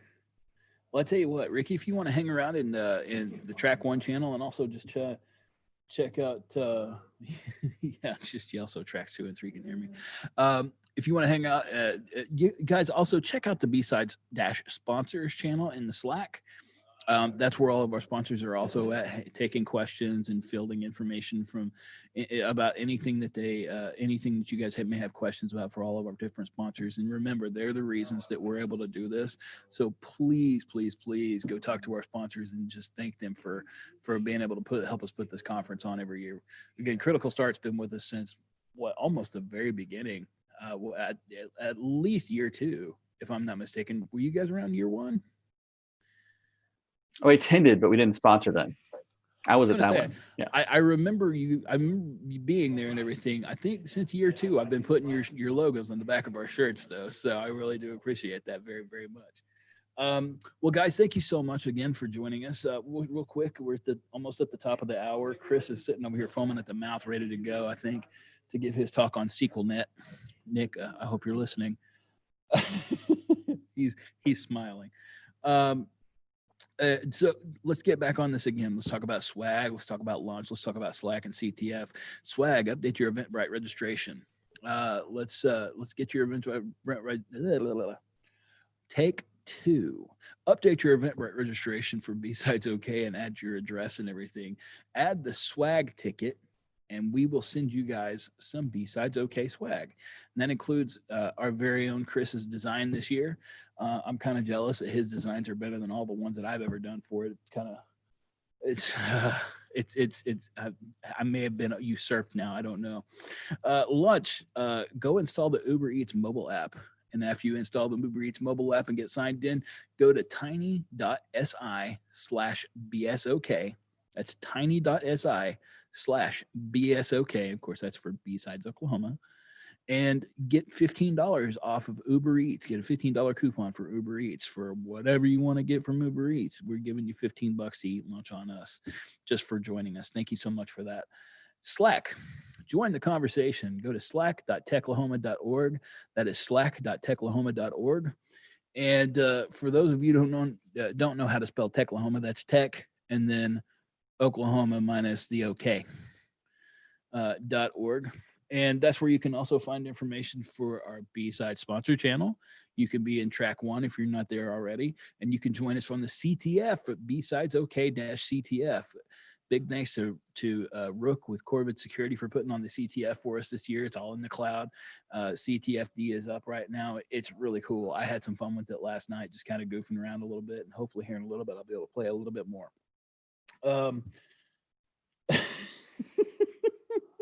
Y'all need to join the Slack channel right now because Nick Harris is posting some amazing stuff in there. Did you see this, Chris? There is some fantastic stuff in there right now. Well, guys, it's 1 o'clock. Thanks so much for joining us. If you're new to this, this is Chris Wall with Stinnett and Associates. They're another one of our sponsors. They actually, Stinnett is the one who provided all the Zoom channels this year for us to be able to do this virtually on this way. So Ricky, thank you so much for joining us with Critical Start. Y'all go join him in the B-Side Sponsors channel, and also he'll be sticking around in the track 1. Thank you. Good luck, Chris. Okay. Chris, again, he is a pen tester and security consultant with Stinnett and Associates. He's on the advanced pen testing team over there. And he's going to be talking about SQLnet. And for those of you all not familiar with SQLnet, you're about to learn. Chris. All right. Thanks, guys. I feel like there's a bit of explanation that needs to, there needs to be a little bit of backstory here. So last year, the Information Warfare Summit was helping organize it, and there's some really great folks over there. And I offered my basics, my SQL injection basics conversation or talk, just titled SQL injection, hack to basics. And when I got there on the day of the con, it was back when we could actually do things in person. There were a bunch of posters up, and I was slated to speak on SQLnet. I don't know what SQLnet is. I've never heard of SQLnet. It is a thing, actually. We figured it out. Some weird Oracle tool. But everywhere posted on all the posters, it said I was going to talk on SQLnet that day. It was in the handouts, of the brochures, everything. And we made it work. You know, I think people were, there was some extra interest because of the SQLnet talk. Like, what is that? I need to know. So today, I'm giving SQLnet version 2. We're going to go the more advanced piece. So we're going to really dig in deep. I've added a lot of information. We do need to briefly cover some of the basics to those who have not done SQL injection before. And I've been told if I don't hold my mic out, you guys can hear my shirt. And I'm sure the shirt doesn't sound too great. But there's a lot of pieces that we're going to cover. We're going to go quick through the basics. This is basically a follow-up to last year's talk. So we're going to briefly touch on these, and then we're going to get some of the more in-depth pieces. And so with that, I'm going to go ahead and share my screen. All right. Okay. And yep, we're good. Okay. A little bit about me. I am a penetration tester for an auditing firm, Stinnett and Associates, here in Tulsa, Oklahoma. Before that, I worked as a penetration tester for True Digital Security. Really great folks. Aaron is actually over there. I miss him every day. But really great folks over at True. They do a lot of additional pieces beyond auditing, security testing services, as well as IT services. So if you're in need of that. Anyways, coming back to me, before that, I was a freelance developer. And to those who came over from my talk 15 minutes ago, you're going to hear some repeats. But yeah, I was a developer, worked for 2 years as a developer on my own, and made a lot of mistakes as I was writing my applications. Made a lot of mistakes that then became a obsession to try and fix. I wanted to be able to fix these issues as best as possible. And as it continued being an obsession, that I continued going down that route and actually turned into a career where I joined on with True Digital Security and really got to explore my interest in application security. I mean, there's a lot of pieces, a lot of fundamentals that must be covered as a pen tester, but application security is one of those focuses. And you're actually watching as red teaming is breaking into all these various individual silos of knowledge. And there's network pen testing, there's physical pen testing, and there's application security testing or pen testing, if you came from the last talk, that can be focused on. And before that, I was a IT guy for over 10 years. So, this is definitely not my first rodeo. I've been around for quite a while. I've got some fancy letters behind my name. Recently added the CISP. No, it's good to be going down that route, but I think I lose points for going that route and having a little bit of that management background. But it's good to be able to talk that language, to be able to both operate at the techie level and to be able to talk to people, especially when you're giving a report, you're giving a debrief, and you're working with people that may be at the board level. They may be the C-suite level. You need to be able to have that conversation with them and feel comfortable doing that. And I really feel that the CISSP really geared me up for that. Okay, so everything we're going to cover today can be used for malicious purposes. You should not. That is not what the goal of this talk is about. Yes, you can do these things and you can do it for educational purposes, but you need to have control of the things you're testing, or you need to be authorized by those that do have control. Those that do own the equipment, own the software, the systems, need to give you that authorization to do that. It's very important. If you use some of the techniques that we cover today on systems that don't belong to you, you can be charged with federal crimes. So please make sure you own or have the authority to perform this testing. I don't want anything that anybody uses here to be used against them to send them to jail. Okay, we're going to talk about a couple different things. These first two SQL injection attack types, where we're introducing you to the basics, and the parameterized queries, which is a strategy for defeating these. We're going to go through this quickly because that's a lot of repeat from before. Then we're going to get into injection strategies. What do you do when you have injections? And that is where the really interesting stuff happens. Okay, so what is SQL injection? SQL injection is the act of, so you have an application that needs to take in the username and the password, run it against the database, and see if they are who they are. If it's true, go ahead and let them log in. So in this case, we're selecting the ID and the username from a user table, where the username equals whatever's passed to it, and the password also equals whatever's passed to it. So it's doing this check. Go get Chip and this password right here, and these get inputted here. What the developers didn't think about initially when crafting SQL is what happens when we put in these bizarre, these other SQL commands in here, these SQL clauses, and how is the application going to respond to those? And so really now the SQL query, when it receives this blah with a single quote or 1 = 1, limit 1, when this comes in, this is telling the application, okay, the SQL string, the query, I want you to do this and then stop what you're doing. So we have a single quote here, and or if 1 = 1, then go ahead. And since 1 = 1 is evaluated as true and it's executed before the or, which is just Boolean logic, then all the rows in the tables are returned, except we have this limit 1, which limits it back down to 1, so we don't crash our application. All right. So in SQL injection, the whole idea is that we're trying to use untrusted data that is being performed against databases via what we call string building. That's a very important concept. We have to be able to build strings. We're going to cover that here in a second. Additionally, once these commands are run, that we're trying to inject it directly into the application. There's a couple of different ways we're going to cover to actually make that happen. And then once you actually have this injection, you're able to run SQL commands. You're able to run as the SQL server. You're running as the context of that application account.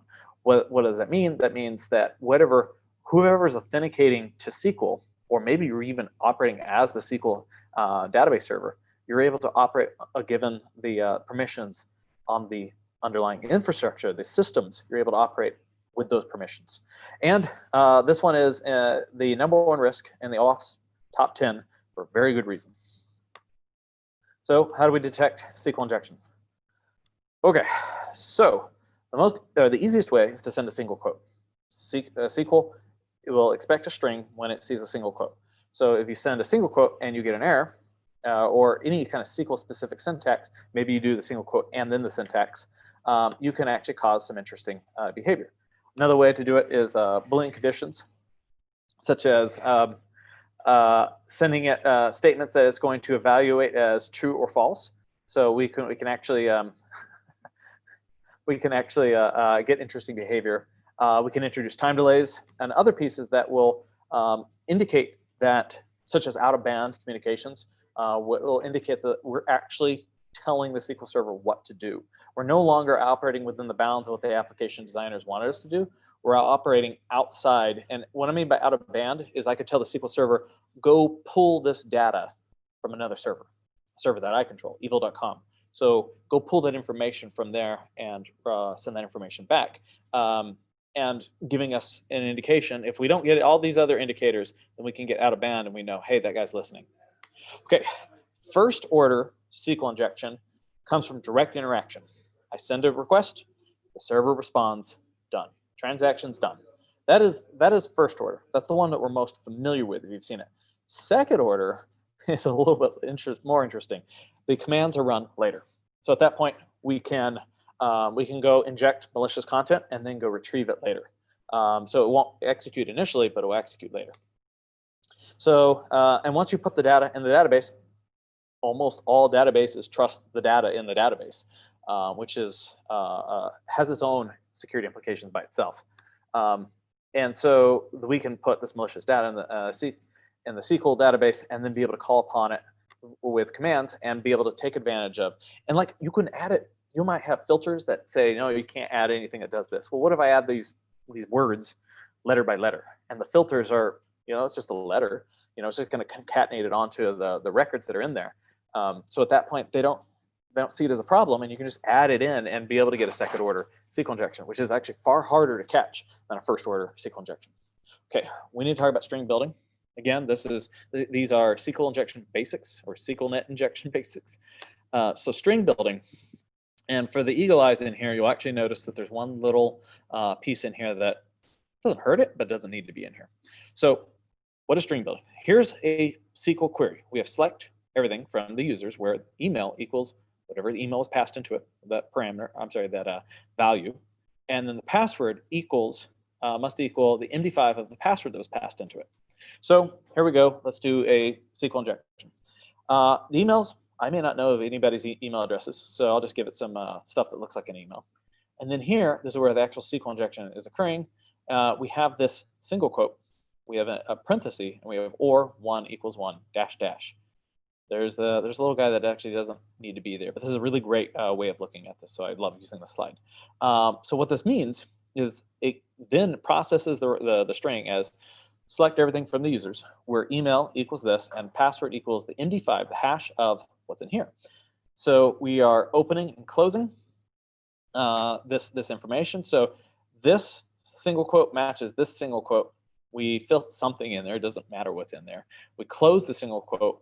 And in this case, we have to close the parenthesis and we say, or 1 equals 1 dash dash. The dash dash is read as a comment. So it means anything after this, ignore.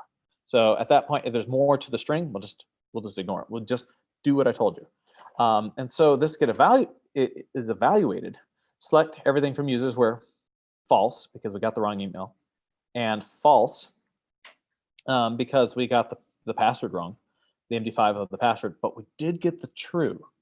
And the true is evaluated, so or 1 equals 1 is true.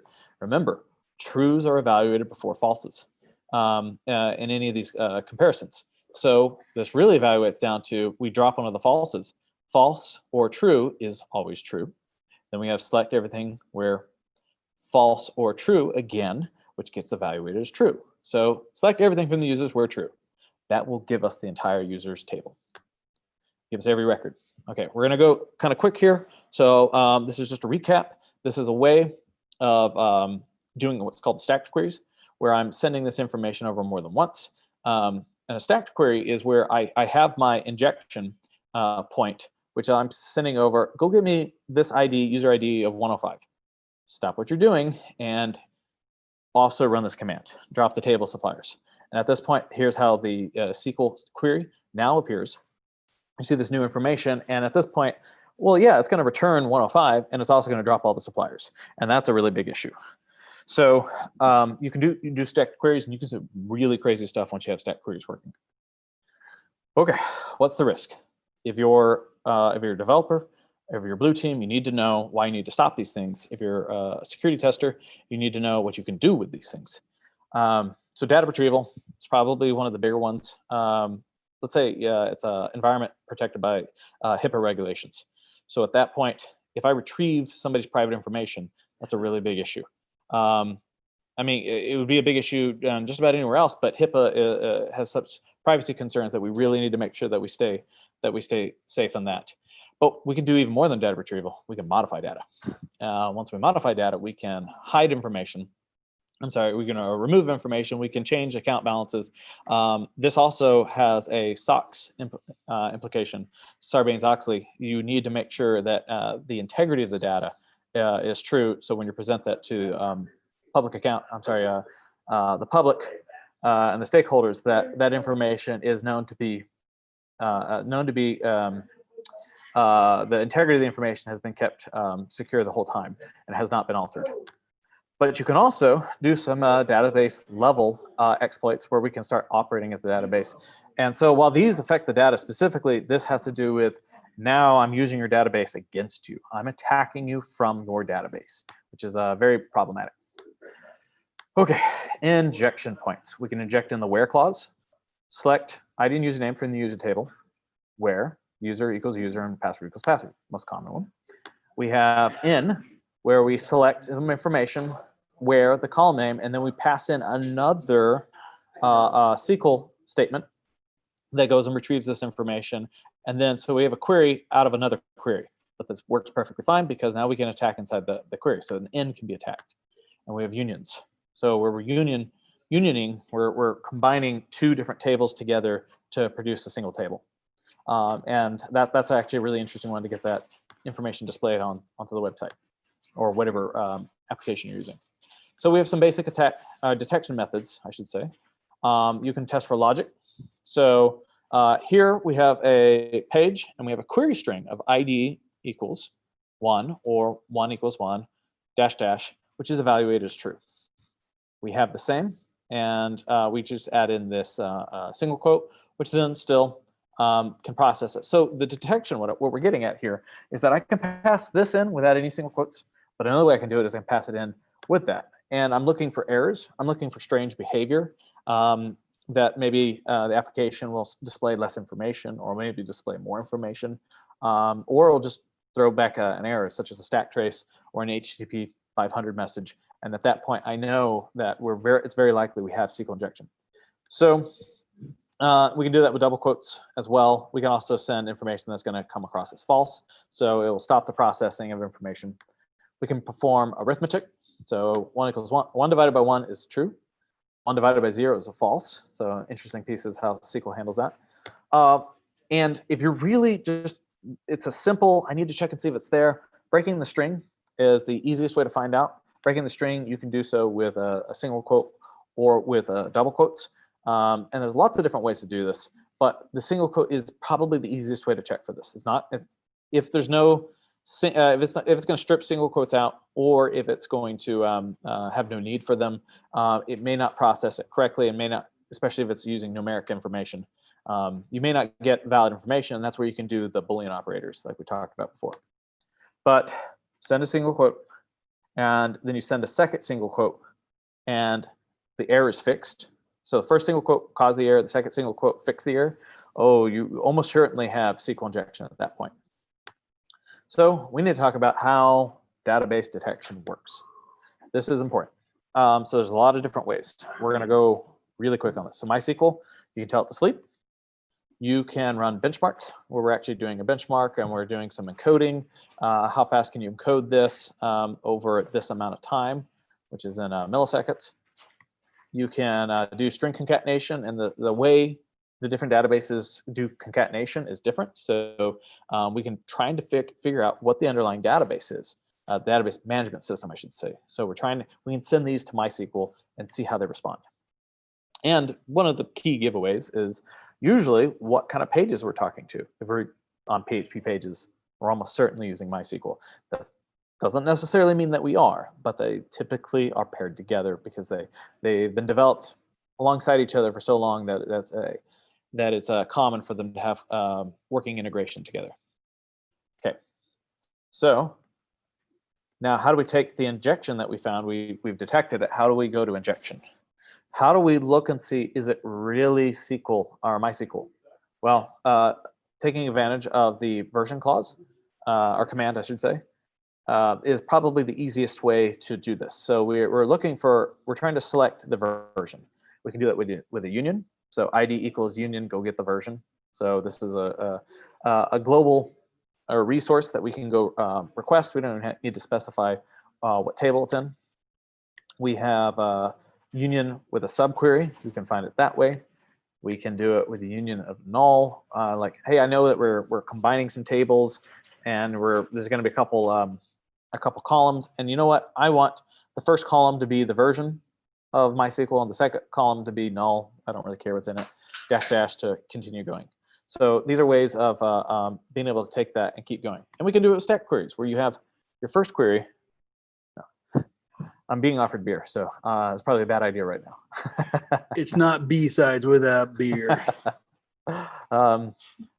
So I'm going to hold off on the beer just for you guys, but no promises once I'm done. That's right. So in this case, we're ending a injection, or ending our SQL and command, and we're creating another statement. So we're inserting 2, and we're trying to go get that version. Okay, DBS detection for Oracle, string concatenation. Okay, it works a little bit differently. So it's just important that you guys are aware of this. So we can go get the default pages. And what I should have said is that we really want this version information. And if you see, there's that. Let's jump forward. Okay, yes. So we're really just looking for that $$ version. That's some of the giveaways that's going to tell us. The error messages will change different. That's another way to detect if we're able to just put that single quote in there and get an error message. If we know we're working with JSP files, Java server page files, then we know that we're almost certainly working with Oracle, because Oracle and Java like to go together quite well. Okay, so catching back up. So we're looking to see if we can pull information from this V version. We can try and grab the banner. We can union the banner from the version, and the banner is going to give it away. It's going to make it plainly obvious what database management system we're on. We can do a union with the banner, so the banner of the version. And we can also go and just pull a null union and try to pull that information directly. Okay, there's MySQL. There's other databases, but we're covering the main ones. And I'm going to make sure we're doing great on time. So, all right, so there's Microsoft SQL, very important. That's a big distinction. We can tell it to wait. So we can send it a wait for 10 seconds. And if it waits for 10 seconds and we send this command over, we know we're talking to Microsoft SQL. We can send over default variables. So we're trying to get the server name. So go get the server name and return this. If you notice, once again, both of these are stacked queries. So some of the databases operate differently, and they'll treat stacked queries differently. Microsoft SQL is a little bit harsher, but it will allow them if they're not explicitly turned off. And everything I'm showing you are things that you can try. They may not necessarily work, but it's important to walk down the list because these are configuration level issues that the database needs to be able to push back on and not allow you to do. Again, you can send a single quote, see what the error messages say, and those are going to be some of your best giveaways of what's happening. Another error message that you can send is send this over, see how he handles it. He's going to try to retrieve a resource that he's maybe not allowed to be pulling, and you might get an error message because there was an attempt to pull it. And one of the key things is if you're working with an ASP or ASPX files, which is an ASP.NET framework, it's very likely you're working with Microsoft SQL. So there's breadcrumbs everywhere that you can use to take advantage of understanding what you're doing. How do we inject with this? So once again, the at version. So we're trying to pull that. You can union with it. You can use it as a subquery. You can do a union null, where we're trying to mix things, because you can put together tables with other tables. And if you just have null columns, you can union a null column and a null column together. That works just fine. You can do stack queries. Once again, check that out. At this point, we're putting the semicolon saying stop what you're doing. And here's another. Well, it doesn't mean stop what you're doing. I should be more specific. It means once you're done with that, now run this. That's a much better way to look at that. So let's talk about the different types of attacks. We've talked about union, where we're actually pairing one select statement with another, where we union the select A and B from table 1 and the C and D from table 2. So that can be taken advantage of. And this, you have to get the column numbers right. The number of columns have to match. So in this case, that would be 2 columns that we're trying to union with. And so there's ways to walk through and see if we can find out how many tables the application is expecting. If it's expecting 4, let's go with an example, 4 columns that be returned, 4 fields, then we can say, you know what, I'm gonna start this. This starts my injection, order by 1, and don't do anything else. And it'll try to order it, and you probably will get a nice graceful message that says, okay, good. Then you do it again, order by 2, nice graceful message. Do it again, order by 3, nice graceful message. Then you go to order by 4. And at this point, it fails because there is no, and I'm sorry, this would be 3 columns. There is no fourth column. And at this point, if there's no 4th column and you can't order by that column, you would be able to generate an error and get this information back and like, aha, I have 3 columns that I'm working with here. You can do the same thing by telling it to union with nothing. You can say, I'm in a union and select nothing, or nothing, nothing, which is, these are once again columns. So we're adding or handing columns over, and nothing, nothing. So all of these 3 would work. And on the 4th iteration, this would fail, telling us that there are only 3 columns. Okay, error-based injections. You're trying to cause an error. That's really what you're trying to do. So if you can cause errors, you can learn things about the database and learn where information is, learn how the file names are, or the records, and you can ask information, is the first letter of this record an A, or is it a B, is it a C? And depending on how it responds, you may be able to send back errors and get better information to be able to work your way down. That same attack methodology works very similar on blind injection. So there's 2 different types of blind injection. There's Boolean-based, where we're turning things on and off. We're basically sending yes and no's and trying to see how he responds. And it allows us, let's say I can turn my, if something is true, if a resource is there. Remember, we're still just trying to get this to work. So we may not get any indication that something is happening. A blind injection means you got a generic message back, but did you get injection? So you could have an injection that's entirely blind, that you don't know what's going on in the background. And so Boolean blind allows you to change things on the website, or change things on the application to indicate whether you did or didn't get something done. And another way of doing it is time-based blind. So at this point, we're sending SQL injection, and if something is true, so if I ask for a record and I check the first letter, if it equals A, wait for 5 seconds. Send it again. If it's B, wait for 5 seconds. Keep sending these over and over and over again. Once we get to K and it waits for 5 seconds, then at that point, it will wait for 5 seconds and I'll know, oh, hey, whatever this record is, it starts with a K, and then I do it again. And you have to do it for lowercase and uppercase, but it's a way to walk through things and ask questions. You can ask about the banner. You can ask all kinds of records that are throughout the SQL server and the database, the tables. And you can ask these questions, and if they have it or if they know it, then they will process it and either send you, either delay the application and you run off that. And when that occurs, this is actually injection that runs a little slow to exfiltrate data. it can work, but you do it generally character by character, record by record, field by field, table by table. It's slow, but it works pretty well when it does work, and there's ways of automating this. But yeah, so I'm going to ask if a record, if there's a name equals Chris, and a true statement, and if what we were searching for is true, wait for 5 seconds, and that will give it away. So that was actually seeing what it looks like. Stored procedures are SQL commands, or SQL statements that are stored in SQL. And these are every bit as vulnerable to SQL injection just as well. So you can take your vulnerable commands and statements and throw them into SQL and be able to call upon them later. Especially since we talked about second order, this is a good example of how you can take advantage of second order. Here, we're coming to the end of our intro to SQL, and we're going to get into the real cool stuff. So we have some PHP code. We have a function, bad. It's a bad function.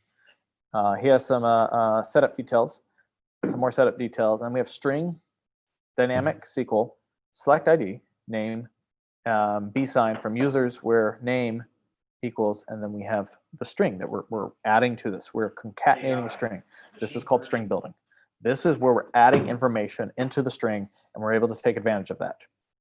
So in this case, then we have a SQL request that's taking the SQL statement and it's executing this dynamic SQL. So dynamic SQL was the string that we built here. So we're running that query. We're going to see what happens, and he's going to pull from all these setup details that we had before and see what comes by. So this allows string building. Why are we talking about string building? Because we need to talk about, if you're communicating with developers, how to stop SQL injection. XKCD, excellent article, or excellent comic strip. Definitely, if you ever have the time, spend some time here. Some funny stuff here, but essentially what this comic is saying that you need to sanitize your databases, otherwise, people can have some weird names and crash your databases, drop your tables. And so somebody was so enthralled by this, I should reach out to this person. They made a website called Bobby Tables, so Little Bobby Tables. And Little Bobby Tables is an example of how to protect yourself against all these different attacks. How using different defense strategies to use what we're about to do, how to stop string building for the different languages, for the different systems. I would strongly encourage you to go to bobby-tables.com, have a look, especially if you're a developer or a blue teamer, to know how to make your systems a bit more resilient. Okay, there has to be 3 things that need to be done. This is the best strategy for dealing with SQL injection. We're going to skip to parameterized queries here for a moment. Parameterized queries are ways to take a string and only pass in parameters, not concatenate strings, not build out the strings. It's a way that we can limit the scope of what's passed in, and we can control the variables, and we can make sure that the types are correct. We can do all kinds of checks on it before it gets passed in, and it keeps the attacker from doing any string building. It's very resilient, but you still have to pair this with a couple others. You still need known good validation. Known good validation is different than known bad validation. Known bad validation is like a blacklist, and we'll get there in a second. But known good validation means I'm only letting in the kind of data that I want to be coming into this application. Then let's say they still get SQL injection. Well, then limit what they can do. The principle of these privileges limits what you're able to process, limits what information will be able to be stolen or lateral movement throughout the database. It's important that you lock down these privileges because SQL injection is really hard to stop. There is no magic bullet here. These are some of the best strategies for getting around it, but you still need prepared and have an environment that's ready to be exploited and have a strategy for overcoming that. So is sanitation enough? So in this case, we are simply passing in numeric information here. And if you look here, we can pass nothing. This is just a real quick example of what happens when you remove the single quote. This is not expecting a single quote. We could do it with a single quote, but you could also just pass in direct information and try to process it that way. And where we ask for account number or 1 = 1, and we get all the users. sorry, all this information from the users, I should say. Well, thank you again, Dan. All right, you're trying to protect yourself. You're using regex blacklists. And so you have a spot that email comes in. So select from the field where the field equals email. And so usually I like to call in response, is this a valid email address? Yes, it is. Now, SMTP server, gmail.com is going to ignore it. It's not going to let you do it. But an application that's using a regex filter sure as will. They'll let you pass this through. So here's what it looks like, where email equals whatever's passed in. Email is now Chris or 1 does not equal Gmail. And at this point, I have my injection. I'm able to cause an error because I've created a false Boolean value. All right, there's escapes. So you may say, aha, I have a way around this. I will escape information. I'll escape that first injection point. Well, that's okay. I can just double up on my escaping and hopefully bypass your escaping. So it's not a very effective strategy. Compared statements, this is one of the most effective strategies that we covered before. We bring in a parameter, and we have set it right here in the new salary. We've brought in the ID parameter, and we've set it in the new salary. So we've gone and retrieved these parameters. We're pulling this information. And then at this point, we have a query that has placeholders. So update employees set salary placeholder, where ID equals placeholder. And we're passing in these placeholders into the correct placeholders, placeholder 1, placeholder 2, we pass them in. Now, for the eagle eyes out here, you'll notice we're pulling directly from the application interface and passing it directly into a SQL statement. Still dangerous because we didn't do any sanitization, but this is an easy way to understand where the data can come in, and we can control exactly what the string will look like. You can't add on information to the string. You can't build it out. You can't make it do crazy things. Blacklist filters are easy to get around. Briefly,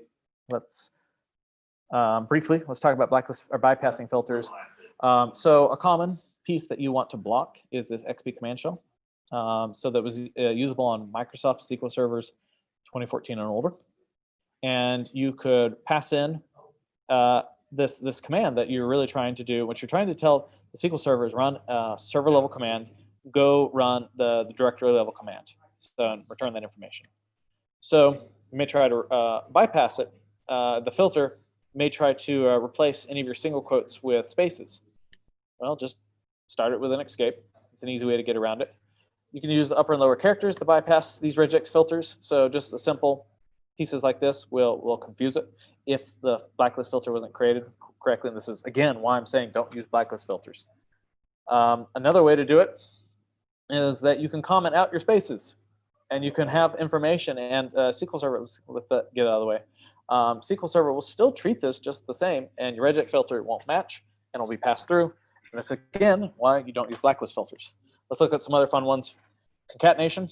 Let's say I just add all my letters together. That's one way to cross. Let's say I know that your server is using base64 encoding, and it's going to read it that way, so I'll just encode it, or may give your SQL Server, the command that he has to base64 decode whatever I hand it to him, and I can put my payload right here. So that's another way that you can come across that. Another way you can do it is with character codes, and I can send this over to your payload, to your SQL application, and hopefully bypass your regex filters, because good Lord, who does this? Who has a regex filter that works like that? Okay, we are to the advanced portion. So you have SQL injection. You've determined the database, database management system. You know you have SQL injection. What do you do with it? What can you do? There's a lot of different strategies here. One, you can gather information, learn a whole bunch about what's going on in the database.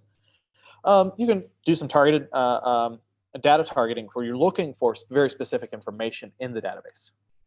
You can try to escalate your privileges. You can run OS level commands if allowed. You can start reading and writing from the file system if allowed. You can start moving laterally, and you can exfiltrate data from the environment. And let's go back there. And this one almost always works. Exfiltrate. If you can get SQL injection, you can start exfiltrating data because you're able to see it, and there's no reason why you can't record that locally yourself for analysis at a further time. Oftentimes when you're doing these tests, you have a limited amount of time, especially since you're trying to be sneaky. So you may exfiltrate a chunk of data and get out of there and try to keep it under in a certain amount of time, and then analyze what you were able to steal afterwards. And when I see lateral movement, just because you come in as one user doesn't mean you can't start moving around what that user is able to do. Information gathering. Oh, okay. This is a large chart. We have a lot of these charts. There is not time. We have 10 minutes. There is not time for us to go through every single piece, but I want you to have an idea of your strategies. So if you're trying to do information gathering, can I pull the version? Can I pull users? Get a specific user? Can I go get a list of all the users? Can I get the root user? Can I start looking at the table schema? That's a very important place. Let's say you get SQL injection and you're like, I don't know where anything is. I don't know if there's a users table or customers table or a vendors table. I don't know. So why don't you just ask for all the tables?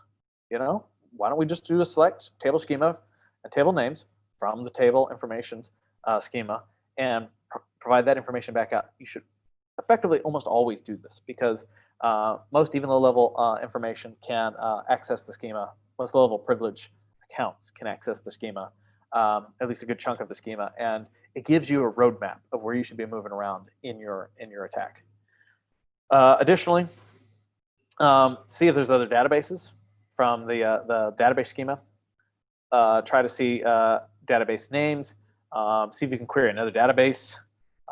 You can start. I mean, we're really getting into the weeds here. You can even try to read some files locally, like we talked about. Start gathering information. Where are you? What are you doing? Have a better idea of how you may attack that environment. Oracle, the same. We can pull version, users, tables from all tables, tables from columns, and current databases. There's so much. This is not an exhaustive list. This is meant to be as examples of things that you can do. All these commands work. And if people want my slides offline, definitely reach out to me. I did not start off the intro with how to reach out to me, so I'll do a brief aside. I'm in Slack. I'm just Chris. So definitely, I think I'm the only @Chris here. So definitely double check that and see if you can reach out to me. But I'm also I created a new Twitter handle, CrossSite Chris. Definitely reach out to me. I'm the only CrossSite Chris out there, and the Chris is spelled with a K in case you guys do want to reach out to me. I'm more than happy to go over this more in depth. We're quickly becoming a global community. Definitely reach out and participate. Okay, so getting back into it. Oracle, same thing. Oh no, these are even more specific. So working with Oracle, we can pull databases, host names, privileges. I mean, there's so much we can do. So there's a lot that we can do with this. Microsoft SQL, we can pull versions, users, user tables. Okay, we've seen all this. We got to keep moving. Data targeting. You can grab credit card data, PINs, passwords, social securities. I mean, these are things that we should be browsing the tables and the table, the column names to see if we can find. So if you can find a column called password, well, that's pretty good indication that that there are going to be a bunch of passwords in there, and hopefully they're password protected. Hopefully, but that's not necessarily the case. We can also do regex filters, trying to match what information we're able to grab, looking for any major credit cards. And we can also look for masked and unmasked social security numbers using regex filters. Data targeting, again, you may want some of these keywords. This is how you can build these attacks. Again, all this information is available to you guys if you reach out to me directly. Sensitive data, once again, in Oracle, this is the same information we were just talking about. It's ways of attacking and looking for these resources. Microsoft SQL, same thing. We can search for all of this information and look for non-default databases. So anything, this is a really valuable one. What other databases are they using other than the ones that are there by default? So if we can find other databases or other tables within those databases that are not default installations, there's something going to be interesting in those. Like, I don't care about the some of the master tables, the master databases. I don't super care about what's in those because they're going to match and be the same for most. You might find users and other bits of information in there, but you're probably going to more so want to look at what's custom. What did the DBAs themselves, the database administrators, create themselves? Privilege escalation. Okay, so you're operating as the SQL Server or as a worker that can access the SQL Server, whether it's Apache or whatnot. Can you escalate your privileges? So here in Oracle, yes, you might be able to escalate your privileges, and there's some things you should be checking. Can you get the database usernames? Can you the DBAs? Can you guess their passwords? Can you create procedures that are going to upgrade that once somebody else runs it, that are going to upgrade your permissions? Can you find links that have other pieces? Can you find queries that somebody else has created and use those to your own benefit? Or create links that can do evil things once they run. And then when all said and done, you kind of have to clean up. So can you clean up your links and the things that you added to it? When you're adding things to production level SQL servers, be aware of what you're doing. You know, don't put pieces in here that are going to be damaging to the organization. They can be done for you, but you need to know what you're doing when you're processing this. Privilege escalation and Microsoft SQL. So we can come in as the DBA. We can insert, so UNC, important piece that that Microsoft systems will take advantage of. There's some excellent, if you guys look up this gist nullbinds, you'll find some excellent ways to take advantage of the UNC path injections. You can impersonate other individuals. You can create system admins. If they gave your account rights to create other system administrators, or you may be low privileged, but for some reason you can create system admins, that's a problem. So you can create that, and then eventually you have to clean up, and you have to be able to drop those as well. Okay, so you've got, you have this ability, and you also have the ability to read from the command line. I'm sorry, from the file system. So what can you do? Okay, now this one is where things get a little screwy. It really depends on what file system level access you have. It really depends on what version of SQL Server you're on, what version of operating system you're on. Microsoft has the ability to run these type of attacks, where you can run things as the agents and run the jobs. You can start interacting with the registry. Here's the classic one, the XP command shell. So there's not a whole lot to share here because it's so screwy, and there's not super well-defined ways of doing this. Again, I'm more than happy to provide this information if you'd like to go a little bit more in depth. OS commands, you can create classes, so Java classes. So what we're saying, go make a Java file that we can take advantage of, or create an encoded version of the Java file. Well, I guess the creation is right here. It's all through hex. But really, he's going to do things. I mean, it looks like over here, hey, we're building out a pwn tool. You know, we're adding in these pieces where it's going to start reading information, buffering it, and sending it to the places that we want, and then it's going to execute it. We can start operating as or with the ability to read and write from the file system, and that's a big deal because now we can start pulling information off, especially if you have a passwords text file somewhere on that machine, or configuration text file somewhere that I can go pull and really wreak havoc. So again, we kind of got into file system. So let's go a little bit more in depth. We can dump files directly to a file, or I'm sorry, dump records into a file. We can go place shells, web shells onto it, and we can do all kinds of things where we're injecting. There may be a portion of the application that takes information, takes code out of, I mean, it's crazy, but you can do this, takes code out of the database and inputs it into the application, and then we can inject dangerous pieces right here that are effectively web shells, where it says get information that was passed into it, and then and we're almost out of time. So we're going to wrap up here in just a second, but we can read information and see what our file privileges are. Oracle's pretty weird, and Microsoft SQL requires you to have transactional SQL. If you have these, they get really weird real fast. There are some, like we were talking about before, there's some advanced ways of doing this, but it's really system specific to infrastructure that you're running underneath, as well as the the SQL database that you're running. You can move laterally.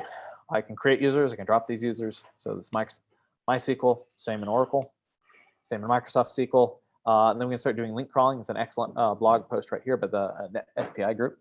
And then Microsoft SQL and say, hey, what you're doing, I would need you to go connect to another database and using your service account. And they may let me do that. And then data exfiltration. You're done. You've done all these horrible, nasty things. Now you need to pull information out of it. You can do that via DNS requests, where you can actually see the DNS, and if you control that the DNS of that machine, of those domains, you can actually see these come in. It's a way of hiding what you're doing. You can put things in Samba shares. You can talk to HTTP servers. You can even do concatenate information and send it out. As a good friend of mine said, you can do port tickling, also known as port knocking. Port tickling. So you can use some really cool ones with XML external entity attacks, where you can dump what you want and then go retrieve it with an XXE. I mean, you can combine your exploits, and there's ways of doing this. Microsoft SQL. And again, many of the same ones. We have this UNC path appearing again here for Microsoft SQL that we can take advantage of. If they have send mail set up, then we can start sending our information that we've extracted to people's email. That's another way to take advantage of this. There's just so many things we can do. And then finally, persistence. And this is our last couple slides. Persistence. What can you do to maintain your connection if you really want to stay in there? There's a lot of really great tools. So SQL Map has their OS shell. It's great. Meterpreter. You can create a meterpreter. You can write out your own file and have a meterpreter shell and tell it to execute that. You can write your own web shells or borrow them from the internet. Or you have even stored procedures that are going to call out to you every time that they get called upon. It can all be automated. I'm not going to cover this. SQL Map is an excellent utility that we can use, that a lot of tools use. If you're going to run SQL Map, you need to know what you're doing. SQL Map can break things. You need to understand what you're doing before you run any automation. But it does take away a lot of the low-hanging fruit that may be problematic. You can run web shells. You can read files. I'm not going to read all this to you.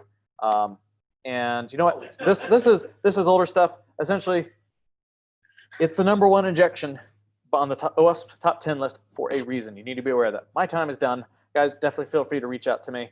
I'm going to go ahead and stop. About to get sacked. I'm getting sacked. All right. With that. No, before this, we have questions. Oh, we have questions. Okay, we have questions. Just real quick.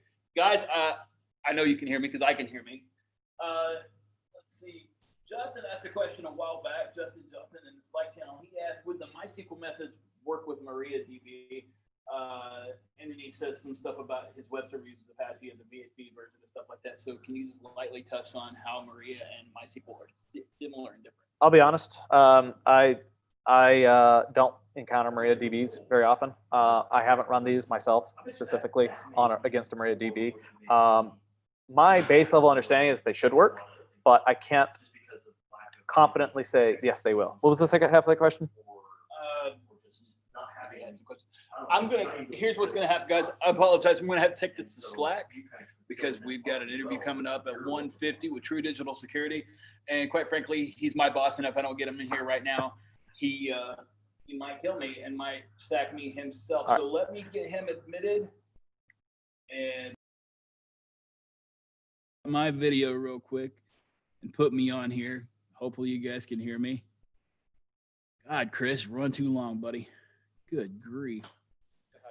Yeah, I'll say hi to Oaks for you. He's on right now.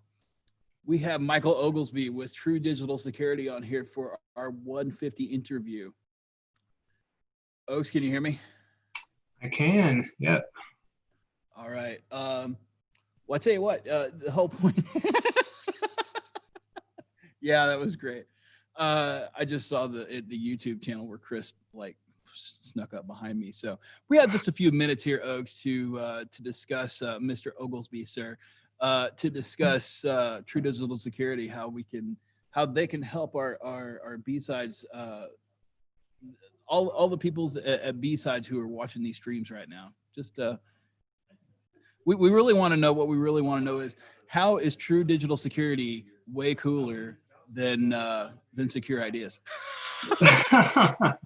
Well, that's just Sweeney's not in here right now, but I know Kevin's probably watching or listening somewhere.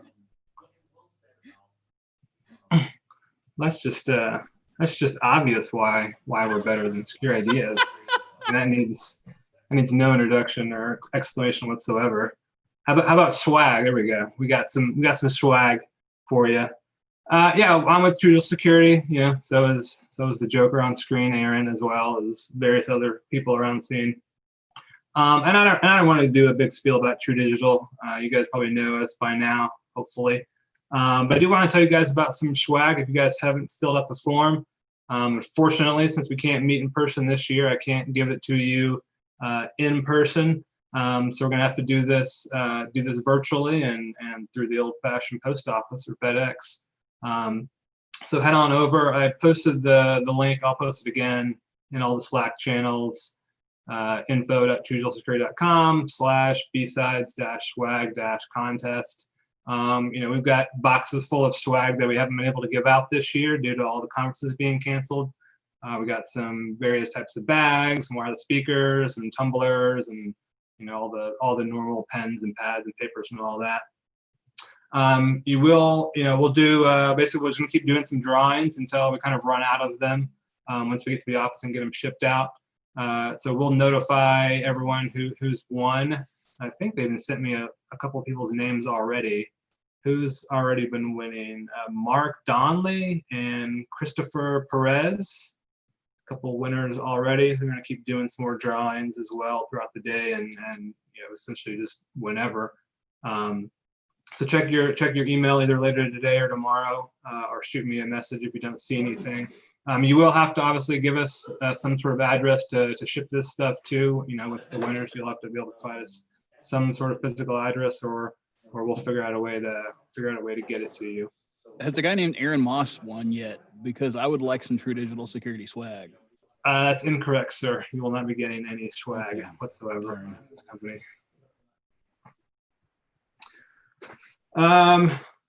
Yeah, I mean, that's just it. I think I want to give my thanks to everyone at BSides, all of the organizers, for continuing to put this conference on. It's been a good day so far.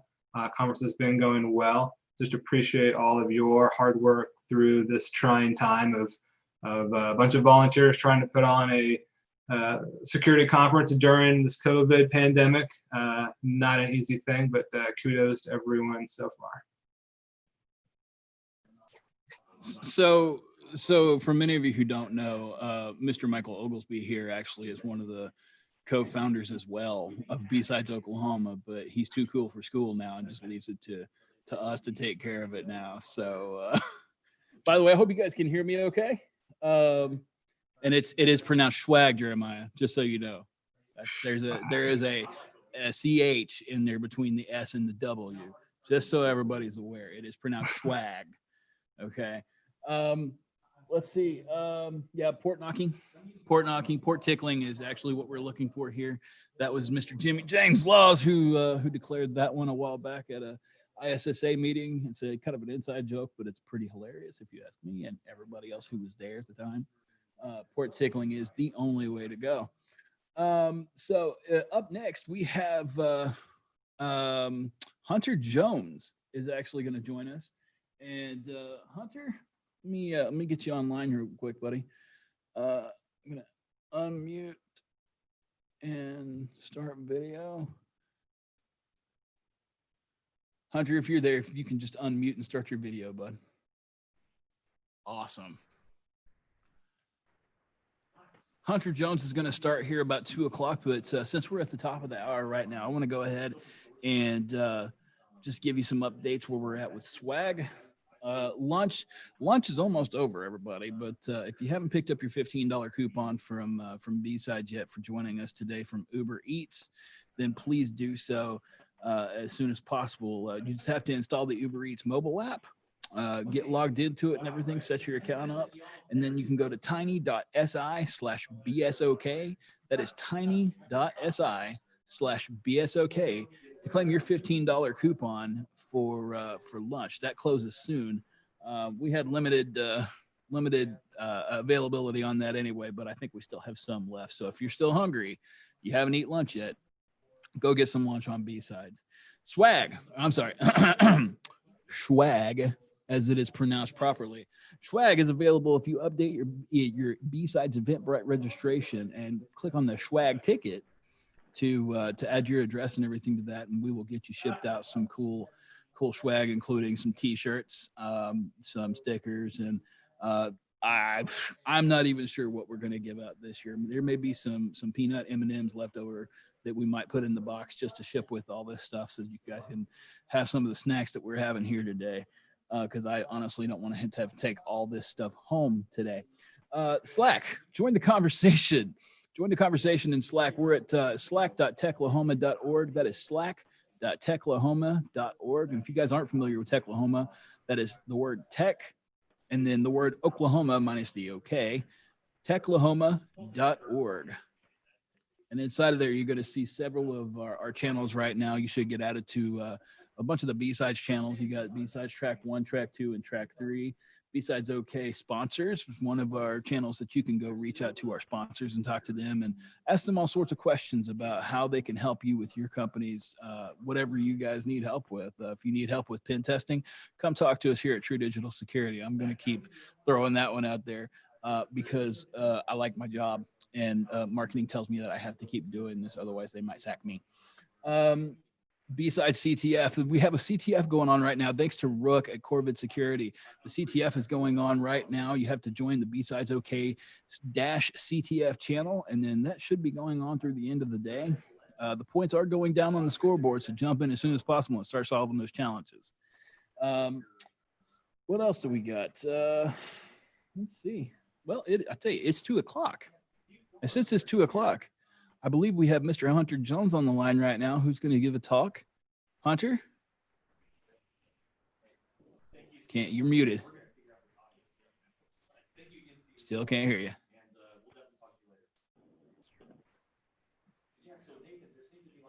Should be. There we go. Okay. You're just now there.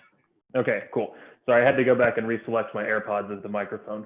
Oh, totally get it. All right. So Mr. Hunter Jones is, let me get you pulled up here.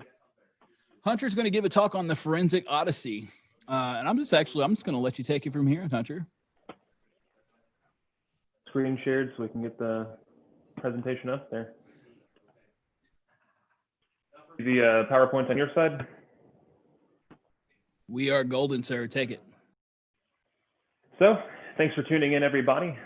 Today's presentation, for those that didn't get a chance to read the abstract, is going to be on digital forensics, kind of the process that goes into collecting information, the process that goes into investigating information, different tools and tricks of the trade, as well as kind of a look into the future of the field. So, without further ado, let's get into it. There we go. Okay. So, for those that aren't aware, my name is Hunter Jones. I've been with Guernsey for about 6 months now as the lead forensic examiner, and I've been in the forensic field for about 2 years at this point.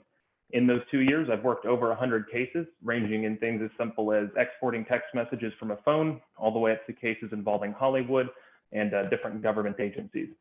Throughout my escapades, I have become a state certified expert witness, and all that means is that I was brought in to testify on behalf of evidence I introduced. Essentially, I was brought in as a subject matter expert. So they question, the collection process, what went into the investigation, what you found, things along those lines. As well, I've worked multiple incident responses in the local and not so local areas. These include kind of triaging scenes, getting networks back up and running, figuring out how it happened, and giving them controls to put into place to make sure it doesn't happen again. And I also moonlight as a social operator extraordinaire. I have given multiple tours of banks I've never been into. I've given a tour of an insurance agency I've never been to. I have broken into a data center of an electric co-op. And most recently, I was able to breach an internet backbone in a separate state.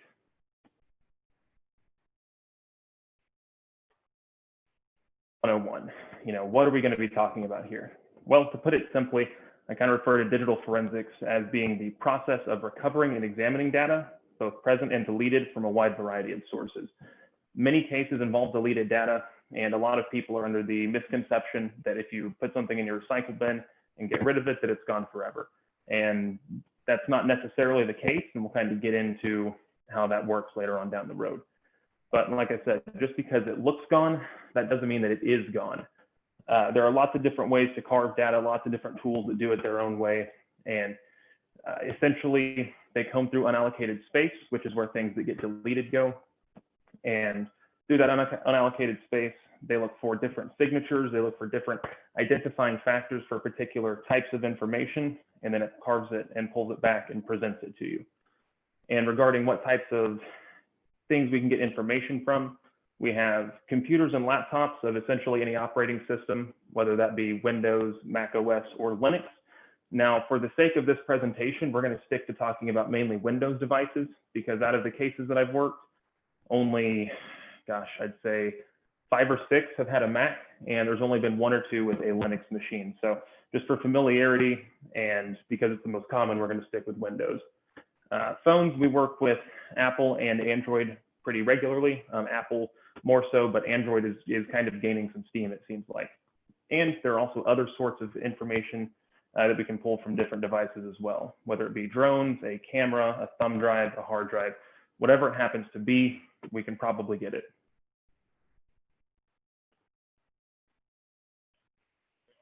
Lots of ways to get data from a device, and some are easy and some are less easy. The easier ones are going to be things like a Tableau, Paladin, Forensic Toolkit Imager, things along that line, things that let you kind of plug and play, we'll say, to connect to a device and pull the data from it. Some that aren't so easy involve things such as hardware exploits, typically involving RAM and PCI Express slots. That's something that I've kind of started working on in my free time, but I'm not going to bore you guys with that right now, so we'll stick to what we have. The first step for collecting data, and I would argue the most important, is to, when it's feasible, always have a write blocker. A write blocker is essentially going to turn the 2-lane highway of information, that is read and write, into just read. Whenever you are imaging it, whenever you're trying to pull that information, it blocks the ability to write to the drive. So you don't actually have the ability to modify the data. You don't have the ability to spoliate the data, and it ensures that the device is collected in a forensically sound manner. Now, there are some very limited situations in which that won't really be possible to do. Let's say it's a server that can't go down for one reason or another. You'll have to collect a live image. And in other situations where, let's say the drive is encrypted, but you get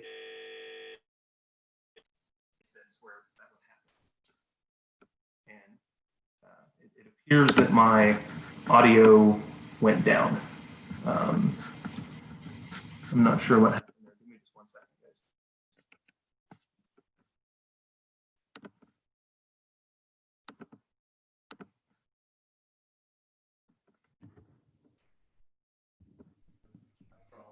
Hunter, everything okay? Yeah, my my AirPods died. Can you guys still hear me? Yeah, we can hear you just fine. Okay, I'm gonna, I guess, just not use the AirPods. So if that becomes an issue, just let me know. Sorry about the audio there. No worries. I was actually monitoring 2 different channels, so I just saw there was issues. I wanted to come back. Go ahead and continue. Gotcha. Thank you. But yeah, as I was saying, if there's an encrypted drive where you need to get a live image of it while it's decrypted, that can be another situation, or if you need to pull the RAM from it to get some other information. And as you can see from below, RAM can be an incredibly valuable source of information, especially in incident response scenarios. The information that you can get from there is going to be pretty quick to get. RAM in a corporate environment is, for the most part, less than 16 gigs, and typically 8 is the standard now. So with 8 gigs of a device that reads and writes that quickly, you can really image it fast. And because of how small it is and how relatively simple it can be, things like volatility really make it easy to go through and parse through that and find things like active connections with different IPs, processes that are running, as well as where those processes are running from, which can be indicative of a breach or at least help you kind of narrow down what the problem is. So now that you have your forensic image, you are good to go. You made sure it's collected soundly, you verified it, everything like that. Now it's time to start investigating. And the most crucial part of any investigation is going to be the tools that you use to conduct the investigation.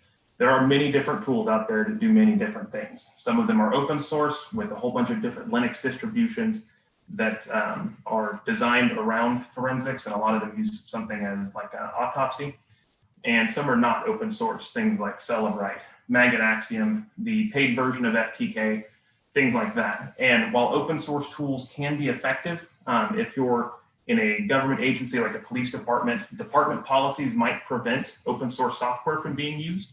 Or if you're at a company, that company might not allow you to use open source software. So you need to be familiar with the policies and procedures that your entity has and work around those. And that's not to say that there isn't a closed source solution for every problem. There typically is. And with that closed source, you have a good reputation. Anything that the FBI, the OSBI, the NSA, the CIA, anything that people like that use is going to automatically lend a whole bunch of credibility to your case and its forensic soundness. And that leads me to my next point, which is that trusting your tools is critical. The time to test a tool and figure out if it works, if you like it, and how it works isn't on a case. You need to have a control drive that you know what information is on there, you know what's where, and at that point, image that drive and then go over it. When I was doing that recently, we're able to find out that antivirus was preventing the tool from running as effectively as it could, so we had to work around that. And that is something that many tools will tell you, is that antivirus will hinder your investigation, if not make it entirely impossible. So it's good to trust your tools, know the quirks and idiosyncrasies that they have, and then be prepared to work around them. And next, you need to be familiar with the investigation process and what your role in it is. I see a lot of people get mixed up and believe that a forensic investigator, in a digital sense, is there to tell you who's guilty, who did what, this, that, and the other. And really what you're there for is to just simply interpret the data and put that out there. It's the lawyer's job to then at that point argue back and forth between what does that data mean versus what it doesn't mean. All you're there is to tell them that it is there, you can verify it's there, and here's how we did that. So one of the other important things is to always make sure you've been cleared to image and investigate whatever device that you're looking at. This is going to be something that is incredibly important, and it's something that you have to look at this through the lens of the opposing side or whoever is working against you, whatever happens to be in this situation, they're going to try to ding you at any given step. So you have to work to perfection, or at least the closest approximation of it that you can get. And there was a situation that we ran into recently where an entity contacted us and wanted us to investigate a couple devices. And on one of these devices, we found a personal backup for a separate device that this person had put on a work computer. Now, we had the capabilities and permission and everything to investigate the work devices. However, we had to contact them and get some clarification on this personal device that we had found on there. So again, don't get too gung-ho and don't get carried away. Just know what you're there to do and stick within those parameters. But with the image in hand, now we're going to dig into the data. So again, it's important to establish before you start looking into things, what you're looking for and what the scope of it is. You're not there to learn about this person. You're not there to dig deep into anything that you don't need to. You're simply there to look for what you're looking for. In some cases, that is very broad. In the cases where you're looking for just evidence of a general breach, we'll say. Someone thinks that something might have happened on this computer, but they're not sure what, and they're really not sure when. You do run into those situations, and that is a very wide scope. That's a very large net that's been cast. So you need to be careful to not let that get away from you. But in certain situations, you're going to be looking for very specific things, whether that be evidence of data exfiltration, misuse of company assets, anything like that. If you have a specific scope, specific terms, and specific time ranges, it's important to stick within those. So we're going to go over why that is so important here in just a second. So, like I said, you don't need to fall down rabbit holes or chase ghosts. Falling down rabbit holes is essentially anyone that's done this for any length of time has done this. It's where you think you're just one step away from that, finding out and cracking the case. So you just keep going that extra step because it's always going to be this next one. And you can really lose sight of what you're investigating in the first place. So it's good in those situations to kind of remove yourself, take a step back, and really kind of calm down and come back at it again in a second. And chasing ghosts is kind of the same thing, but it's a little bit different. Chasing ghosts is what I call it when, let's say someone brings you a computer and they are convinced that an old high school classmate of theirs has given them a virus or done something. And they know for a fact that this person did it. They give you all this information about them, and then they just tell you, go find them. You need to not go into that with the expectation of proving what they're saying. You're not there to prove what these people say is right. You're there to see if it is right. And while those sound similar, there is some distinct differences there that are good to be aware of. You're not there to be anyone's kind of long arm of the law. You're there to simply tell them what that truth is, even if it's not exactly what they want to hear, which a lot of the times you're not going to be people's best friend because there isn't that smoking gun that they're saying there is. So regarding all that, it's time to start simple. That's typically the best option. A lot of people are under the misconception that if no one can see them doing it in that moment, no one will be able to see them do it ever. So if someone's been removing data from a company, or someone thinks they have been, browser history and emails are going to be the best place to start. A lot of companies have things against using Dropbox, using Drive, using any online file sharing tools just because of the security risks it puts out. So if you see something along those lines, that could be a red flag. If you see emails that contain company data to a personal or just a strange email account in general, that can also be a red flag. One of the cases that I've worked, someone was exfiltrating data from the company by emailing it to their personal Gmail account. And that Gmail account was first name dot last name. It didn't leave a whole lot to the imagination. So it was pretty easy to confirm that, yes, this person was indeed exfiltrating data. This person was sending this data to themselves. And here's a complete paper trail that shows what they sent and when they sent it. Outside of emails and browser history, things like Teams, different IMing software, things along those lines are becoming more and more prevalent. And that can be another way that information can escape. So it's good to kind of keep up to date with what software is being used, what that software does, and how that software can impact your investigation. But if the surface level things aren't giving you what you need, you're not able to find any of the real low-hanging fruit, that's where a more in-depth look is warranted. And again, like I said earlier, we're going to stick to Windows devices. So some of those more in-depth places, and this isn't an all-encompassing list, this is just some examples. It can include RAM, registry entries, and Event Viewer. And Event Viewer has a lot of data to parse through, a lot of it less than useful, but there are some specific situations where Event Viewer logs can really help you with your case. So we're going to get into that here in just a second. So if, again, like we talked about data exfiltration earlier, if you expect data exfiltration, but you're not finding anything on internet-based vectors like email, Google Drive, anything like that, looking to the registry can be a really good place. Whether it be thumb drives, an external hard drive, or in some cases, even an internal hard drive that was removed, the registry is going to keep track of all that. And it lets you get a comprehensive list of not only when it was plugged in, but when it was last connected. And those can piece together a case, and such as in this example that I'm about to give you. An entity contacted us and wanted us to do an investigation into an employee they said had essentially, allegedly removed data from the premise. There was no internet anything, there was nothing like that. And something of note is that when this particular employee brought back their device, that was a company issued device, there was a missing drive, allegedly. Now, this company did the right thing. It's always good to have a good list of your hardware.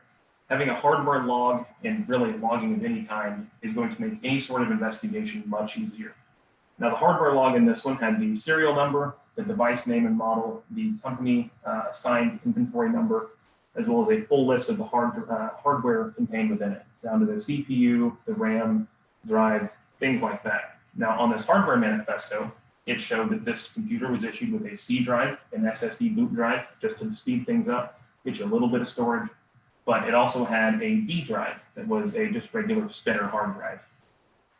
Now, this hard drive was not there when the device was turned back in, and the employee said that there wasn't one in the first place. Well, we get the device and we crack it open, and some actual old school forensic techniques came into play here. One of the things that we noticed immediately was that there was a whole bunch of damage done to the drive bay of the computer. The way that this drive was mounted into the laptop was there was a bracket that went on top of it, and that had a SATA connector that kind of looped around and hooked into the front of it. Well, the screws on that bracket, so you could remove it, were incredibly damaged. They were stripped out and they were scratched up. The bracket wasn't installed correctly when it was put back on. and it looked like someone had essentially used a crowbar or some other prying tool to try and lift that hard drive out. There were some very deep scratches, very fresh scratches, and they were all over the drive bay. It was incredibly damaged. So we documented that, and while that doesn't show for sure that there was an issue, it doesn't show for sure that there was a drive, it does give us a good indication that something was there. So we crack open the image, we start looking through it, and we go to the registry, and we can see, yep, there's a D drive that matches the make and model that's listed in the hardware manifesto. It was first seen on this day when that device was issued. It was last seen on this day when that employee was let go. And something to note in this is that that employee was let go, but the device wasn't able to be recovered from them for multiple days. So in those multiple days, that employee had time to remove that drive. So again, if you're going to let someone go, it's always good to get that device back as soon as possible. But in situations like this when you can't, this just shows how good adequate logging can be for your cause, as coupled with a forensic investigation that is all-encompassing and goes through it. So with the registry entries, with the information we're able to see there regarding the specific files that had been on that drive and were recently opened, we were able to paint a pretty good picture of not all of the data that was missing, but a good idea of what the rest of the data on that drive was. And that case was completed, and everyone was very happy. Now, another situation is going to be an incident response type situation where there's a virus outbreak, there's compromised machines in some capacity just running rampant on your network, and you need to know what to block, what process is running so you can start cleaning it up. And whenever the incident is contained, you can figure out where that rogue process was downloaded from. So you can kind of begin to piece together a report that is all-encompassing and shows what exactly happened. Like I said, there are a lot of different things you can get from RAM, such as the IPs that have active connections with that device. Now, this can have a twofold purpose, one of which is an IP that you can put in the firewall to block. You can stop traffic going to and from that, as well as you can figure out what that IP is. And if someone was sloppy, that can be used in litigation as a way to prove that this person had compromised your network and they were pulling data from it. The processes and things like that, well, that's going to be good in the short term to clean it up, remove them, get it quarantined, and get it good to go. It does help with the report as well, because with any incident response, there's going to be a report that talks about what happened, what we learned, and what we can do to prevent this from happening in the future. And the best report is going to be the one with all of the information. So you really need to get the best possible picture of what happened in an incident response, which is why RAM of the patient zero machine is ideal to capture if it's possible. So one of the other things that's kind of overlooked is Event Viewer. There was a case I worked relatively recently where an employee showed up to work and their computer was logged in and it was on the desktop. Now, they knew for certain that they had locked it, that it wasn't open, but nothing like that was going on. So with this person getting there and saying that, they immediately, they immediately contacted IT, and IT essentially confiscated the devices and shipped them to us. Now, they didn't have really adequate logging at this place, and so they weren't able to see on their end where the connection came from, what account it logged into, things like that. So we get the device, we image it, we start going through Event Viewer, and we see that there were multiple login attempts that happened in a relatively short period of time. I think it was 5 or 6 minutes, there were about as many login attempts. Before the one that was left open indefinitely until the employee got to work, the longest login was a few seconds or up to a minute, I think might have been the longest one before this. But even on the one that went until the employee found it, nothing happened. There were no files that were moved, there was no data that was encrypted. It seemed like it had been a remote attack, but no attack had taken place. It was more of a remote recon. It didn't really make sense. So with that information, we go to this entity, we tell them exactly what we see, and so they contact their IT provider. And come to find out, what had happened was their provider was testing a new update. They were making sure that an update had gone through. So they logged into the machine a few times to make sure that it was there and everything was copacetic. But in the process of this, they did it at a strange hour, and they didn't let this entity know that they were doing it. So that, coupled with the inadequate logging, it really, people were kind of flying blind until we got brought in to go over what exactly was there and, when exactly it all happened. But we're able to line up the times down to the second with the IT company and our image. So we're able to confirm what happened and confirm that while there was a remote login attempt, it wasn't a breach, there wasn't a compromise. And while they were happy about that, they weren't so happy that they had to go through all this time and money of an investigation. So another thing that is running kind of rampant, I would say right now in the tech world is BYOD, bringing your own device. I kind of more colloquially refer to it as bringing your own device, as there are some issues that you can run into in investigations with BYOD devices. As we've discussed kind of at length here, management of company assets is going to be critical. Maintaining control of the devices and the data associated with them is a huge step in the right direction, and it really should be the foundation of your information security processes. So I say that BYOD is kind of tricky because if it's a company laptop, the laptop that I'm streaming from right now, that's a company device. The company owns that. It's theirs. They're just simply letting me borrow it as an employee. So if there's an investigation that needs to take place and they want to remove this computer from my possession and begin an investigation, I can't fight that. It's not mine.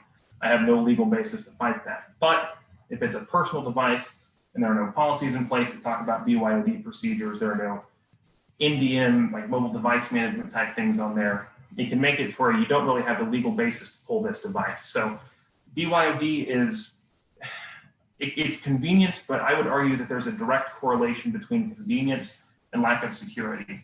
So you really need to measure out what's going to be the most important for your company. Do you want to be as secure as possible, or do you want to be as convenient as possible?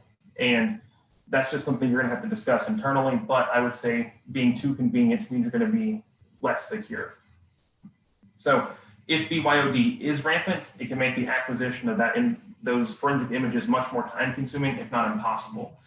If you have to get a warrant, a subpoena, or any legal document like that to actually get a device, whether it be a phone or a computer, that can take time. And in that time, the device can be lost. They can delete and overwrite the data so it can't be recovered, or they could just throw it in a blender or throw it in the ocean. Who knows? They have full control over that device, and it's theirs to do with it what they will. So it's good to let employees kind of have their own control of things and let them kind of do things their own way, but you need to make sure that that doesn't come at a detriment to the company or the security of wherever you're working at as a whole. And lastly, always manage how employees are going to access the internet or company information. The principle of least privileges is critical. Now there's a case, and I'll admit that it is extreme, but I think that extreme cases are good to use because it illustrates what can happen in a worst case scenario if you don't institute the proper controls. And worst case scenarios are what you need to plan for, not the best case. So in this case, an entity had contacted us and wanted us to investigate a couple of rogue employees. Now, these employees took BYOD to a level I haven't seen before or since, where they went so far as to contact an internet service provider to have them come out on site and set up an entirely separate network. This separate network had their own firewall, it had their own router. It was completely circumventing the controls of this entity. And with that being said, they immediately started abusing it as you think they would. They were torrenting movies, they were doing peer-to-peer sharing, they were going to the Pirate Bay. All these things that are typically illegal, especially with the content that was in here, such as movies that had been in theaters for less than a week. So they were pirating things that were illegal to have. And because of that, essentially it was made worse because it was a government entity. So not only were these people doing this on company time, on company property, with company devices, they were doing it with government devices. And they were putting government information at risk by doing this. So because it was company property they were conducting all these activities on, regardless on if it was a separate network, we were able to go in there, have those devices pulled from them, and image them. And we did find full seasons of TV shows, visits to dating sites, visits to pornography sites, all sorts of different movies, and evidence of torrents and other illegal activities. So we were able to kind of compile a report that discussed all that. And another thing that was interesting as well is that because they were outside of the supervision of this entity, they were able to connect to the IP-based security cameras that someone else, this company, had at their home. And we're able to have pictures and verify different identifying details in them to connect it to this person's home. So because there were no controls in place, they were not only able to pirate movies and things along that line, but they were also able to actually spy on another person at this company that they were having issues with. So again, without controls and logging in place, people are really just free to do as they will on your network. And that's not good. That puts you at risk, it puts them at risk, and it puts your clients and your money at risk as well. And kind of tangentially related here, the principle of least privilege is going to be very important. If you have a firm that does multiple things, whether it be engineering, accounting, plane building, anything like that, those departments need to be separated and compartmentalized. There's no reason that anyone in accounting should be able to view the engineering schematics that an engineer would. Likewise, there's no reason that an engineer should be able to view the financial information that accounting would. Not only does this kind of put the company at risk just on accidental data leakage, it makes it harder to figure out if there was intentional and malicious data leaking. It makes it harder to pin down exactly who did it, because if everyone can view it and there's not that many logs, which those typically go hand in hand, you're going to have a very hard time proving who did it, when it was done, and what exactly all they took. So it's good to have your company set up as secure as possible, so that way if something does go wrong, it's much easier to remedy it, and it's much easier to figure out who did it, when they did it, and what exactly needs to happen to that person in the future. So we're finally at the final boss, guys. We're at the end of the road. We're going to talk about kind of the long-term look at digital forensics. Now, I'll spare you guys my soapbox on how endemic personal computers or phones have become in our lives, but it's important to note for this field that most communication now takes place on a digital medium, at least from what I've seen, and anecdotal evidence isn't worth a whole bunch, but it's what I have to go on. So with that being said, typical cybercrime cases, or whatever you want to call it, aren't the only thing where computers and phones are becoming incredibly important. You have murder cases, drug deals, wrongful deaths, car accidents, whatever it happens to be, because phones are a main form of communication and the main form of digesting and intaking information, they're crucial to cases that it might not seem like they would be in the first place. Because by the principle of digital communication, it all has to be logged. If you send a text message, it's going to be logged on yours as sent, and it's going to be logged on theirs as received. And that's a good thing for the user, but it's a bad thing if there's an investigation going and they have something to hide, because it's hard to hide a text message that you can put a time on, you can put a date on, you can put a number to and a number from. So I think it's important for people to realize that you need to be proficient in digital forensics, or at least the rough idea of the foundation and the principles behind digital forensics. If you're going to be working in law enforcement, if you're going to be working, especially as a forensic examiner, a digital forensic examiner. But that's something that a lot of people miss. They look at phones and things as still these newfangled toys that aren't really that important. And I think we need to kind of modernize our thinking in every field. This isn't limited to just one. We need to modernize it in every field, get everyone caught up on exactly how important these are, what they entail, and things along that line. So, like I said, they're quickly becoming cornerstones of cases, even if it doesn't seem like they would be. Now, if you watch YouTube True Crime at all, I'm a huge fan of that. Jim Can't Swim is my personal favorite channel. All these cases that he talks about are typically murders or kidnappings and things like that, but phones are the cornerstones of all those cases almost every time. And it's important to realize that that's where we're going. And well, not even that's where we're going. It's important to realize that's where we're at. It's only going to get more important as time goes on. And that's why I really believe that as software gets more and more locked down, hardware-based imaging and hardware-based forensics are really the next frontier. It's really the next place we need to be focusing a whole bunch of time, and that's why I'm trying to kind of get there. I want to try to better the field as much as I can, because it's something I do care about a lot, and it's something that I think everyone should care about a lot. So take that for what you will. Now, we are done. This is kind of the end screen. This is a suite building our architects at Guernsey design. I don't really know where it is or what it does, but it looks awesome. It's got our contact information down there at the bottom. So if you guys have any questions, anything like that, please feel free to ask me, and I would love to answer them. Let me get unmuted here. All right. Well, Hunter, thank you so very much, guys. Please remember that in the Slack channel, BSidesOK track 1 You can ask Hunter questions. You can ask me questions for that matter, and I can get those over to Hunter. And we do have, oh man, we got about another 27 minutes to fill up before our next speaker, actually, and we don't have another interview. So, any questions you guys have for Hunter or anything, we'll be glad to answer. Can you guys hear me okay? Yes, That's my other question at this point. Because I know that was an issue earlier. I actually propped the mic up a little bit higher so that people could hear me and turn the gain up a little bit more. Justin Johnson actually says it is important to remind people that the Supreme Court recently ruled that your personal information on digital devices is constitutionally protected. Your provider might know your location 24/7, but the government requires a search warrant to get specific information. You care to comment, Hunter?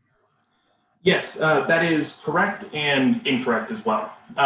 The Supreme Court has ruled based on the Fourth Amendment regarding unreasonable searches and seizures that a PIN or a password is protected by the Fourth Amendment. However, it was recently ruled that if you use a biometric lock, such as a face scan, a thumbprint, anything like that, that isn't protected. So if you do have information on there and you do use a biometric lock, that isn't necessarily protected by the Fourth Amendment. And that's been something that people have been kind of fighting back and forth against, arguing what exactly the Fourth Amendment means and if biometric information is protected by that. So that's kind of an interesting, it's a good question. It's kind of an interesting frontier to be paying attention to and really kind of looking at to see where the future of constitutional rights are going regarding digital information. Okay. The other question that was asked by Sinister Kitten in the Slack channel, Hunter, is do companies ever take apprentices for digital forensics? And we have another question after that. Yes, some of them do. We're kind of in the process right now with a certain educational entity where we're kind of looking to be a way for them to do their practicums with us. That way they can get some real world experience. There's not many places that do that, but we're kind of getting on the road to be one of them. And I have to say, I think apprenticeship is one of the things that, I mean, the term I think it's used in most tech companies and everything, we're actually looking for internships is what we're looking for. So a lot of the times you'll be looking for people who are still in college. Generally speaking, I can speak for True to a degree. We generally look for people who are juniors or seniors in university and college and everything that are finishing up at least their bachelor's degree, and try to bring them on for like internships and stuff like that. How does Guernsey work? We're still kind of in the process of getting all that figured out right now. We don't have anything too set in stone, but with the one entity we have discussed this with, it's kind of the same thing what you're saying. They typically do the practicums, internships, whatever you happen to call it. They'll do that in the junior or senior year, kind of just somewhere in there based on where the student is at. Okay. So Justin Johnson, he was referring to the Supreme Court case a while ago, and he says the case that I'm referring to is to location. Location. Okay. I'll have to look more into that one. I haven't looked too much into location. I know that there were some issues that arise with that with some of the COVID trackers that people wanting to use. But that wasn't something that I looked too much into, and I'll have to remedy that. I'll have to start looking at the things regarding location data. Okay. So another question, these are some pretty good questions that are actually coming in. I think it's really great that we actually have time to answer some of these questions before Aaron Crawford's up next, guys, just so you know. But what are some interesting things about forensics of BitTorrent data, like logs and other things? Regarding BitTorrent data, a lot of people are going to use things like Tor or something like that, or VPNs of some kind to kind of start torrenting things, and that can make those logs hard. Typically, it's going to be kind of metadata within the file itself that discusses if it was from BitTorrent or where it came from, and you can kind of also link it to BitTorrent or whatever service it is based on timestamps in terms of when it was downloaded, when BitTorrent was visited, and sometimes in the URL they can never show that. So there are ways to link it, and sometimes it's easy, sometimes it's not. Forensics isn't really magic, so there are sometimes you can piece things together but not say with certainty. You can kind of get circumstantial evidence, if you will. It's a lot like log correlation and everything, correct? Exactly. I've seen that a lot. So Jess is asking in the skill or in the skill set in the Slack channel. I'm getting my words mixed up. Thank you, Guinness. I just want to say thank you for Guinness the B, of course, stands for beer in B-sides, if you're not aware. Jess asks, what skills or certs should someone wanting to get into digital forensics get? What would be good for someone who's trying to break into, you know, quote unquote, break into digital forensics? What would be interesting for them to take a look at to start on their journey? Is this in regard to a degree or just kind of in general? Well, specifically, it says skills and certs. So, I mean, Skills and certs, probably okay, be, you know, just anything in that area. We have plenty of time to fill right now, Hunter. So just kind of brain dump if you don't mind. Sounds good. I don't have a degree, so I'm kind of more of the cert and kind of self-taught type person. And I think that's kind of the way of the future. So I think that certs are a good way to go. It's good to have a good baseline and have an accurate and honest assessment of where your skills are at currently. There's nothing wrong with starting small and then kind of snowballing into the bigger things. Things like an A+, Network Plus, Security Plus. Those are all good foundations and good cornerstones of your forensic career. I started out with a Security Plus certification, and I've expanded that into Celebrite certifications, and I'm looking at getting magnet certifications and things along that line. Another thing that people kind of overlook, and it's a good way to build skills, is going to be YouTube. There are lots of people, especially with hardware hacking and kind of more hardware-based extraction methods, that they really get deep into the creep on YouTube, and that's a really good tool to use to expand your skill set. So I think you need to figure out specifically what you're wanting to do, what you're wanting to do with the field, how far you're wanting to go with it, kind of get a baseline of where your skills are at, and then build up from there. And like I said, CompTIA certs, the GSEC, Celebrite, magnet certs, those are all going to be huge and very important to your career going forward if it's something that you choose to do. I completely agree with that. From the pen testing perspective, this is what I have. And if anybody watched my talk earlier, I apologize. I'm going to kind of regurgitate a little bit of my background because I actually 100% agree with Hunter on this. I started out years ago with an A+ certification. It's funny because I went to school. I graduated college about 10 years after I was supposed to. Well, 6 years after it took me 10 years to graduate college. So. You know, I went through several different certifications and everything along the way. I got an A+ certification, studied the Network Plus, studied the CCNA, but never actually got those. But the next cert that I got was like a GSEC, and that's a good one to start with. It's the Security Essentials from SANS. I was a SANS mentor at some point in time. Now, with that being said, SANS is incredibly, incredibly expensive. So if you can find ways around that, there's lots of information you can find on what the SANS stuff teaches without actually getting the certification. But certifications, Henry, I'm sure you'll agree with this, get your foot in the door at a lot of places. Yeah, so, absolutely. Especially if you don't have a degree, you're typically fighting an uphill battle with that. But recently I noted there was an executive order signed that for government positions, real-world applicable experience is now weighted over a degree. So that's fantastic because exactly. I think that's very overdue, but I'm glad that it happened right now. Late is better than never. Right, I completely agree with that actually. And Frank C in the Slack channel actually said YouTube is awesome for all this stuff, and I couldn't agree more. There's a lot of information on YouTube, specifically on the ones that I tend to stick to more often than not here lately have been stuff along the lines of like reverse engineering and stuff, because that's kind of my passion, which reverse engineering goes a lot into forensic work though, correct? Exactly.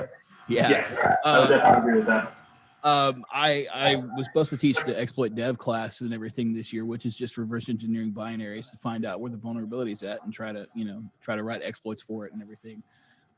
This year, and hopefully, like I said in my talk earlier, I'll teach it next year. I'm going to get it written. I'm going to teach it and everything. I just this year's been crazy. Last year was crazy. This year has been crazier, believe it or not. And so basically, certs are an incredible way to gain real world information or real world experience, depending on the cert. I highly recommend for anybody wanting to get into pen testing and stuff like that, because again, that's where my heart is. That's where my passion is and everything. Look at OffSec, the offensive security certs. I've got 2 of them so far, and I'm working on the AWAE right now, which is the reason I didn't teach the exploit dev class. But I know there's tons of other certifications out there for forensics, for instance. There's the GCIH from SANS. There's a forensics one from CompTIA, correct, Hunter? I think that they just introduced that one. I think it's one of their newer ones because I know they just put out a Pen Test Plus as well. So they're kind of expanding from just like the foundation and principles of computers and security and things like that into much more specific facets of them.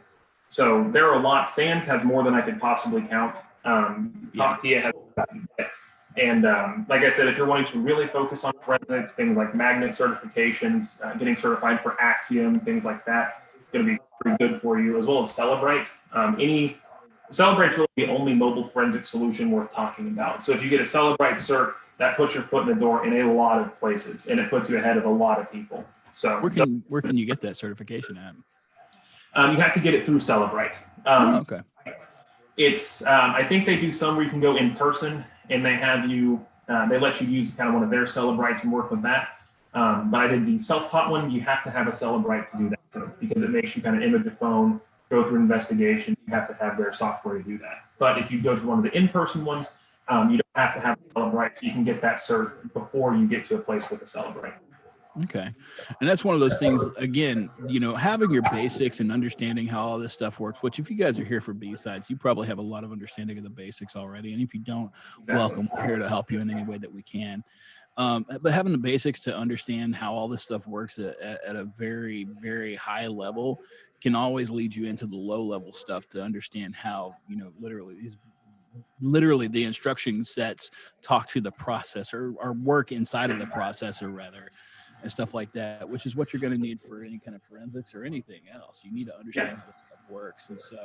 And to be honest with you right now, we're just trying to fill some more time. So let's go back to Slack real quick. Is this talk still on proven AI for security? No, I don't think we're there just yet. As a matter of fact, I'm pretty sure that talk is coming up next, actually, if I'm not mistaken. Let me double check. I believe that's going to be Aaron Crawford coming up at 3:00 with the proven AI for security. Yes, that talk has not started yet. Let's see, Peter. No, that talk has not started yet. That actually starts at 3 p.m. here in about 15 minutes.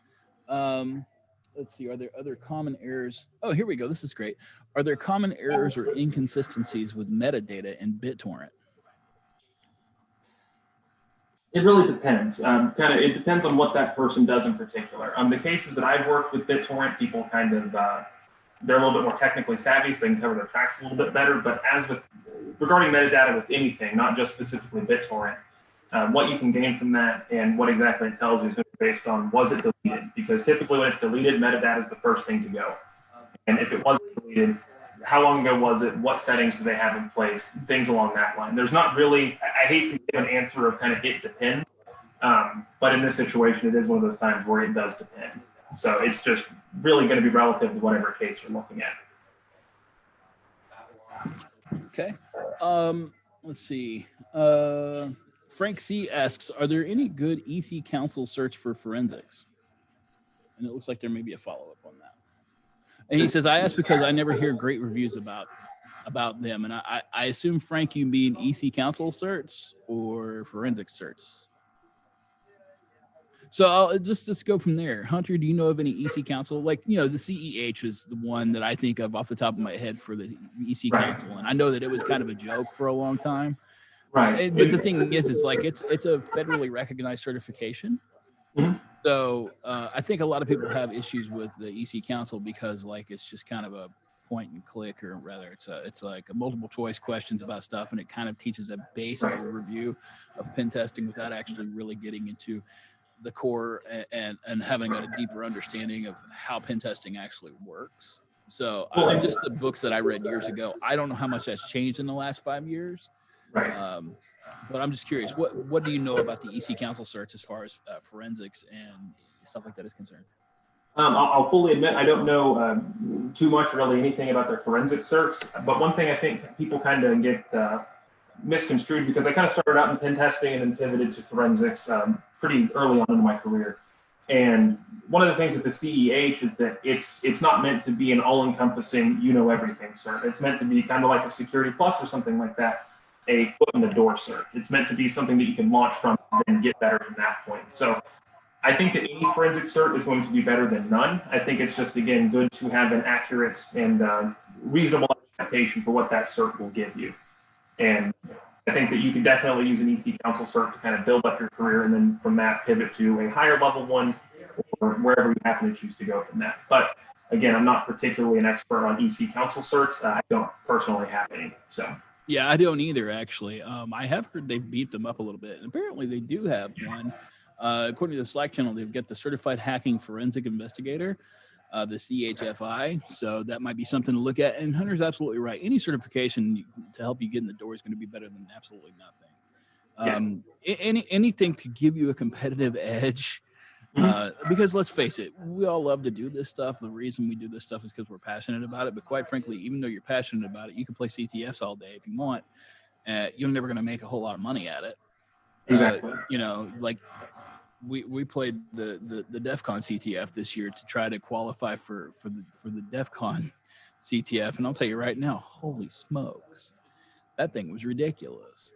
And so the only way that I know to win money at stuff like that is to compete in those, those super high stakes competitive competitions and everything. And the reason we're all here to do this is to make money. You know, we try to turn our passion into a job so that we can enjoy it, get paid for it, and help other people, which is the reason we do what we do. So any competitive edge you can have to help you get in there is just, it's worth it. Whether it be an EC Council, or if it's a SAN certification, or if it's an OffSec certification, or, security tube certifications. I'll tell you right now, I've taken security tube certifications. I can't remember. I think they may have some forensic stuff on there, but the VEX certifications, the stuff he takes you through, particularly in like, I can speak directly to JavaScript and to the x86 assembly stuff. And I'll tell you right now, that is some good information in there. It's been fantastic to work through those. So don't discount any certification. Exactly. And the x86 assembly stuff is actually kind of what I'm looking into now to get more into the hardware-based side of forensics, where you're kind of able to breach the system, because any drive can be encrypted, any phone can be encrypted, this, that, or the other, but hardware really can't be encrypted in terms of the way that it interacts between, we'll say, the CPU and the RAM. That's right, all unencrypted. And so that can be an incredibly valuable source of information if you're willing to really get in there and get that knowledge and learn it. Now, that's a very deep thing to get into. And I would definitely recommend getting some experience under your belt before you start trying to do that. But that's going to be kind of the next wave, I think, is going to be hardware hacking, essentially. Well, that kind of goes into the next question to the Slack here. Justin Johnson asks, what directions do you see this field moving into the future? Specifically, as criminals move to cut past programs, he says I'm assuming cut and paste programs. Do you see that making security against greater threats becoming more difficult as there is a flood of amateur attacks?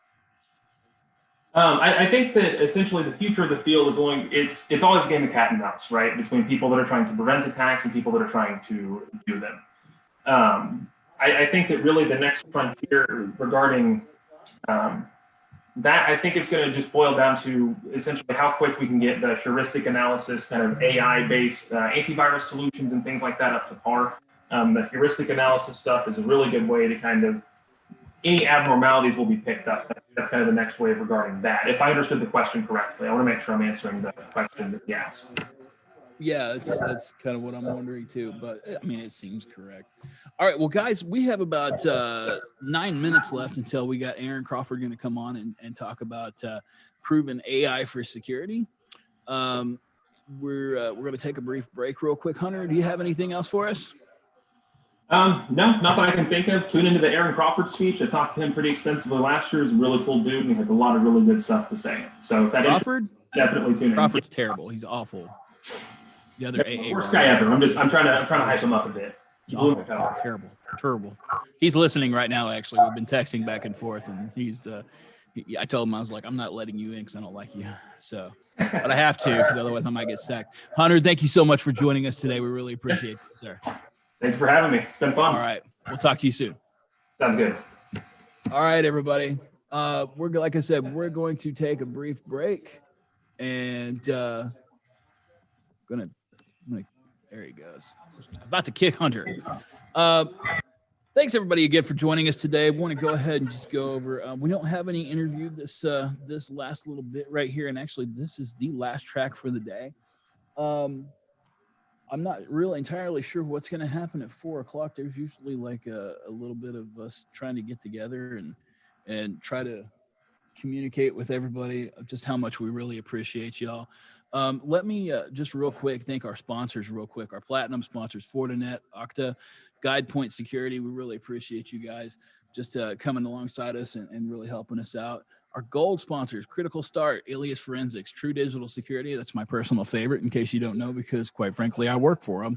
I have to say that I am legally obligated, and if I don't, my boss says basically I won't work there anymore. Secure Ideas are professionally evil. This guy right here, look at him. I love him. We're not socially distancing, people. Yeah. Oh no, we're totally social. That was a virtual Sweeney right there is what that was. Pinpoint Security. And our silver sponsors, thank you so much to Checkpoint, and our contributing sponsors. And this is the people who actually are really like helping us today with the physical stuff.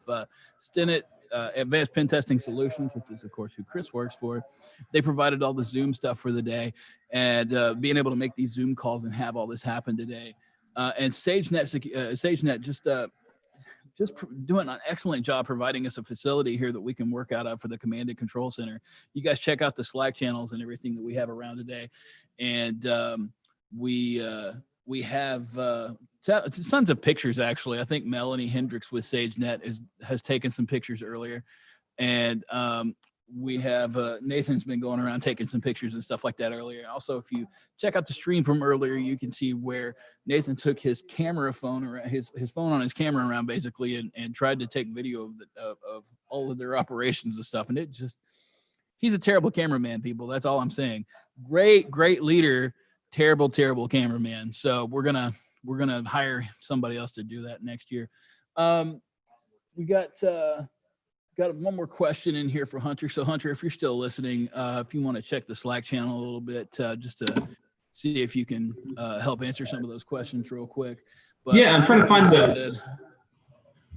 Let's see. We got says thanks for the suggestions. Have a master's degree in computer science. Basically, they're way more qualified for this job than I am at this point. Took a Coursera class on forensics and loved it. Got all the experience with SIFT and other tools. SIFT is a great tool from what I can tell. It was developed by Rob Lee at SANS.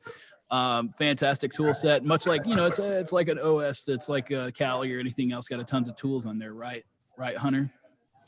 I think so. That's one that I've kind of started looking into. I don't know too much about it. I typically stick to things like Magnet or anything like that. I haven't used any particular like distributions. Or any Linux tools like that particularly, but that's something I'm starting to get into. Yeah, we totally understand. Well, Hunter, again, thank you so much for joining us today. I'm going to go ahead and bring on Aaron Crawford and try to get him set up here. And so, Hunter, have a wonderful day. Yeah, thank you. You too.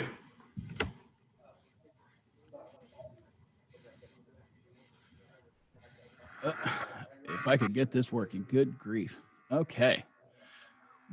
Ladies and gentlemen, we're going to bring on Aaron Crawford as our next guest. Aaron Crawford's going to be talking about proven AI in security.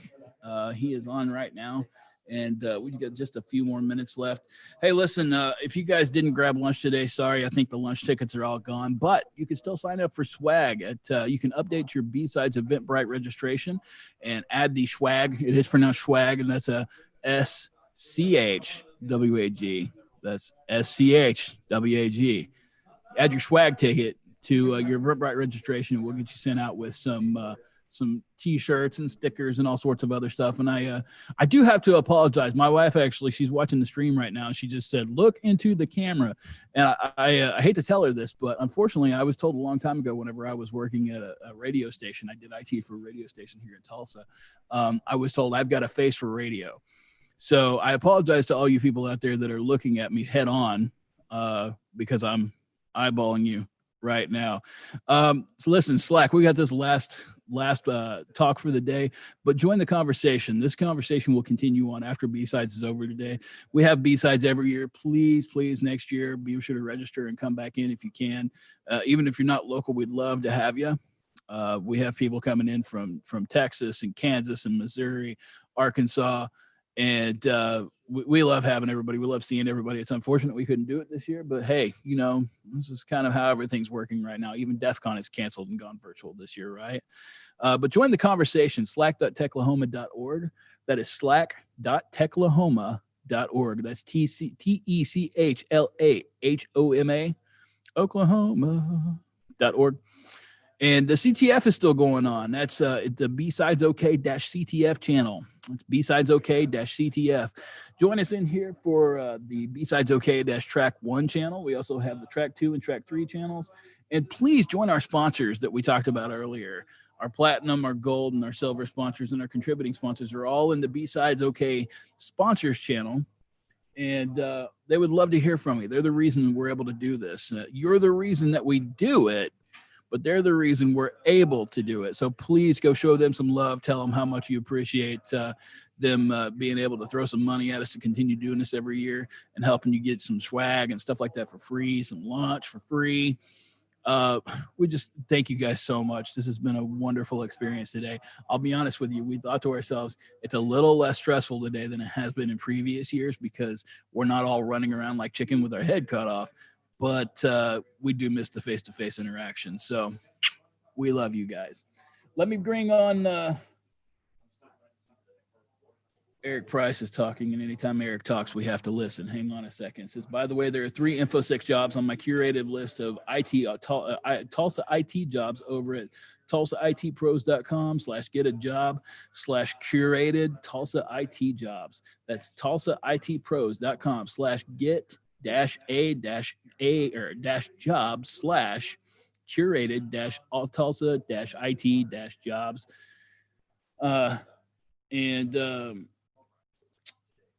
Yeah, feel free to add that to jobs. So Eric, please add that to the jobs channel. We'd love to see that in there. Let me go ahead and bring on Aaron Crawford.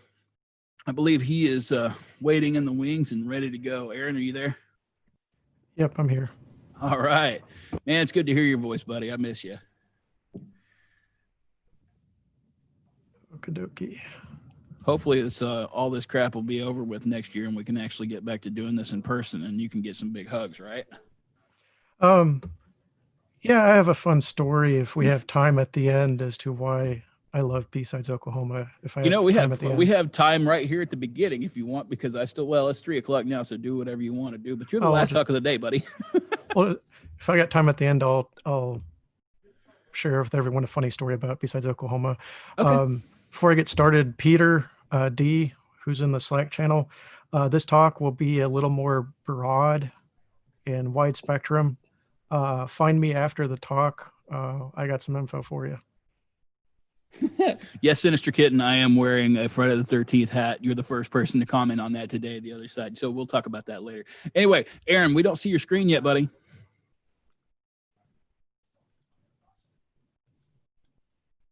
There we go. There we go. All right, you're on. I'm going to let you roll. Aaron, take it away. Okay. So this is going to be proven artificial intelligence for security. The purpose of this talk is to really get anyone and everyone from every background started with artificial intelligence and incorporating it into your security workflows. This is going to be kind of a broad spectrum of things that is covered. So I'm not going to be able to get to everything and anything that you might be interested in. So reach out to me. Before we get started, a little bit of copyright control here for obvious reasons and other parties. I want to give a big thank you to everyone at B-Sides Oklahoma staff. If you haven't gone out already in the Slack channels, thank the sponsors, thank everyone who is organizing this. These guys have been busy all year long trying to put this together. They didn't know if it was going to happen, and people really pulled a lot together at the last minute to put this together for a free virtual conference. So please, please thank everyone here. I do not take this for granted, and I am very, very blessed to give this talk, and I'm always excited to talk at B-Sides Oklahoma. Globally, it is my favorite, and it is the best B-Sides out there globally. If you don't have something similar to it in your area, I urge you to go check it out in person next year and take what you learn there, take it home to create your own similar B-Sides. The great thing about I have to say real quick, Aaron, I hate to jump in here, but we love you too, man. For those of you who don't know, Aaron has literally been with us since day one as well. He helped run the first social engineering CTF, and he's been a huge, tremendous help. He's put together ads for us and stuff like that over the years. Just videos and everything. I mean, he's been a tremendous, awesome person to BSides. We love him so much. So I'm gonna butt back out now, but I just want to say we love you too. So this is the only BSides I've never missed a single one. I've driven halfway across the country to get to this. BSides Oklahoma is very unique, and if you guys ask me at the end after I'm done with this, I have some very unique stories which will give you a direct insight into what you can expect from BSides Oklahoma. It's one of the largest security conferences in the Midwest, but it still allows you to get to all the talks and everything. So that's why I love participating in this each and every year. I've been involved in security for a paycheck for over 25 years now. Everything from red teaming to penetration testing to forensics to all sorts of odds and ends. I author books and do podcasts, all sorts of odds and ends. We really don't have time to cover everything that I do or about me. So please just take a snapshot of this and get a hold of me anytime, any place.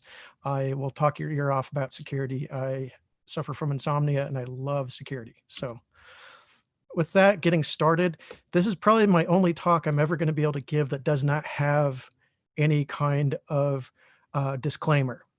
Everything's going to be raw, appropriate language, but very raw. I'm just going to be dumping information and stuff out there.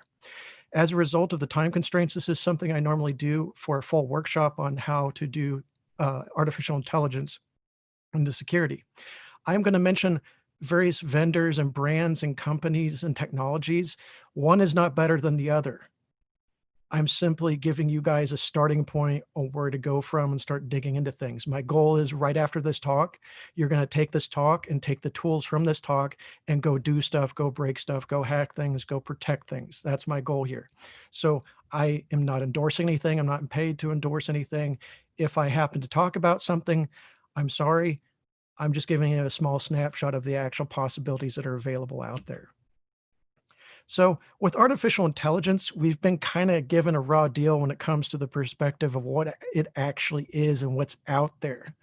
We always think about the dystopian science fiction future of things and how scary things are. Skynet's going to end the world. The robots are going to raise up and kill us all, et cetera, et cetera. That's not the case. Artificial intelligence today, I want to show you, is something that is absolutely amazing and a game changer. It is our responsibility to bring it into our industries and make sure it is handled responsibly and ethically as well. This is not an ethics talk, but I will mention a few things here and there. All of you probably do have perspectives and experience with artificial intelligence. All of you are actually probably fairly skilled artificial intelligence programmers, and you don't even know it. A lot of you are probably currently employed or have done work in artificial intelligence fields. I know pretty much all of you have worked for Facebook or have worked for Instagram doing programming, machine learning and training. A lot of you have gone through and clicked on an image and tagged an image on Instagram or Facebook. Congratulations, you programmed machine learning into an AI. So that way, when you go back over the next time and you arrow over a picture that you didn't tag, it automatically has that person's name, and in this case, Nicholas. That's done through AI. Artificial intelligence is so prevalent in our life, day-to-day life, it is almost benign and we take it for granted. Another job a lot of you have out there in the field of artificial intelligence is working for Netflix or streaming services. All of you have experience with artificial intelligence under the hood of, say, Netflix here. Based upon your viewing history, what you liked, what you clicked on, what you previewed, what trailers you watched, that keeps track and helps build a model so that they can start suggesting things to you of what you like, or maybe you would prefer this, or here's a top 10 selection for you to help sort through everything. It's kind of one of those friendly AIs that doesn't quite always work so well. By the way, this is not a picture of my Netflix queue. Mine has mostly cartoons and children's stuff in it.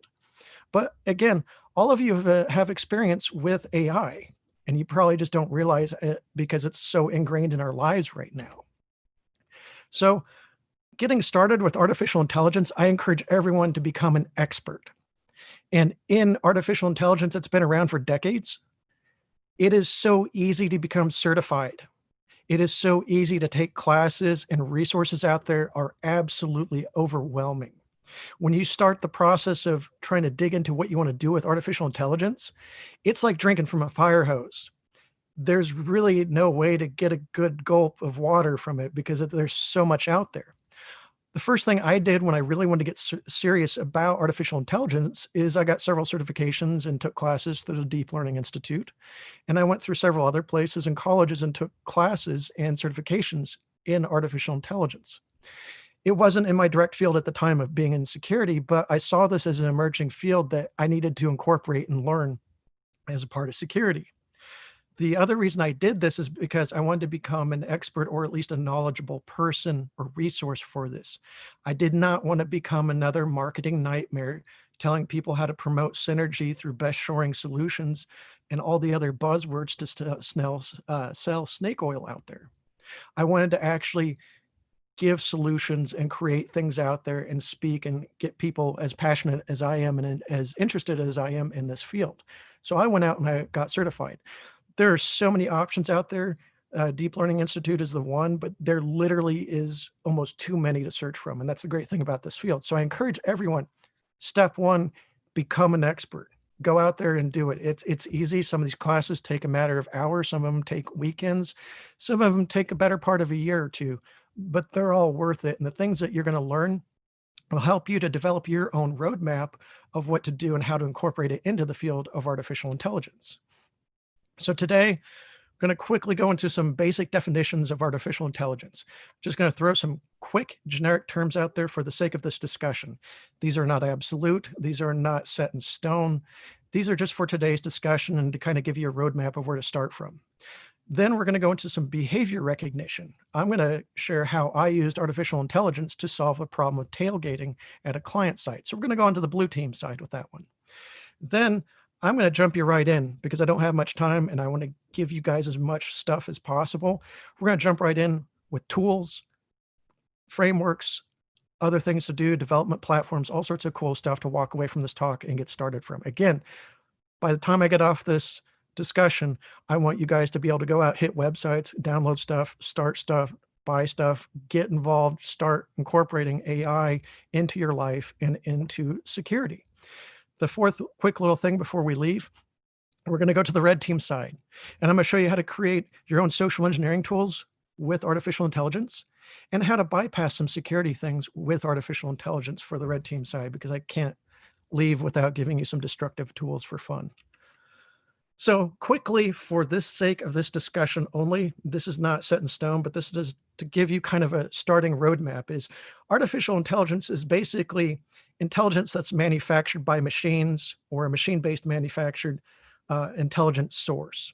It demonstrates intelligence and is crafted or built, and it's not naturally occurring. You and I and everyone else on this call and in this conference, we all have naturally occurring intelligence and critical thinking. Your animals, such as your dogs and cats at home, have their own naturally occurring intelligence. Your Alexa, your Netflix, the image recognition on Facebook, that's all artificial intelligence. It's been crafted. Machine learning is basically machine-based logarithms that are used to improve, or they create, or they learn and improve automatically through experience or training, meaning that these logarithms will change and adapt, or they will expand based upon what input and analysis we feed into it and how we train it. This is what Netflix uses for their predictive analytics to give you, hey, this is the best movie since you watched Batman, we're going to have you watch Superman kind of thing. Artificial neural networks are basically circuits or networks that are designed for problem solving or predictive modeling. We train artificial neural networks through machine learning. So our machine learning feeds into those neural networks and trains them so that they can go through and solve the problems. They can do the predictive analytics and everything. Inferences are basically steps in reasoning. We're moving from idea to logical consequences, and we generally divide that into deduction and induction. Basically, these are the steps to train the machine or the logarithm. So in the case of image recognition, we're going to feed it a bunch of pictures into a library so that the whole system can sit there and go, that's a picture of a hot dog. That's not a picture of a hot dog. That's a picture of a red ball. That's a picture of an apple. And we feed these images in so that it learns the differences. And sometimes image recognition systems can have millions of different images in the library to help it discern things. You'd be surprised how large the library is just for some basic image recognition things of stuff that's on your desktop, or a simple ball or apple or banana. These are the input that helps us define everything. Facial recognition is basically a system that's capable of identifying from a source the identity of the subject using comparisons and machine learning models. So we each have unique identifying features on our face. Facial recognition takes those and compares them to a library that it has to see if Aaron is Aaron, if Aaron is Aaron, and so on. This is not advanced enough to be stable quite yet with the technology. So there is some issues that we'll get into, and you might hear about people talking about facial recognition and its shortcomings in the news. Again, this is not a talk for ethics, but we will cover some odds and ends and how to work around and with them. So one thing I want to put out there before we dive into everything is artificial intelligence does not replace the human, and it does not replace any jobs. It does not take jobs away. Properly implemented artificial intelligence creates new opportunities and augments existing environments. What I mean by that is how many people out there are involved in red teaming or pen testing. Think about your pen test process. It literally goes down through a list of things that you can do. It's not quite automatable or automatic, but it's close. You have a list and a framework that you work through on every job during a security assessment. With artificial intelligence, we can take that and basically create something such as the new cool tool. We can basically think about artificial intelligence a lot of times as scripting on steroids. It's like creating a script with the smarts behind it to run things. So in the case of penetration testing, I've been doing this for years now, automating the whole workflow through artificial intelligence. That doesn't mean I replace my job or my opportunities. I create more value for the client, and I create additional opportunities. Say, if you don't have a lot of people on your team, you can use artificial intelligence and spin up several instances to conduct the penetration test. Each one's going to give you a different perspective.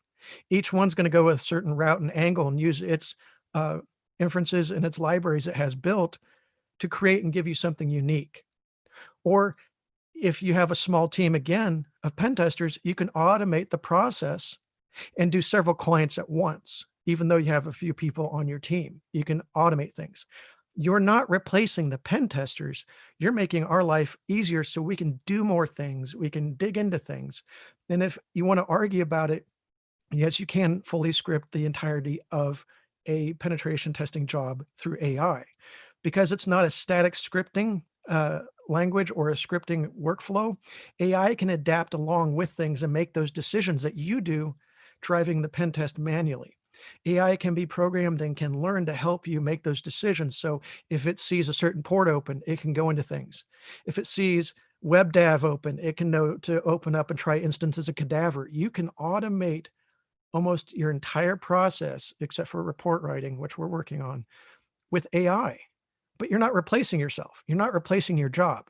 You're just making it easier, and you're giving your clients better value for what you're doing with it. But think about AI as the new scripting tool. Think of it as that benign tool as just scripting in your toolbox. You don't manually enter in every single thing on the bash prompt. You write bash scripts to automate stuff. Think of AI in that fashion with a lot of things, and it opens up a lot of doors for you because now it's not static. It has some dynamic nature and it has some smarts behind it. So with facial recognition, we run into a lot of errors. We run into a lot of things. You hear a lot of stuff about, is it legal? Is it ethical? Probably one of the biggest things you run into if you start doing facial recognition is people don't trust it and they don't like the invasion of privacy. But more importantly, it's not always accurate. That's due to the technology and the age of the technology right now. It will catch up eventually. But there are some problems with facial recognition. I'm a ginger, and if I get sunburnt, I can't unlock my phone. My Apple phone doesn't recognize me if I get sunburned in the face. There's a lot of other things out there that don't work if you have certain changes or certain skin tones, or if something happens to you, you break your nose, other things. Depending upon the points of reference on your face that things are drawn from for facial recognition, those can be spoofed or they may not be consistent. Facial recognition is a static solution for a dynamic issue. That eventually will change as the technology has been progressing in leaps and bounds in this territory. So with all these problems of facial recognition, I don't advocate you integrate that into your workflow. What I do instead is behavior recognition. And this is how I solved tailgating at a client with artificial intelligence. I had a client who did everything correctly. For multiple years, everything still boiled down into tailgating issues. That's how everyone got in. That's a recurring problem they had. They could not solve it. They had all the training. They had all the tools. They had turnstiles. They installed man traps. They had guards, everything. Still had issues with tailgating. So what we did is they agreed to have a study done. We used an artificial intelligence module and hooked it up to a camera. Now, rather than just hooking it up to the surveillance camera and seeing what was going on, I hooked up one specific camera. For one, I did not want to do any facial recognition. I did not want to capture any conditions. I wanted to earn people's trust and make sure that they knew that we're not trying to capture their images or faces, but we were targeting behavior. It also made it easier to train the whole system with inferences because the inferences were kept as two things, a positive and a negative. The positive in this case was the behavior of one person, one badge, one green light, one entrance was the positive. Everything else was a deviant or false. So that made the inferences easy to train. So over a period of months, the camera picked up everyone coming in and leaving work, scanning their badges and whatnot, and tailgating. As a red team guy, I naturally thought, hey, Mondays and Fridays are going to be the best days for tailgating opportunities. I was wrong. Due to the social nature and the human nature around the workplace, it was a very social workplace. Mondays and Fridays were the worst.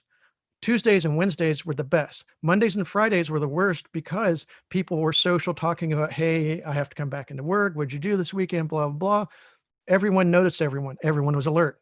On Friday, same thing. Hey, what are you doing this weekend? What are you doing at the barbecue? What are you doing with the kids? Very social atmosphere. And as a result, those people keyed into other people and what was going on, and they would yell at others, hey, man, scan your badge. Don't forget to scan your badge.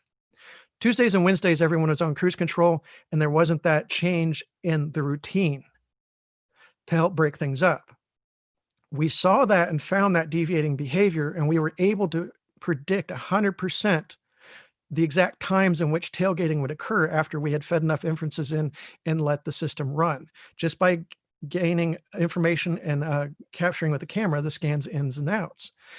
This is not something we would have found by manually going through and watching surveillance tapes. The AI helped us to identify times that the deviant behavior occurred. It helped us to show the patterns, and it helped us to show the why. We then took that information, and the client and I sat down and figured it out that, hey, we need to solve this by adding in something social into the environment. We got rid of the turnstiles and got rid of some other things. The role of the guard changed to more of a helpful person, not a, what are you doing here? I'm checking to make sure compliance is in play. And we also put in refreshments in the area before you scan your badge. That helped to kind of slow people down and create and continue that social atmosphere all 5 days of the week. So everyone was on alert and that atmosphere permeated through that whole environment. That's something I would have never been able to find on a pen test, a security assessment, an audit, or even watching surveillance tapes. The AI found that. It showed when the deviation happened. It showed us the why and the patterns and allowed us to really dial in to that security core, which is the human element, and solve something without, a new tool or a new piece of software or new something costly. We actually removed existing security controls, and now to this day moving forward, this client has zero tailgating, and we can back that up with the surveillance records. So moving on with that, I wanted to accelerate your development in this whole process. You hear me yammer on about a blue team example of, yeah, you can incorporate AI into that, but let's get you tools, let's get you development platforms, let's get you software. And I like cheap stuff. I like free.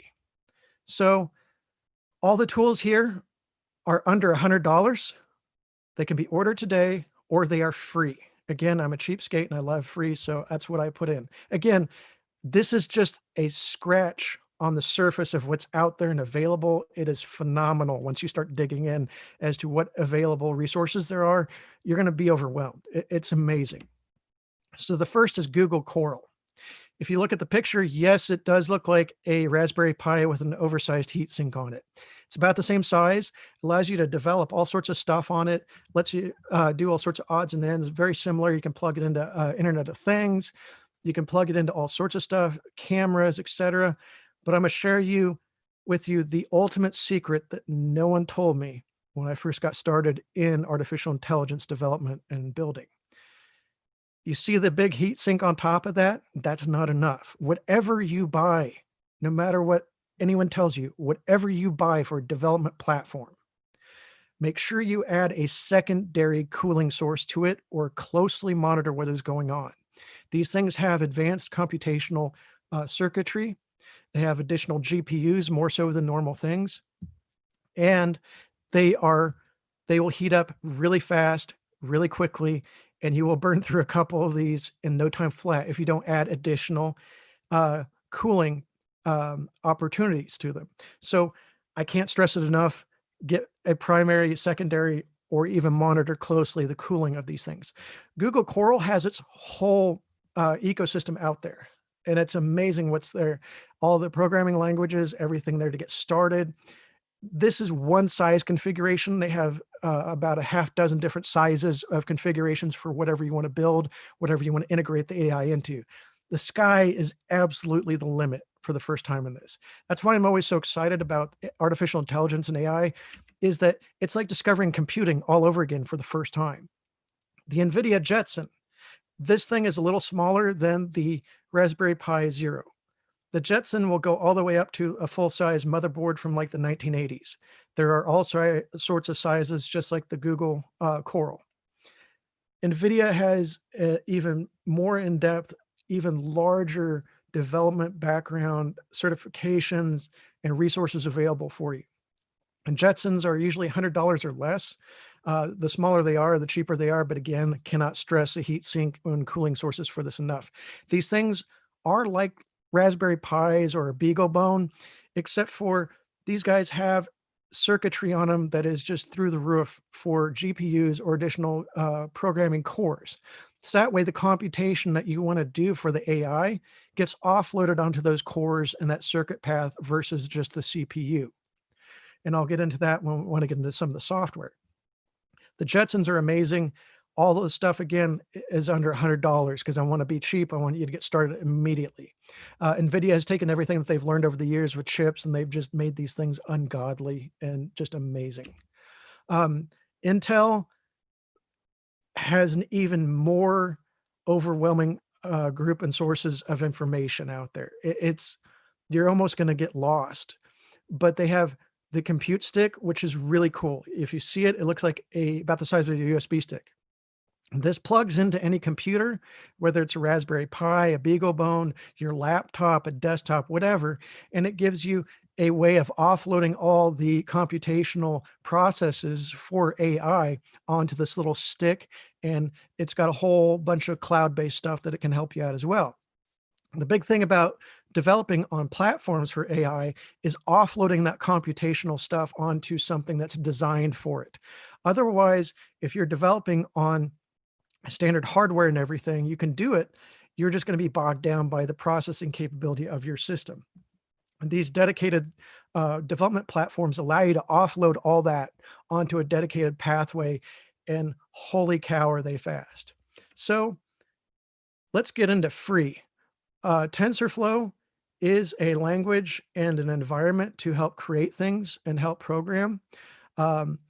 You can do a lot of statistical analysis and predictive analysis with it. It is amazing.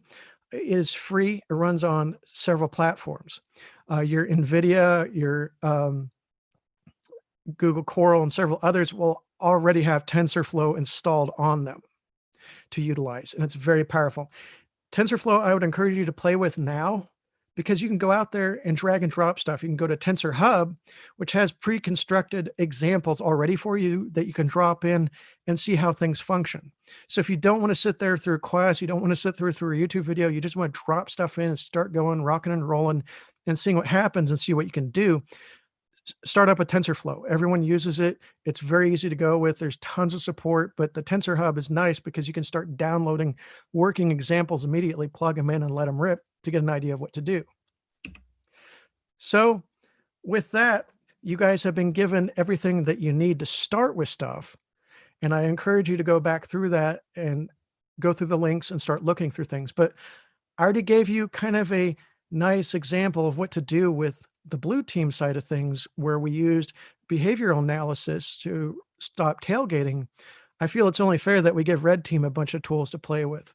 Project Morningstar is something I started years ago when I first saw artificial intelligence. When I first saw how it was being integrated into things, I thought, hey, this is a great component for social engineering. This is going to show me things that I have never seen before. It's going to show me paths of phishing emails that I should do. It's going to show me examples of keywords and phrases to latch onto when I do pretext. And it's going to allow me to do a lot of other things. The phishing component, which I won't cover and we don't have time for, worked so well that at 8 in the morning, I was receiving profanity-laced phone calls from the client that we first used this on. And it was pretty phenomenal what happened and how it showed us what pretext, what language to use, and what happened at the end. And it was pretty devastating. But we're going to use this to bypass some biometrics, and we're going to use artificial intelligence to go down a different path that you might not be aware of. So the major component of Morningstar was Lyrebird. And Lyrebird was absolutely amazing and sick. It allowed you to sample 5 to 10 minutes of a speech pattern from anyone. And then once it sampled that, it built inferences from it. And you could type things in just like text to speech. And you had Obama calling your grandmother. And Obama would say everything in the Obama voice that you typed in. This was deep fakes for audio that worked 100%. The inferences, everything, the speech patterns, the tonality, it was amazing. Even the timbre of your voice, even my messed up Kansas accent got picked up by this. And it was phenomenal. I could sit there all day and type stuff in. And these wonderful people gave us an API, which opened the floodgates to all sorts of red team nastiness. I use this to bypass voice biometrics. I also use this to do mass callings of companies of 5,000 people or less. I could hit everyone at once using the CEO with a voice message and stuff, or the head of the help desk department or IT called everyone telling them to reset their password to the following. It was devastating what you could do with this. Unfortunately, it's gone, but made better. Descript bought Lyrebird and turned it into Overdub. And the other reason that really attracted me into artificial intelligence and social engineering is I do a lot with audio. And I used to do a lot with granular programming and granular synthesis through DSP. AI takes this to the next level. With Overdub, you have probably watched something on Netflix. You have probably heard an audiobook or 2 or a dozen from this being used. This is like Lyrebird, 10 to 15 minutes of an audio source talking, sampled in, creates the inferences in the model so that you can sit there and feed it text to speech. A lot of your anime gets done this way now. It gets dubbed by this. A lot of your stuff overseas gets dubbed through this mechanism as well. It keeps the inflection, tonality, and everything about it. It is absolutely creepy. And I encourage you to go out and play with this, because once you start playing with it, you're going to see what I mean. And you're going to see all the horrible possibilities that exist out there that are so much fun and amazing, and also great teaching points for security. So say you don't want to spend money on Overdub. Amazon's got you covered with Amazon Poly. Poly is free, and in most AWS instances, it's built in there. It uses an API with the text-to-speech and allows you to do SSML to program different tonalities, timbres, and natural speaking patterns of things. which allow you to disguise your voice or do several other scenarios with it. Again, great for phone call pretexts and all sorts of other shenanigans. Google Cloud text-to-speech. It's free, has API. Again, these things that have API make it so much easier for us to hook it and do horrible things with on testing. It is backed by DeepMind. DeepMind is Google's backend. It's their big AI. So this thing allows you to do some amazing things. You can type stuff in and it's not going to sound like the robot on your Mac. It's not going to sound like your old Sound Blaster. It's going to sound like a human being. And there's all sorts of applications for this. So if you don't have a lot of people on your team and you need to do something for a pretext, these cover you. If you don't have a male or a female on your team and you're just one person, this helps you cover a voice from the opposite sex that you might need. It helps you create several different new scenarios and expansions into other pretexts that you might not normally have access to.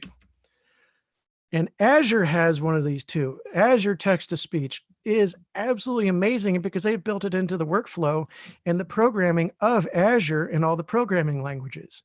They're just making it easy for us to incorporate these tools into things. And it's awesome. Again, it has SSML to program and customize the speech patterns and everything. Has the API that you can hook from all sorts of stuff. So if you want to do mass callings with mass call services and dialers, you can hook that in and have a series of texts ready to go. The initial Morningstar project used some chat bots, and instead of typing it out to the screen, an API would send what the chat bot was sending in and out to that vocal point, so I could have someone talking to someone that they didn't know was not human for quite some time. So how do you use that? How do you use overdub? How do you use these other things?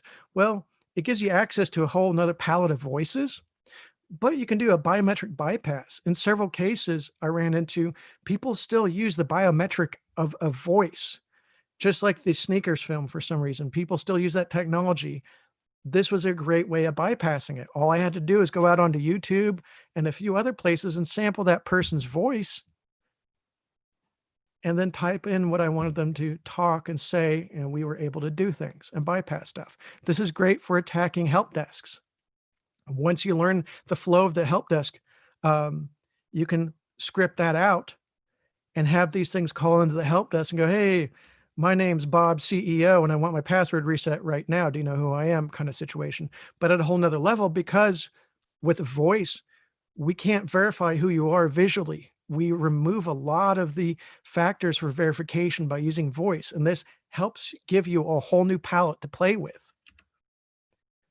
Pretext calls take on a whole nother level too. This is almost like cheating, but it gives you some really great points and learning points to take back to a client and learn from policy and procedure from. When you're doing pretext calls, you can have that exact voice. You can find someone's supervisor and have that voice and type in the script and let you figure out the rest on how to get that voice over the phone. Pretty easy, but it's kind of hard to not argue with your boss. I mean, if your boss calls and says, hey, I need the following, you're going to comply. And this is a great teachable moment of going, hey, well, you heard your boss's voice, but did you follow procedure?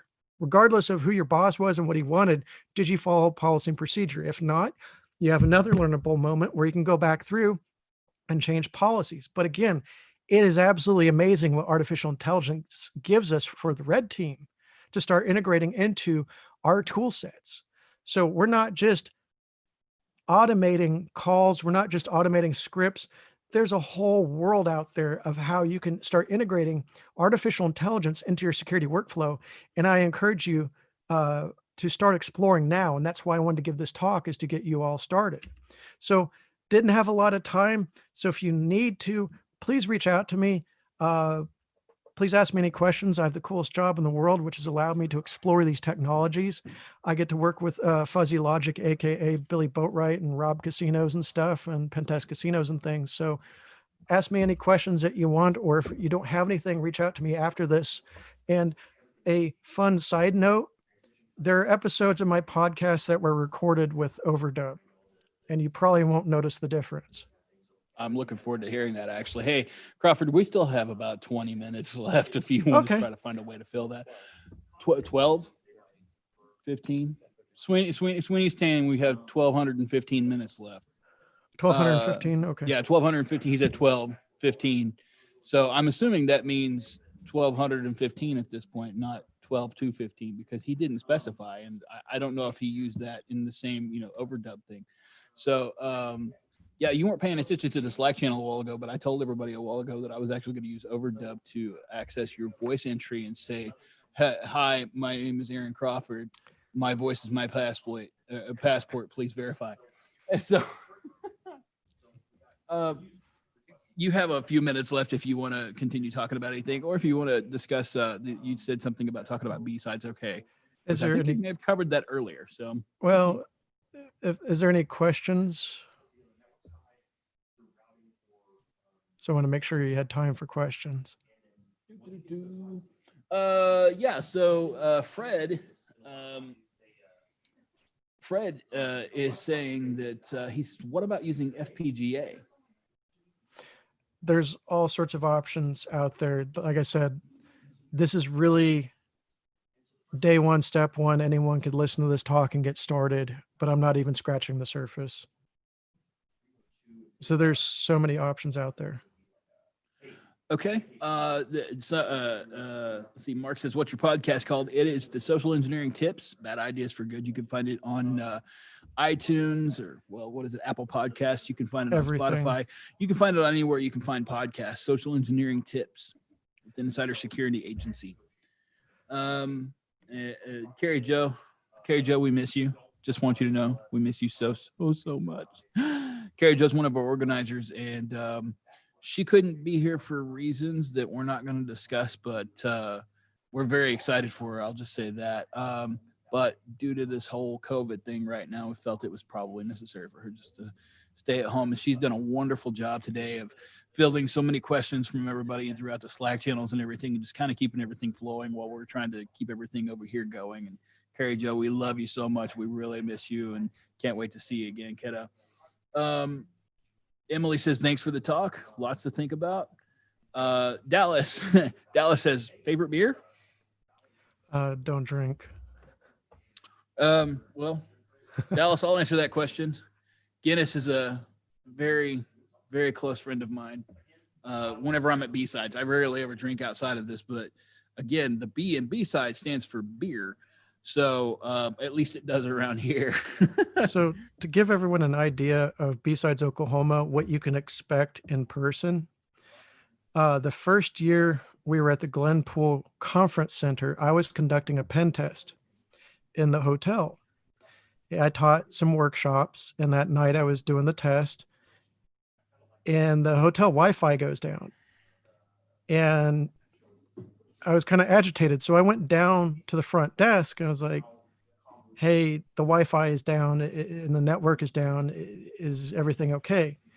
Lady at the front desk remarked to me, oh yeah, it's okay. The hackers are fixing it. And I was like, excuse me. What? And she's like, the hackers are fixing the network right now. What?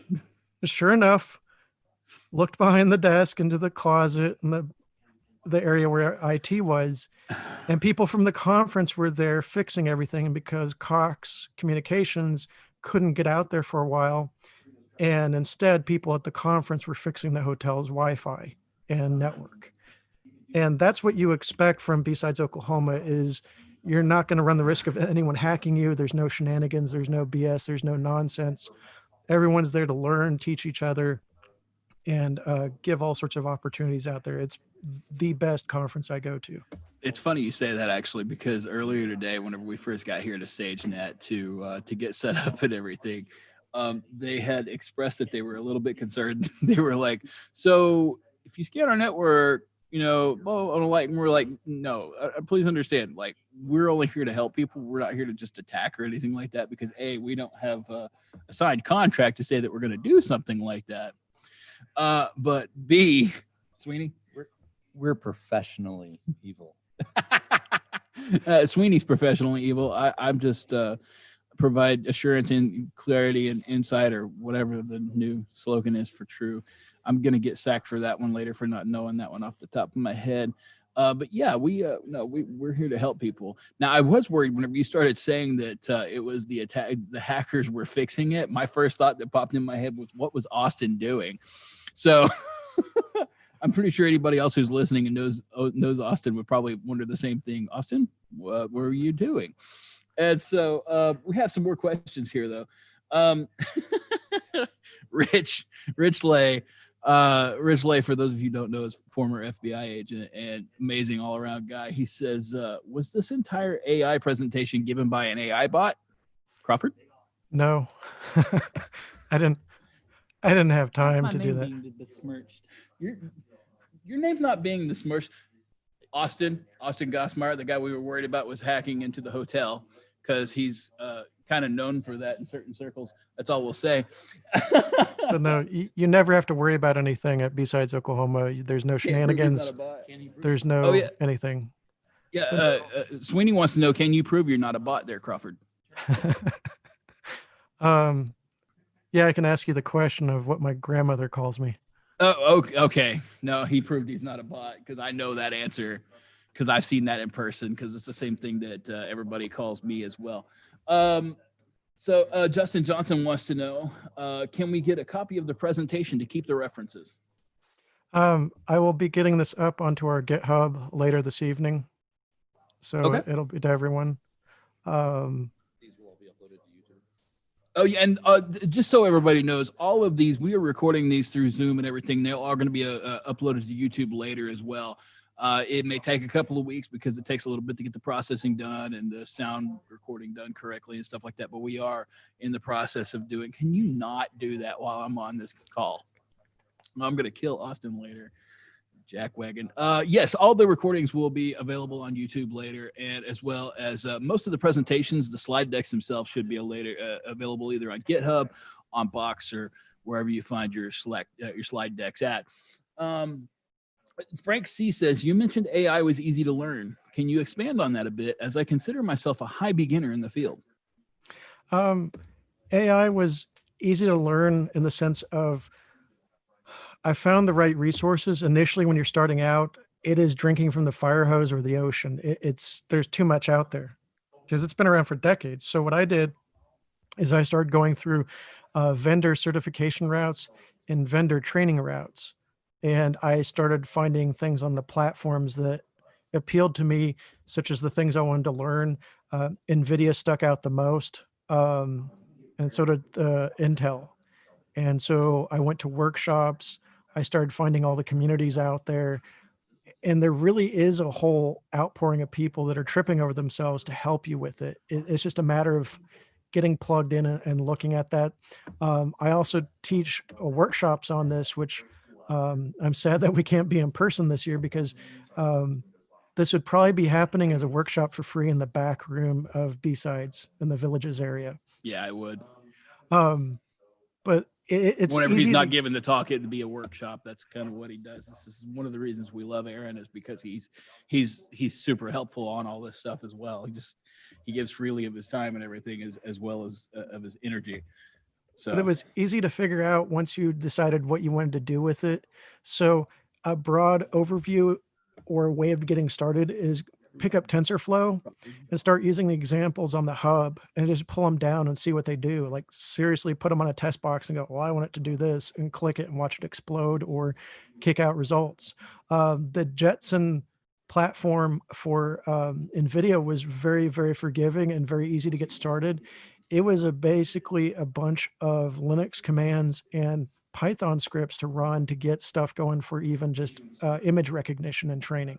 So I would start with the vendors and start getting with those platforms I put out and see which one appeals to you, see what's near budget, see who has the most support out there, and start digging in. Free is the best, but start asking questions. And literally it's easier than anything I've ever encountered. It was just a matter of sorting through the great deluge of just info out there.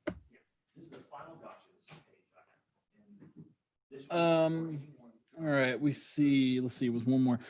Justin Johnson and Frank C. Also, I just want you to know, I saw your question earlier, but unfortunately the Slack had rolled down, so I needed to scroll back up, and I saw you asked it again. So Justin Johnson asks, and this is a pretty good one. I kind of want to know this one myself. What has been the best practical joke that you have pulled off with this technology? I actually haven't, because Oh, come on. We know No, you're I- being recorded right now, but no, I actually haven't, because when I started playing with Lyrebird, I almost threw up, because I literally took. So if you guys want to, a piece of audio hardware I've used and helped develop in the past and work with is called the Kyma, Kyma. It's used by Lucasfilm for sound design. It's a company out of Chicago that does DSP-backed synthesis and granular synthesis. It allows for morphing of sounds and true synthesis of sounds, not like a keyboard, but actually making me sound like Aaron's voice and everything, or making me sound like Justin's voice and stuff like that. The Kyma also measures things on a 3D spectrograph for audio, kind of like an oscilloscope for sound. When I put my voice in and then I put the output of Lyrebird in, there was an exact match at a granular level, and I about threw up, because I initially did not see a way we could figure out what's what around it. In the coming days, after that, I did figure out a way in which to thumbprint and fingerprint and see, is this kind of like with deepfake video. In deepfake video, we go back to the 1990s and we look for the color channel changes, kind of like with a time-based corrector. In the audio, there was a couple things that I found that I'm getting ready to give a talk on, that we could find as identifiers and artifacts for forensics, so we can tell you authoritatively that this was an AI bot or this was actually Aaron talking. So I have not done any pranks, because literally this goes well beyond violating trust and taking advantage of people's trust, and it's kind of a dangerous thing. as But always, that's- you continue to blow my mind, man. That's not to say that having Obama call someone asking if their refrigerator is running could be fun. Do you have any 16-pound balls at the bowling alley? Yeah. Peter asks, he says, let bots defend bots? You can. We have augmented SIM projects and several other things. We've gotten into the SOAR environment with AI. It's fun to do that. It's fun to start using it. I'm not prepared to give the talk yet, but using it in malware analysis. You mentioned reverse engineering earlier when you're talking, Aaron. You can automate a lot of processes with AI and really introduce it to find patterns and things that you couldn't before. I think it's going to come down to a weird arms race. We're already seeing people incorporating AI into malware and machine learning into malware. We need to do the same on our side, but it's going to become a weird arms race. That's why I'm encouraging everyone today to dig in, embrace this, get it started, because this should be no different than scripting in your toolbox. Wow. This is like, it's scary and amazing at the same time. I mean, that's just kind of how I feel about it. It's like everything else. It seems like black magic till you realize that it's all just math, right? It's scripting. Yeah, it's even easier. That's why, like, AI, it's not the Terminator, it's not Skynet. This stuff is dirt easy. And when you hear people talk about it on the news, like, oh, machine learning and I trained several neural nets. Well, cool. You uploaded a bunch of files into a directory. You ran a Python script and it fed those images into the library. And then we'll use them as identification points and inferences. Yeah. I remember doing this for the Sands Holiday Hack Challenge last year. I think it was trying to bypass what was it, like a CAPTCHA, and learning how to do that. It was very interesting. It was eye-opening. I will tell you that. It was definitely eye-opening. And it's accessible now. That's the cool thing for us, is it's under $100 or it's free, and it's a matter of how much time you want to invest into it and how many questions you want to ask. It's awesome. It's like computing all over again. Well, Aaron, thank you so much for your time again, buddy. We really appreciate you as always. It sucks you couldn't be here, but like I said, again, hopefully next year we'll be able to see everybody again up close and personal. And I will give consensual hugs to anybody who wants it, non-consensual to Sweeney because he gets them for free. So He's still sitting here next to me. You guys can't see that, but I do want to thank again our platinum sponsors, and we're going to do this again here in just a few minutes. We're going to go ahead and wrap everything up for the 3 o'clock hour. Stick around and track 1 here for just in a few minutes. We're going to, as soon as we wrap everything up, we're going to basically do if anybody's familiar with the BSidesOK conference, we always have the end of the con kind of just the wrap that we do. And so I'm going to get everybody around to just say goodbye to everybody and just say thank you so much for all of us, from all of us for joining us here today. It's been a long, hard road to get here, but it's been so worth it to just have the community together, talking to each other, and to just continue to keep this conversation open and try to learn from each other, and just give virtual hugs where needed at this point. One of the things I do want to bring up, if anybody is interested, there has been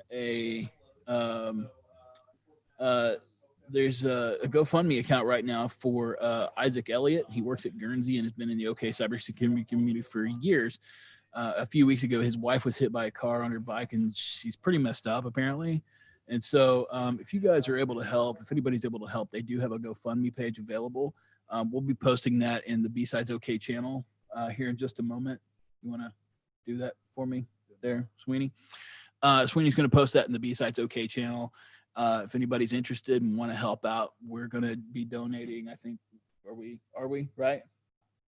Yeah, we're donating as well here. And so anybody wants to help out with that, we really appreciate it.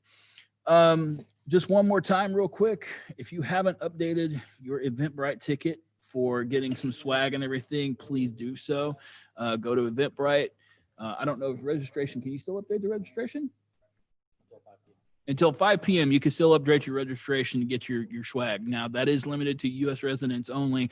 I apologize if you live outside the United States. It's just not cost effective for us to try to ship anything like shirts and stickers and the stuff that we're shipping out and everything. However, some of our sponsors may be shipping some stuff out. If you go visit their respective websites and stuff like that, sign up for some swag.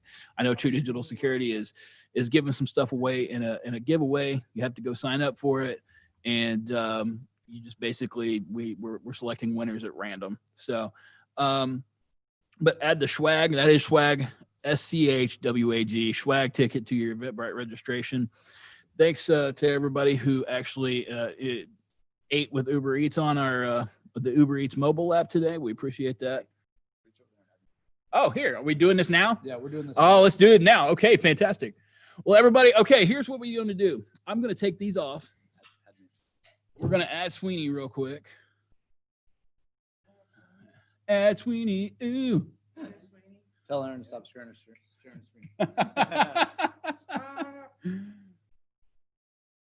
Sweeney's going to have a quick something.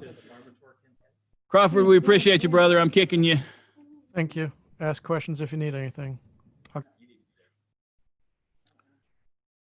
Nathan Sweeney is connecting to audio. This is all of us here. There lived a man so long ago, his memories but faint. Was not inspired. All right, President or saint. Let's wrap it up. Can we get everybody on the? All right, I don't know if we can see everybody or not. Everybody get behind me. Most everybody. All right. So if you guys can hear us, just a couple of things. We want to make a couple of quick announcements. First off, we want to say thank you. The InfoSec community in Oklahoma has been fantastic, and we all contribute a large amount of volunteer time to give to the community, just because we love this community. We love the atmosphere and the environment and everything everybody does. We want to say thank you so much for our sponsors, Fortinet, Okta, Okay. and GuidePoint. We had some other sponsors and they backed out when they found that this was a virtual thing. And We're not calling any names. We're not going to call out any names. Don't say it. I'm trying not to. Trying not to. But we are so thankful for the sponsors that stuck with us. Please, please, please tell them thank you. Make them realize this is worth their time, because that's a big thing. This virtual thing is different. People don't know what to do when all of a sudden they can't have a booth. And so I get it. It's hard trying to decide where to put your advertising dollars, but we're really, really thankful to our sponsors. Our gold sponsors also, All of these companies are fantastic. Security Ideas is a little bit better than True Digital. I guess that. Aaron's been giving me a hard time all day. Yeah, so Donovan's over there like, what about Alias? Yeah, what about Alias? If Donovan was here, he would be able to talk about Alias, wouldn't he? Anyway, we love our sponsors and we're still thankful. I want to tell you this because a lot of people don't realize this. We do not give out attendee info. No. That is one thing that has been from the very beginning. We will not give out attendee info. Every sponsor, suck it up. If you want access to our people, that's cool. You can come, you can participate, you can engage. You will not get attendee info. And that turns a lot of sponsors off. And I get it. They have to maximize dollars. I understand the business side of that. But we are so thankful for our sponsors that are willing to do that. Right. And also all of these folks that have really contributed, Stinet, Sagenet, Technohoma, ISSA, that have kind of allowed us to do it. And I'll also mention all of us have jobs. Like we all have real jobs. Aaron works for True. I work for Secure Ideas. Greatest company in the world. Boo. You can do all you want, Oaks. John, I don't know who you work for. The government? The United States Air Force, we pay him, right? He can do whatever we want. Right. He's taxpayer dollars. Austin is looking for a job. If you're trying to hire Austin needs a job. Melanie works for Sagenet. Where did James go? James doesn't like his picture being on the camera. James is somewhere. There's James. There's James. So our companies Get in here. Our companies are so forgiving and give so much, and we are so thankful for that. So that's a big thing. A couple other quick announcements. The CTF results. The CTF is not over. It goes until 5 p.m. You have an hour and 2 minutes to get those last points in. You can see the current winners. This was as of a couple minutes ago. I thank you so much for Derek Rook from Corvid Security. I contacted him. Thank you. I messaged Derek and I said, hey, we want to pay you. We want to set this up. We want to pay your expenses and all this. And he said, no, it's cool. I'm going to do it for the community. I love doing this and I want to help out. And so please tell him thank you. He put time this week in getting it set up. He has built all these challenges himself. This is not something he bought or licensed. He built this whole system out himself. The scoreboard, I think, is from somewhere else. But he has put a ridiculous amount of effort into it and did it all for free today. So tell him thank you. And we've had a lot of fun.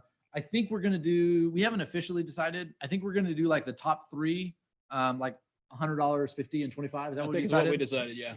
So we're going to send out like Amazon gift cards to the top 3 winners of the CTF. So congratulations, guys. You've got an hour to get in there and finish it up.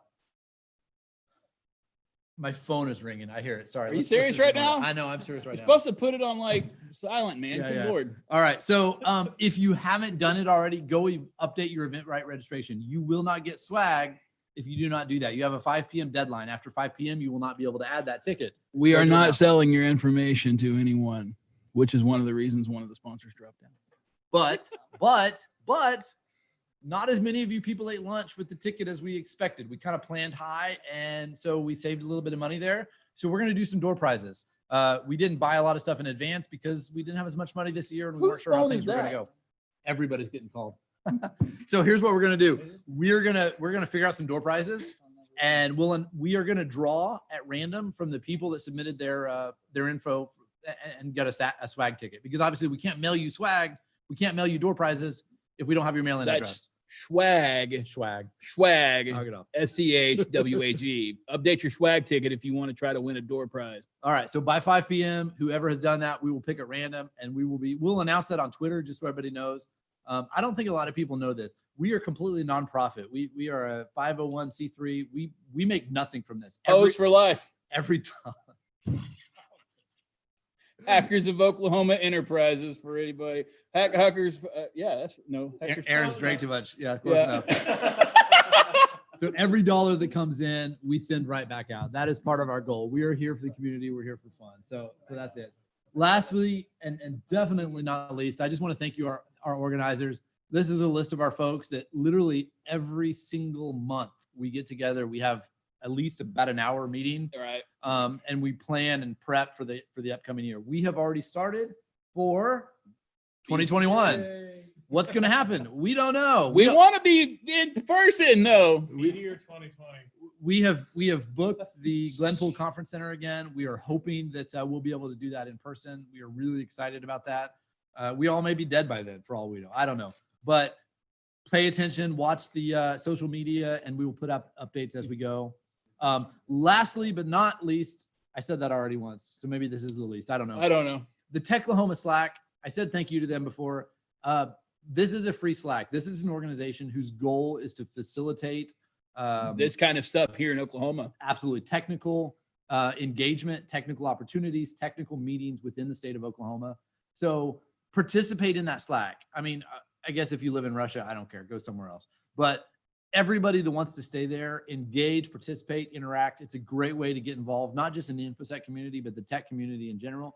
There's a lot of great opportunities. So hopefully this will be a great boost for them. And we'll see you guys next year. We love you guys. Thank you so much. Thanks, everybody.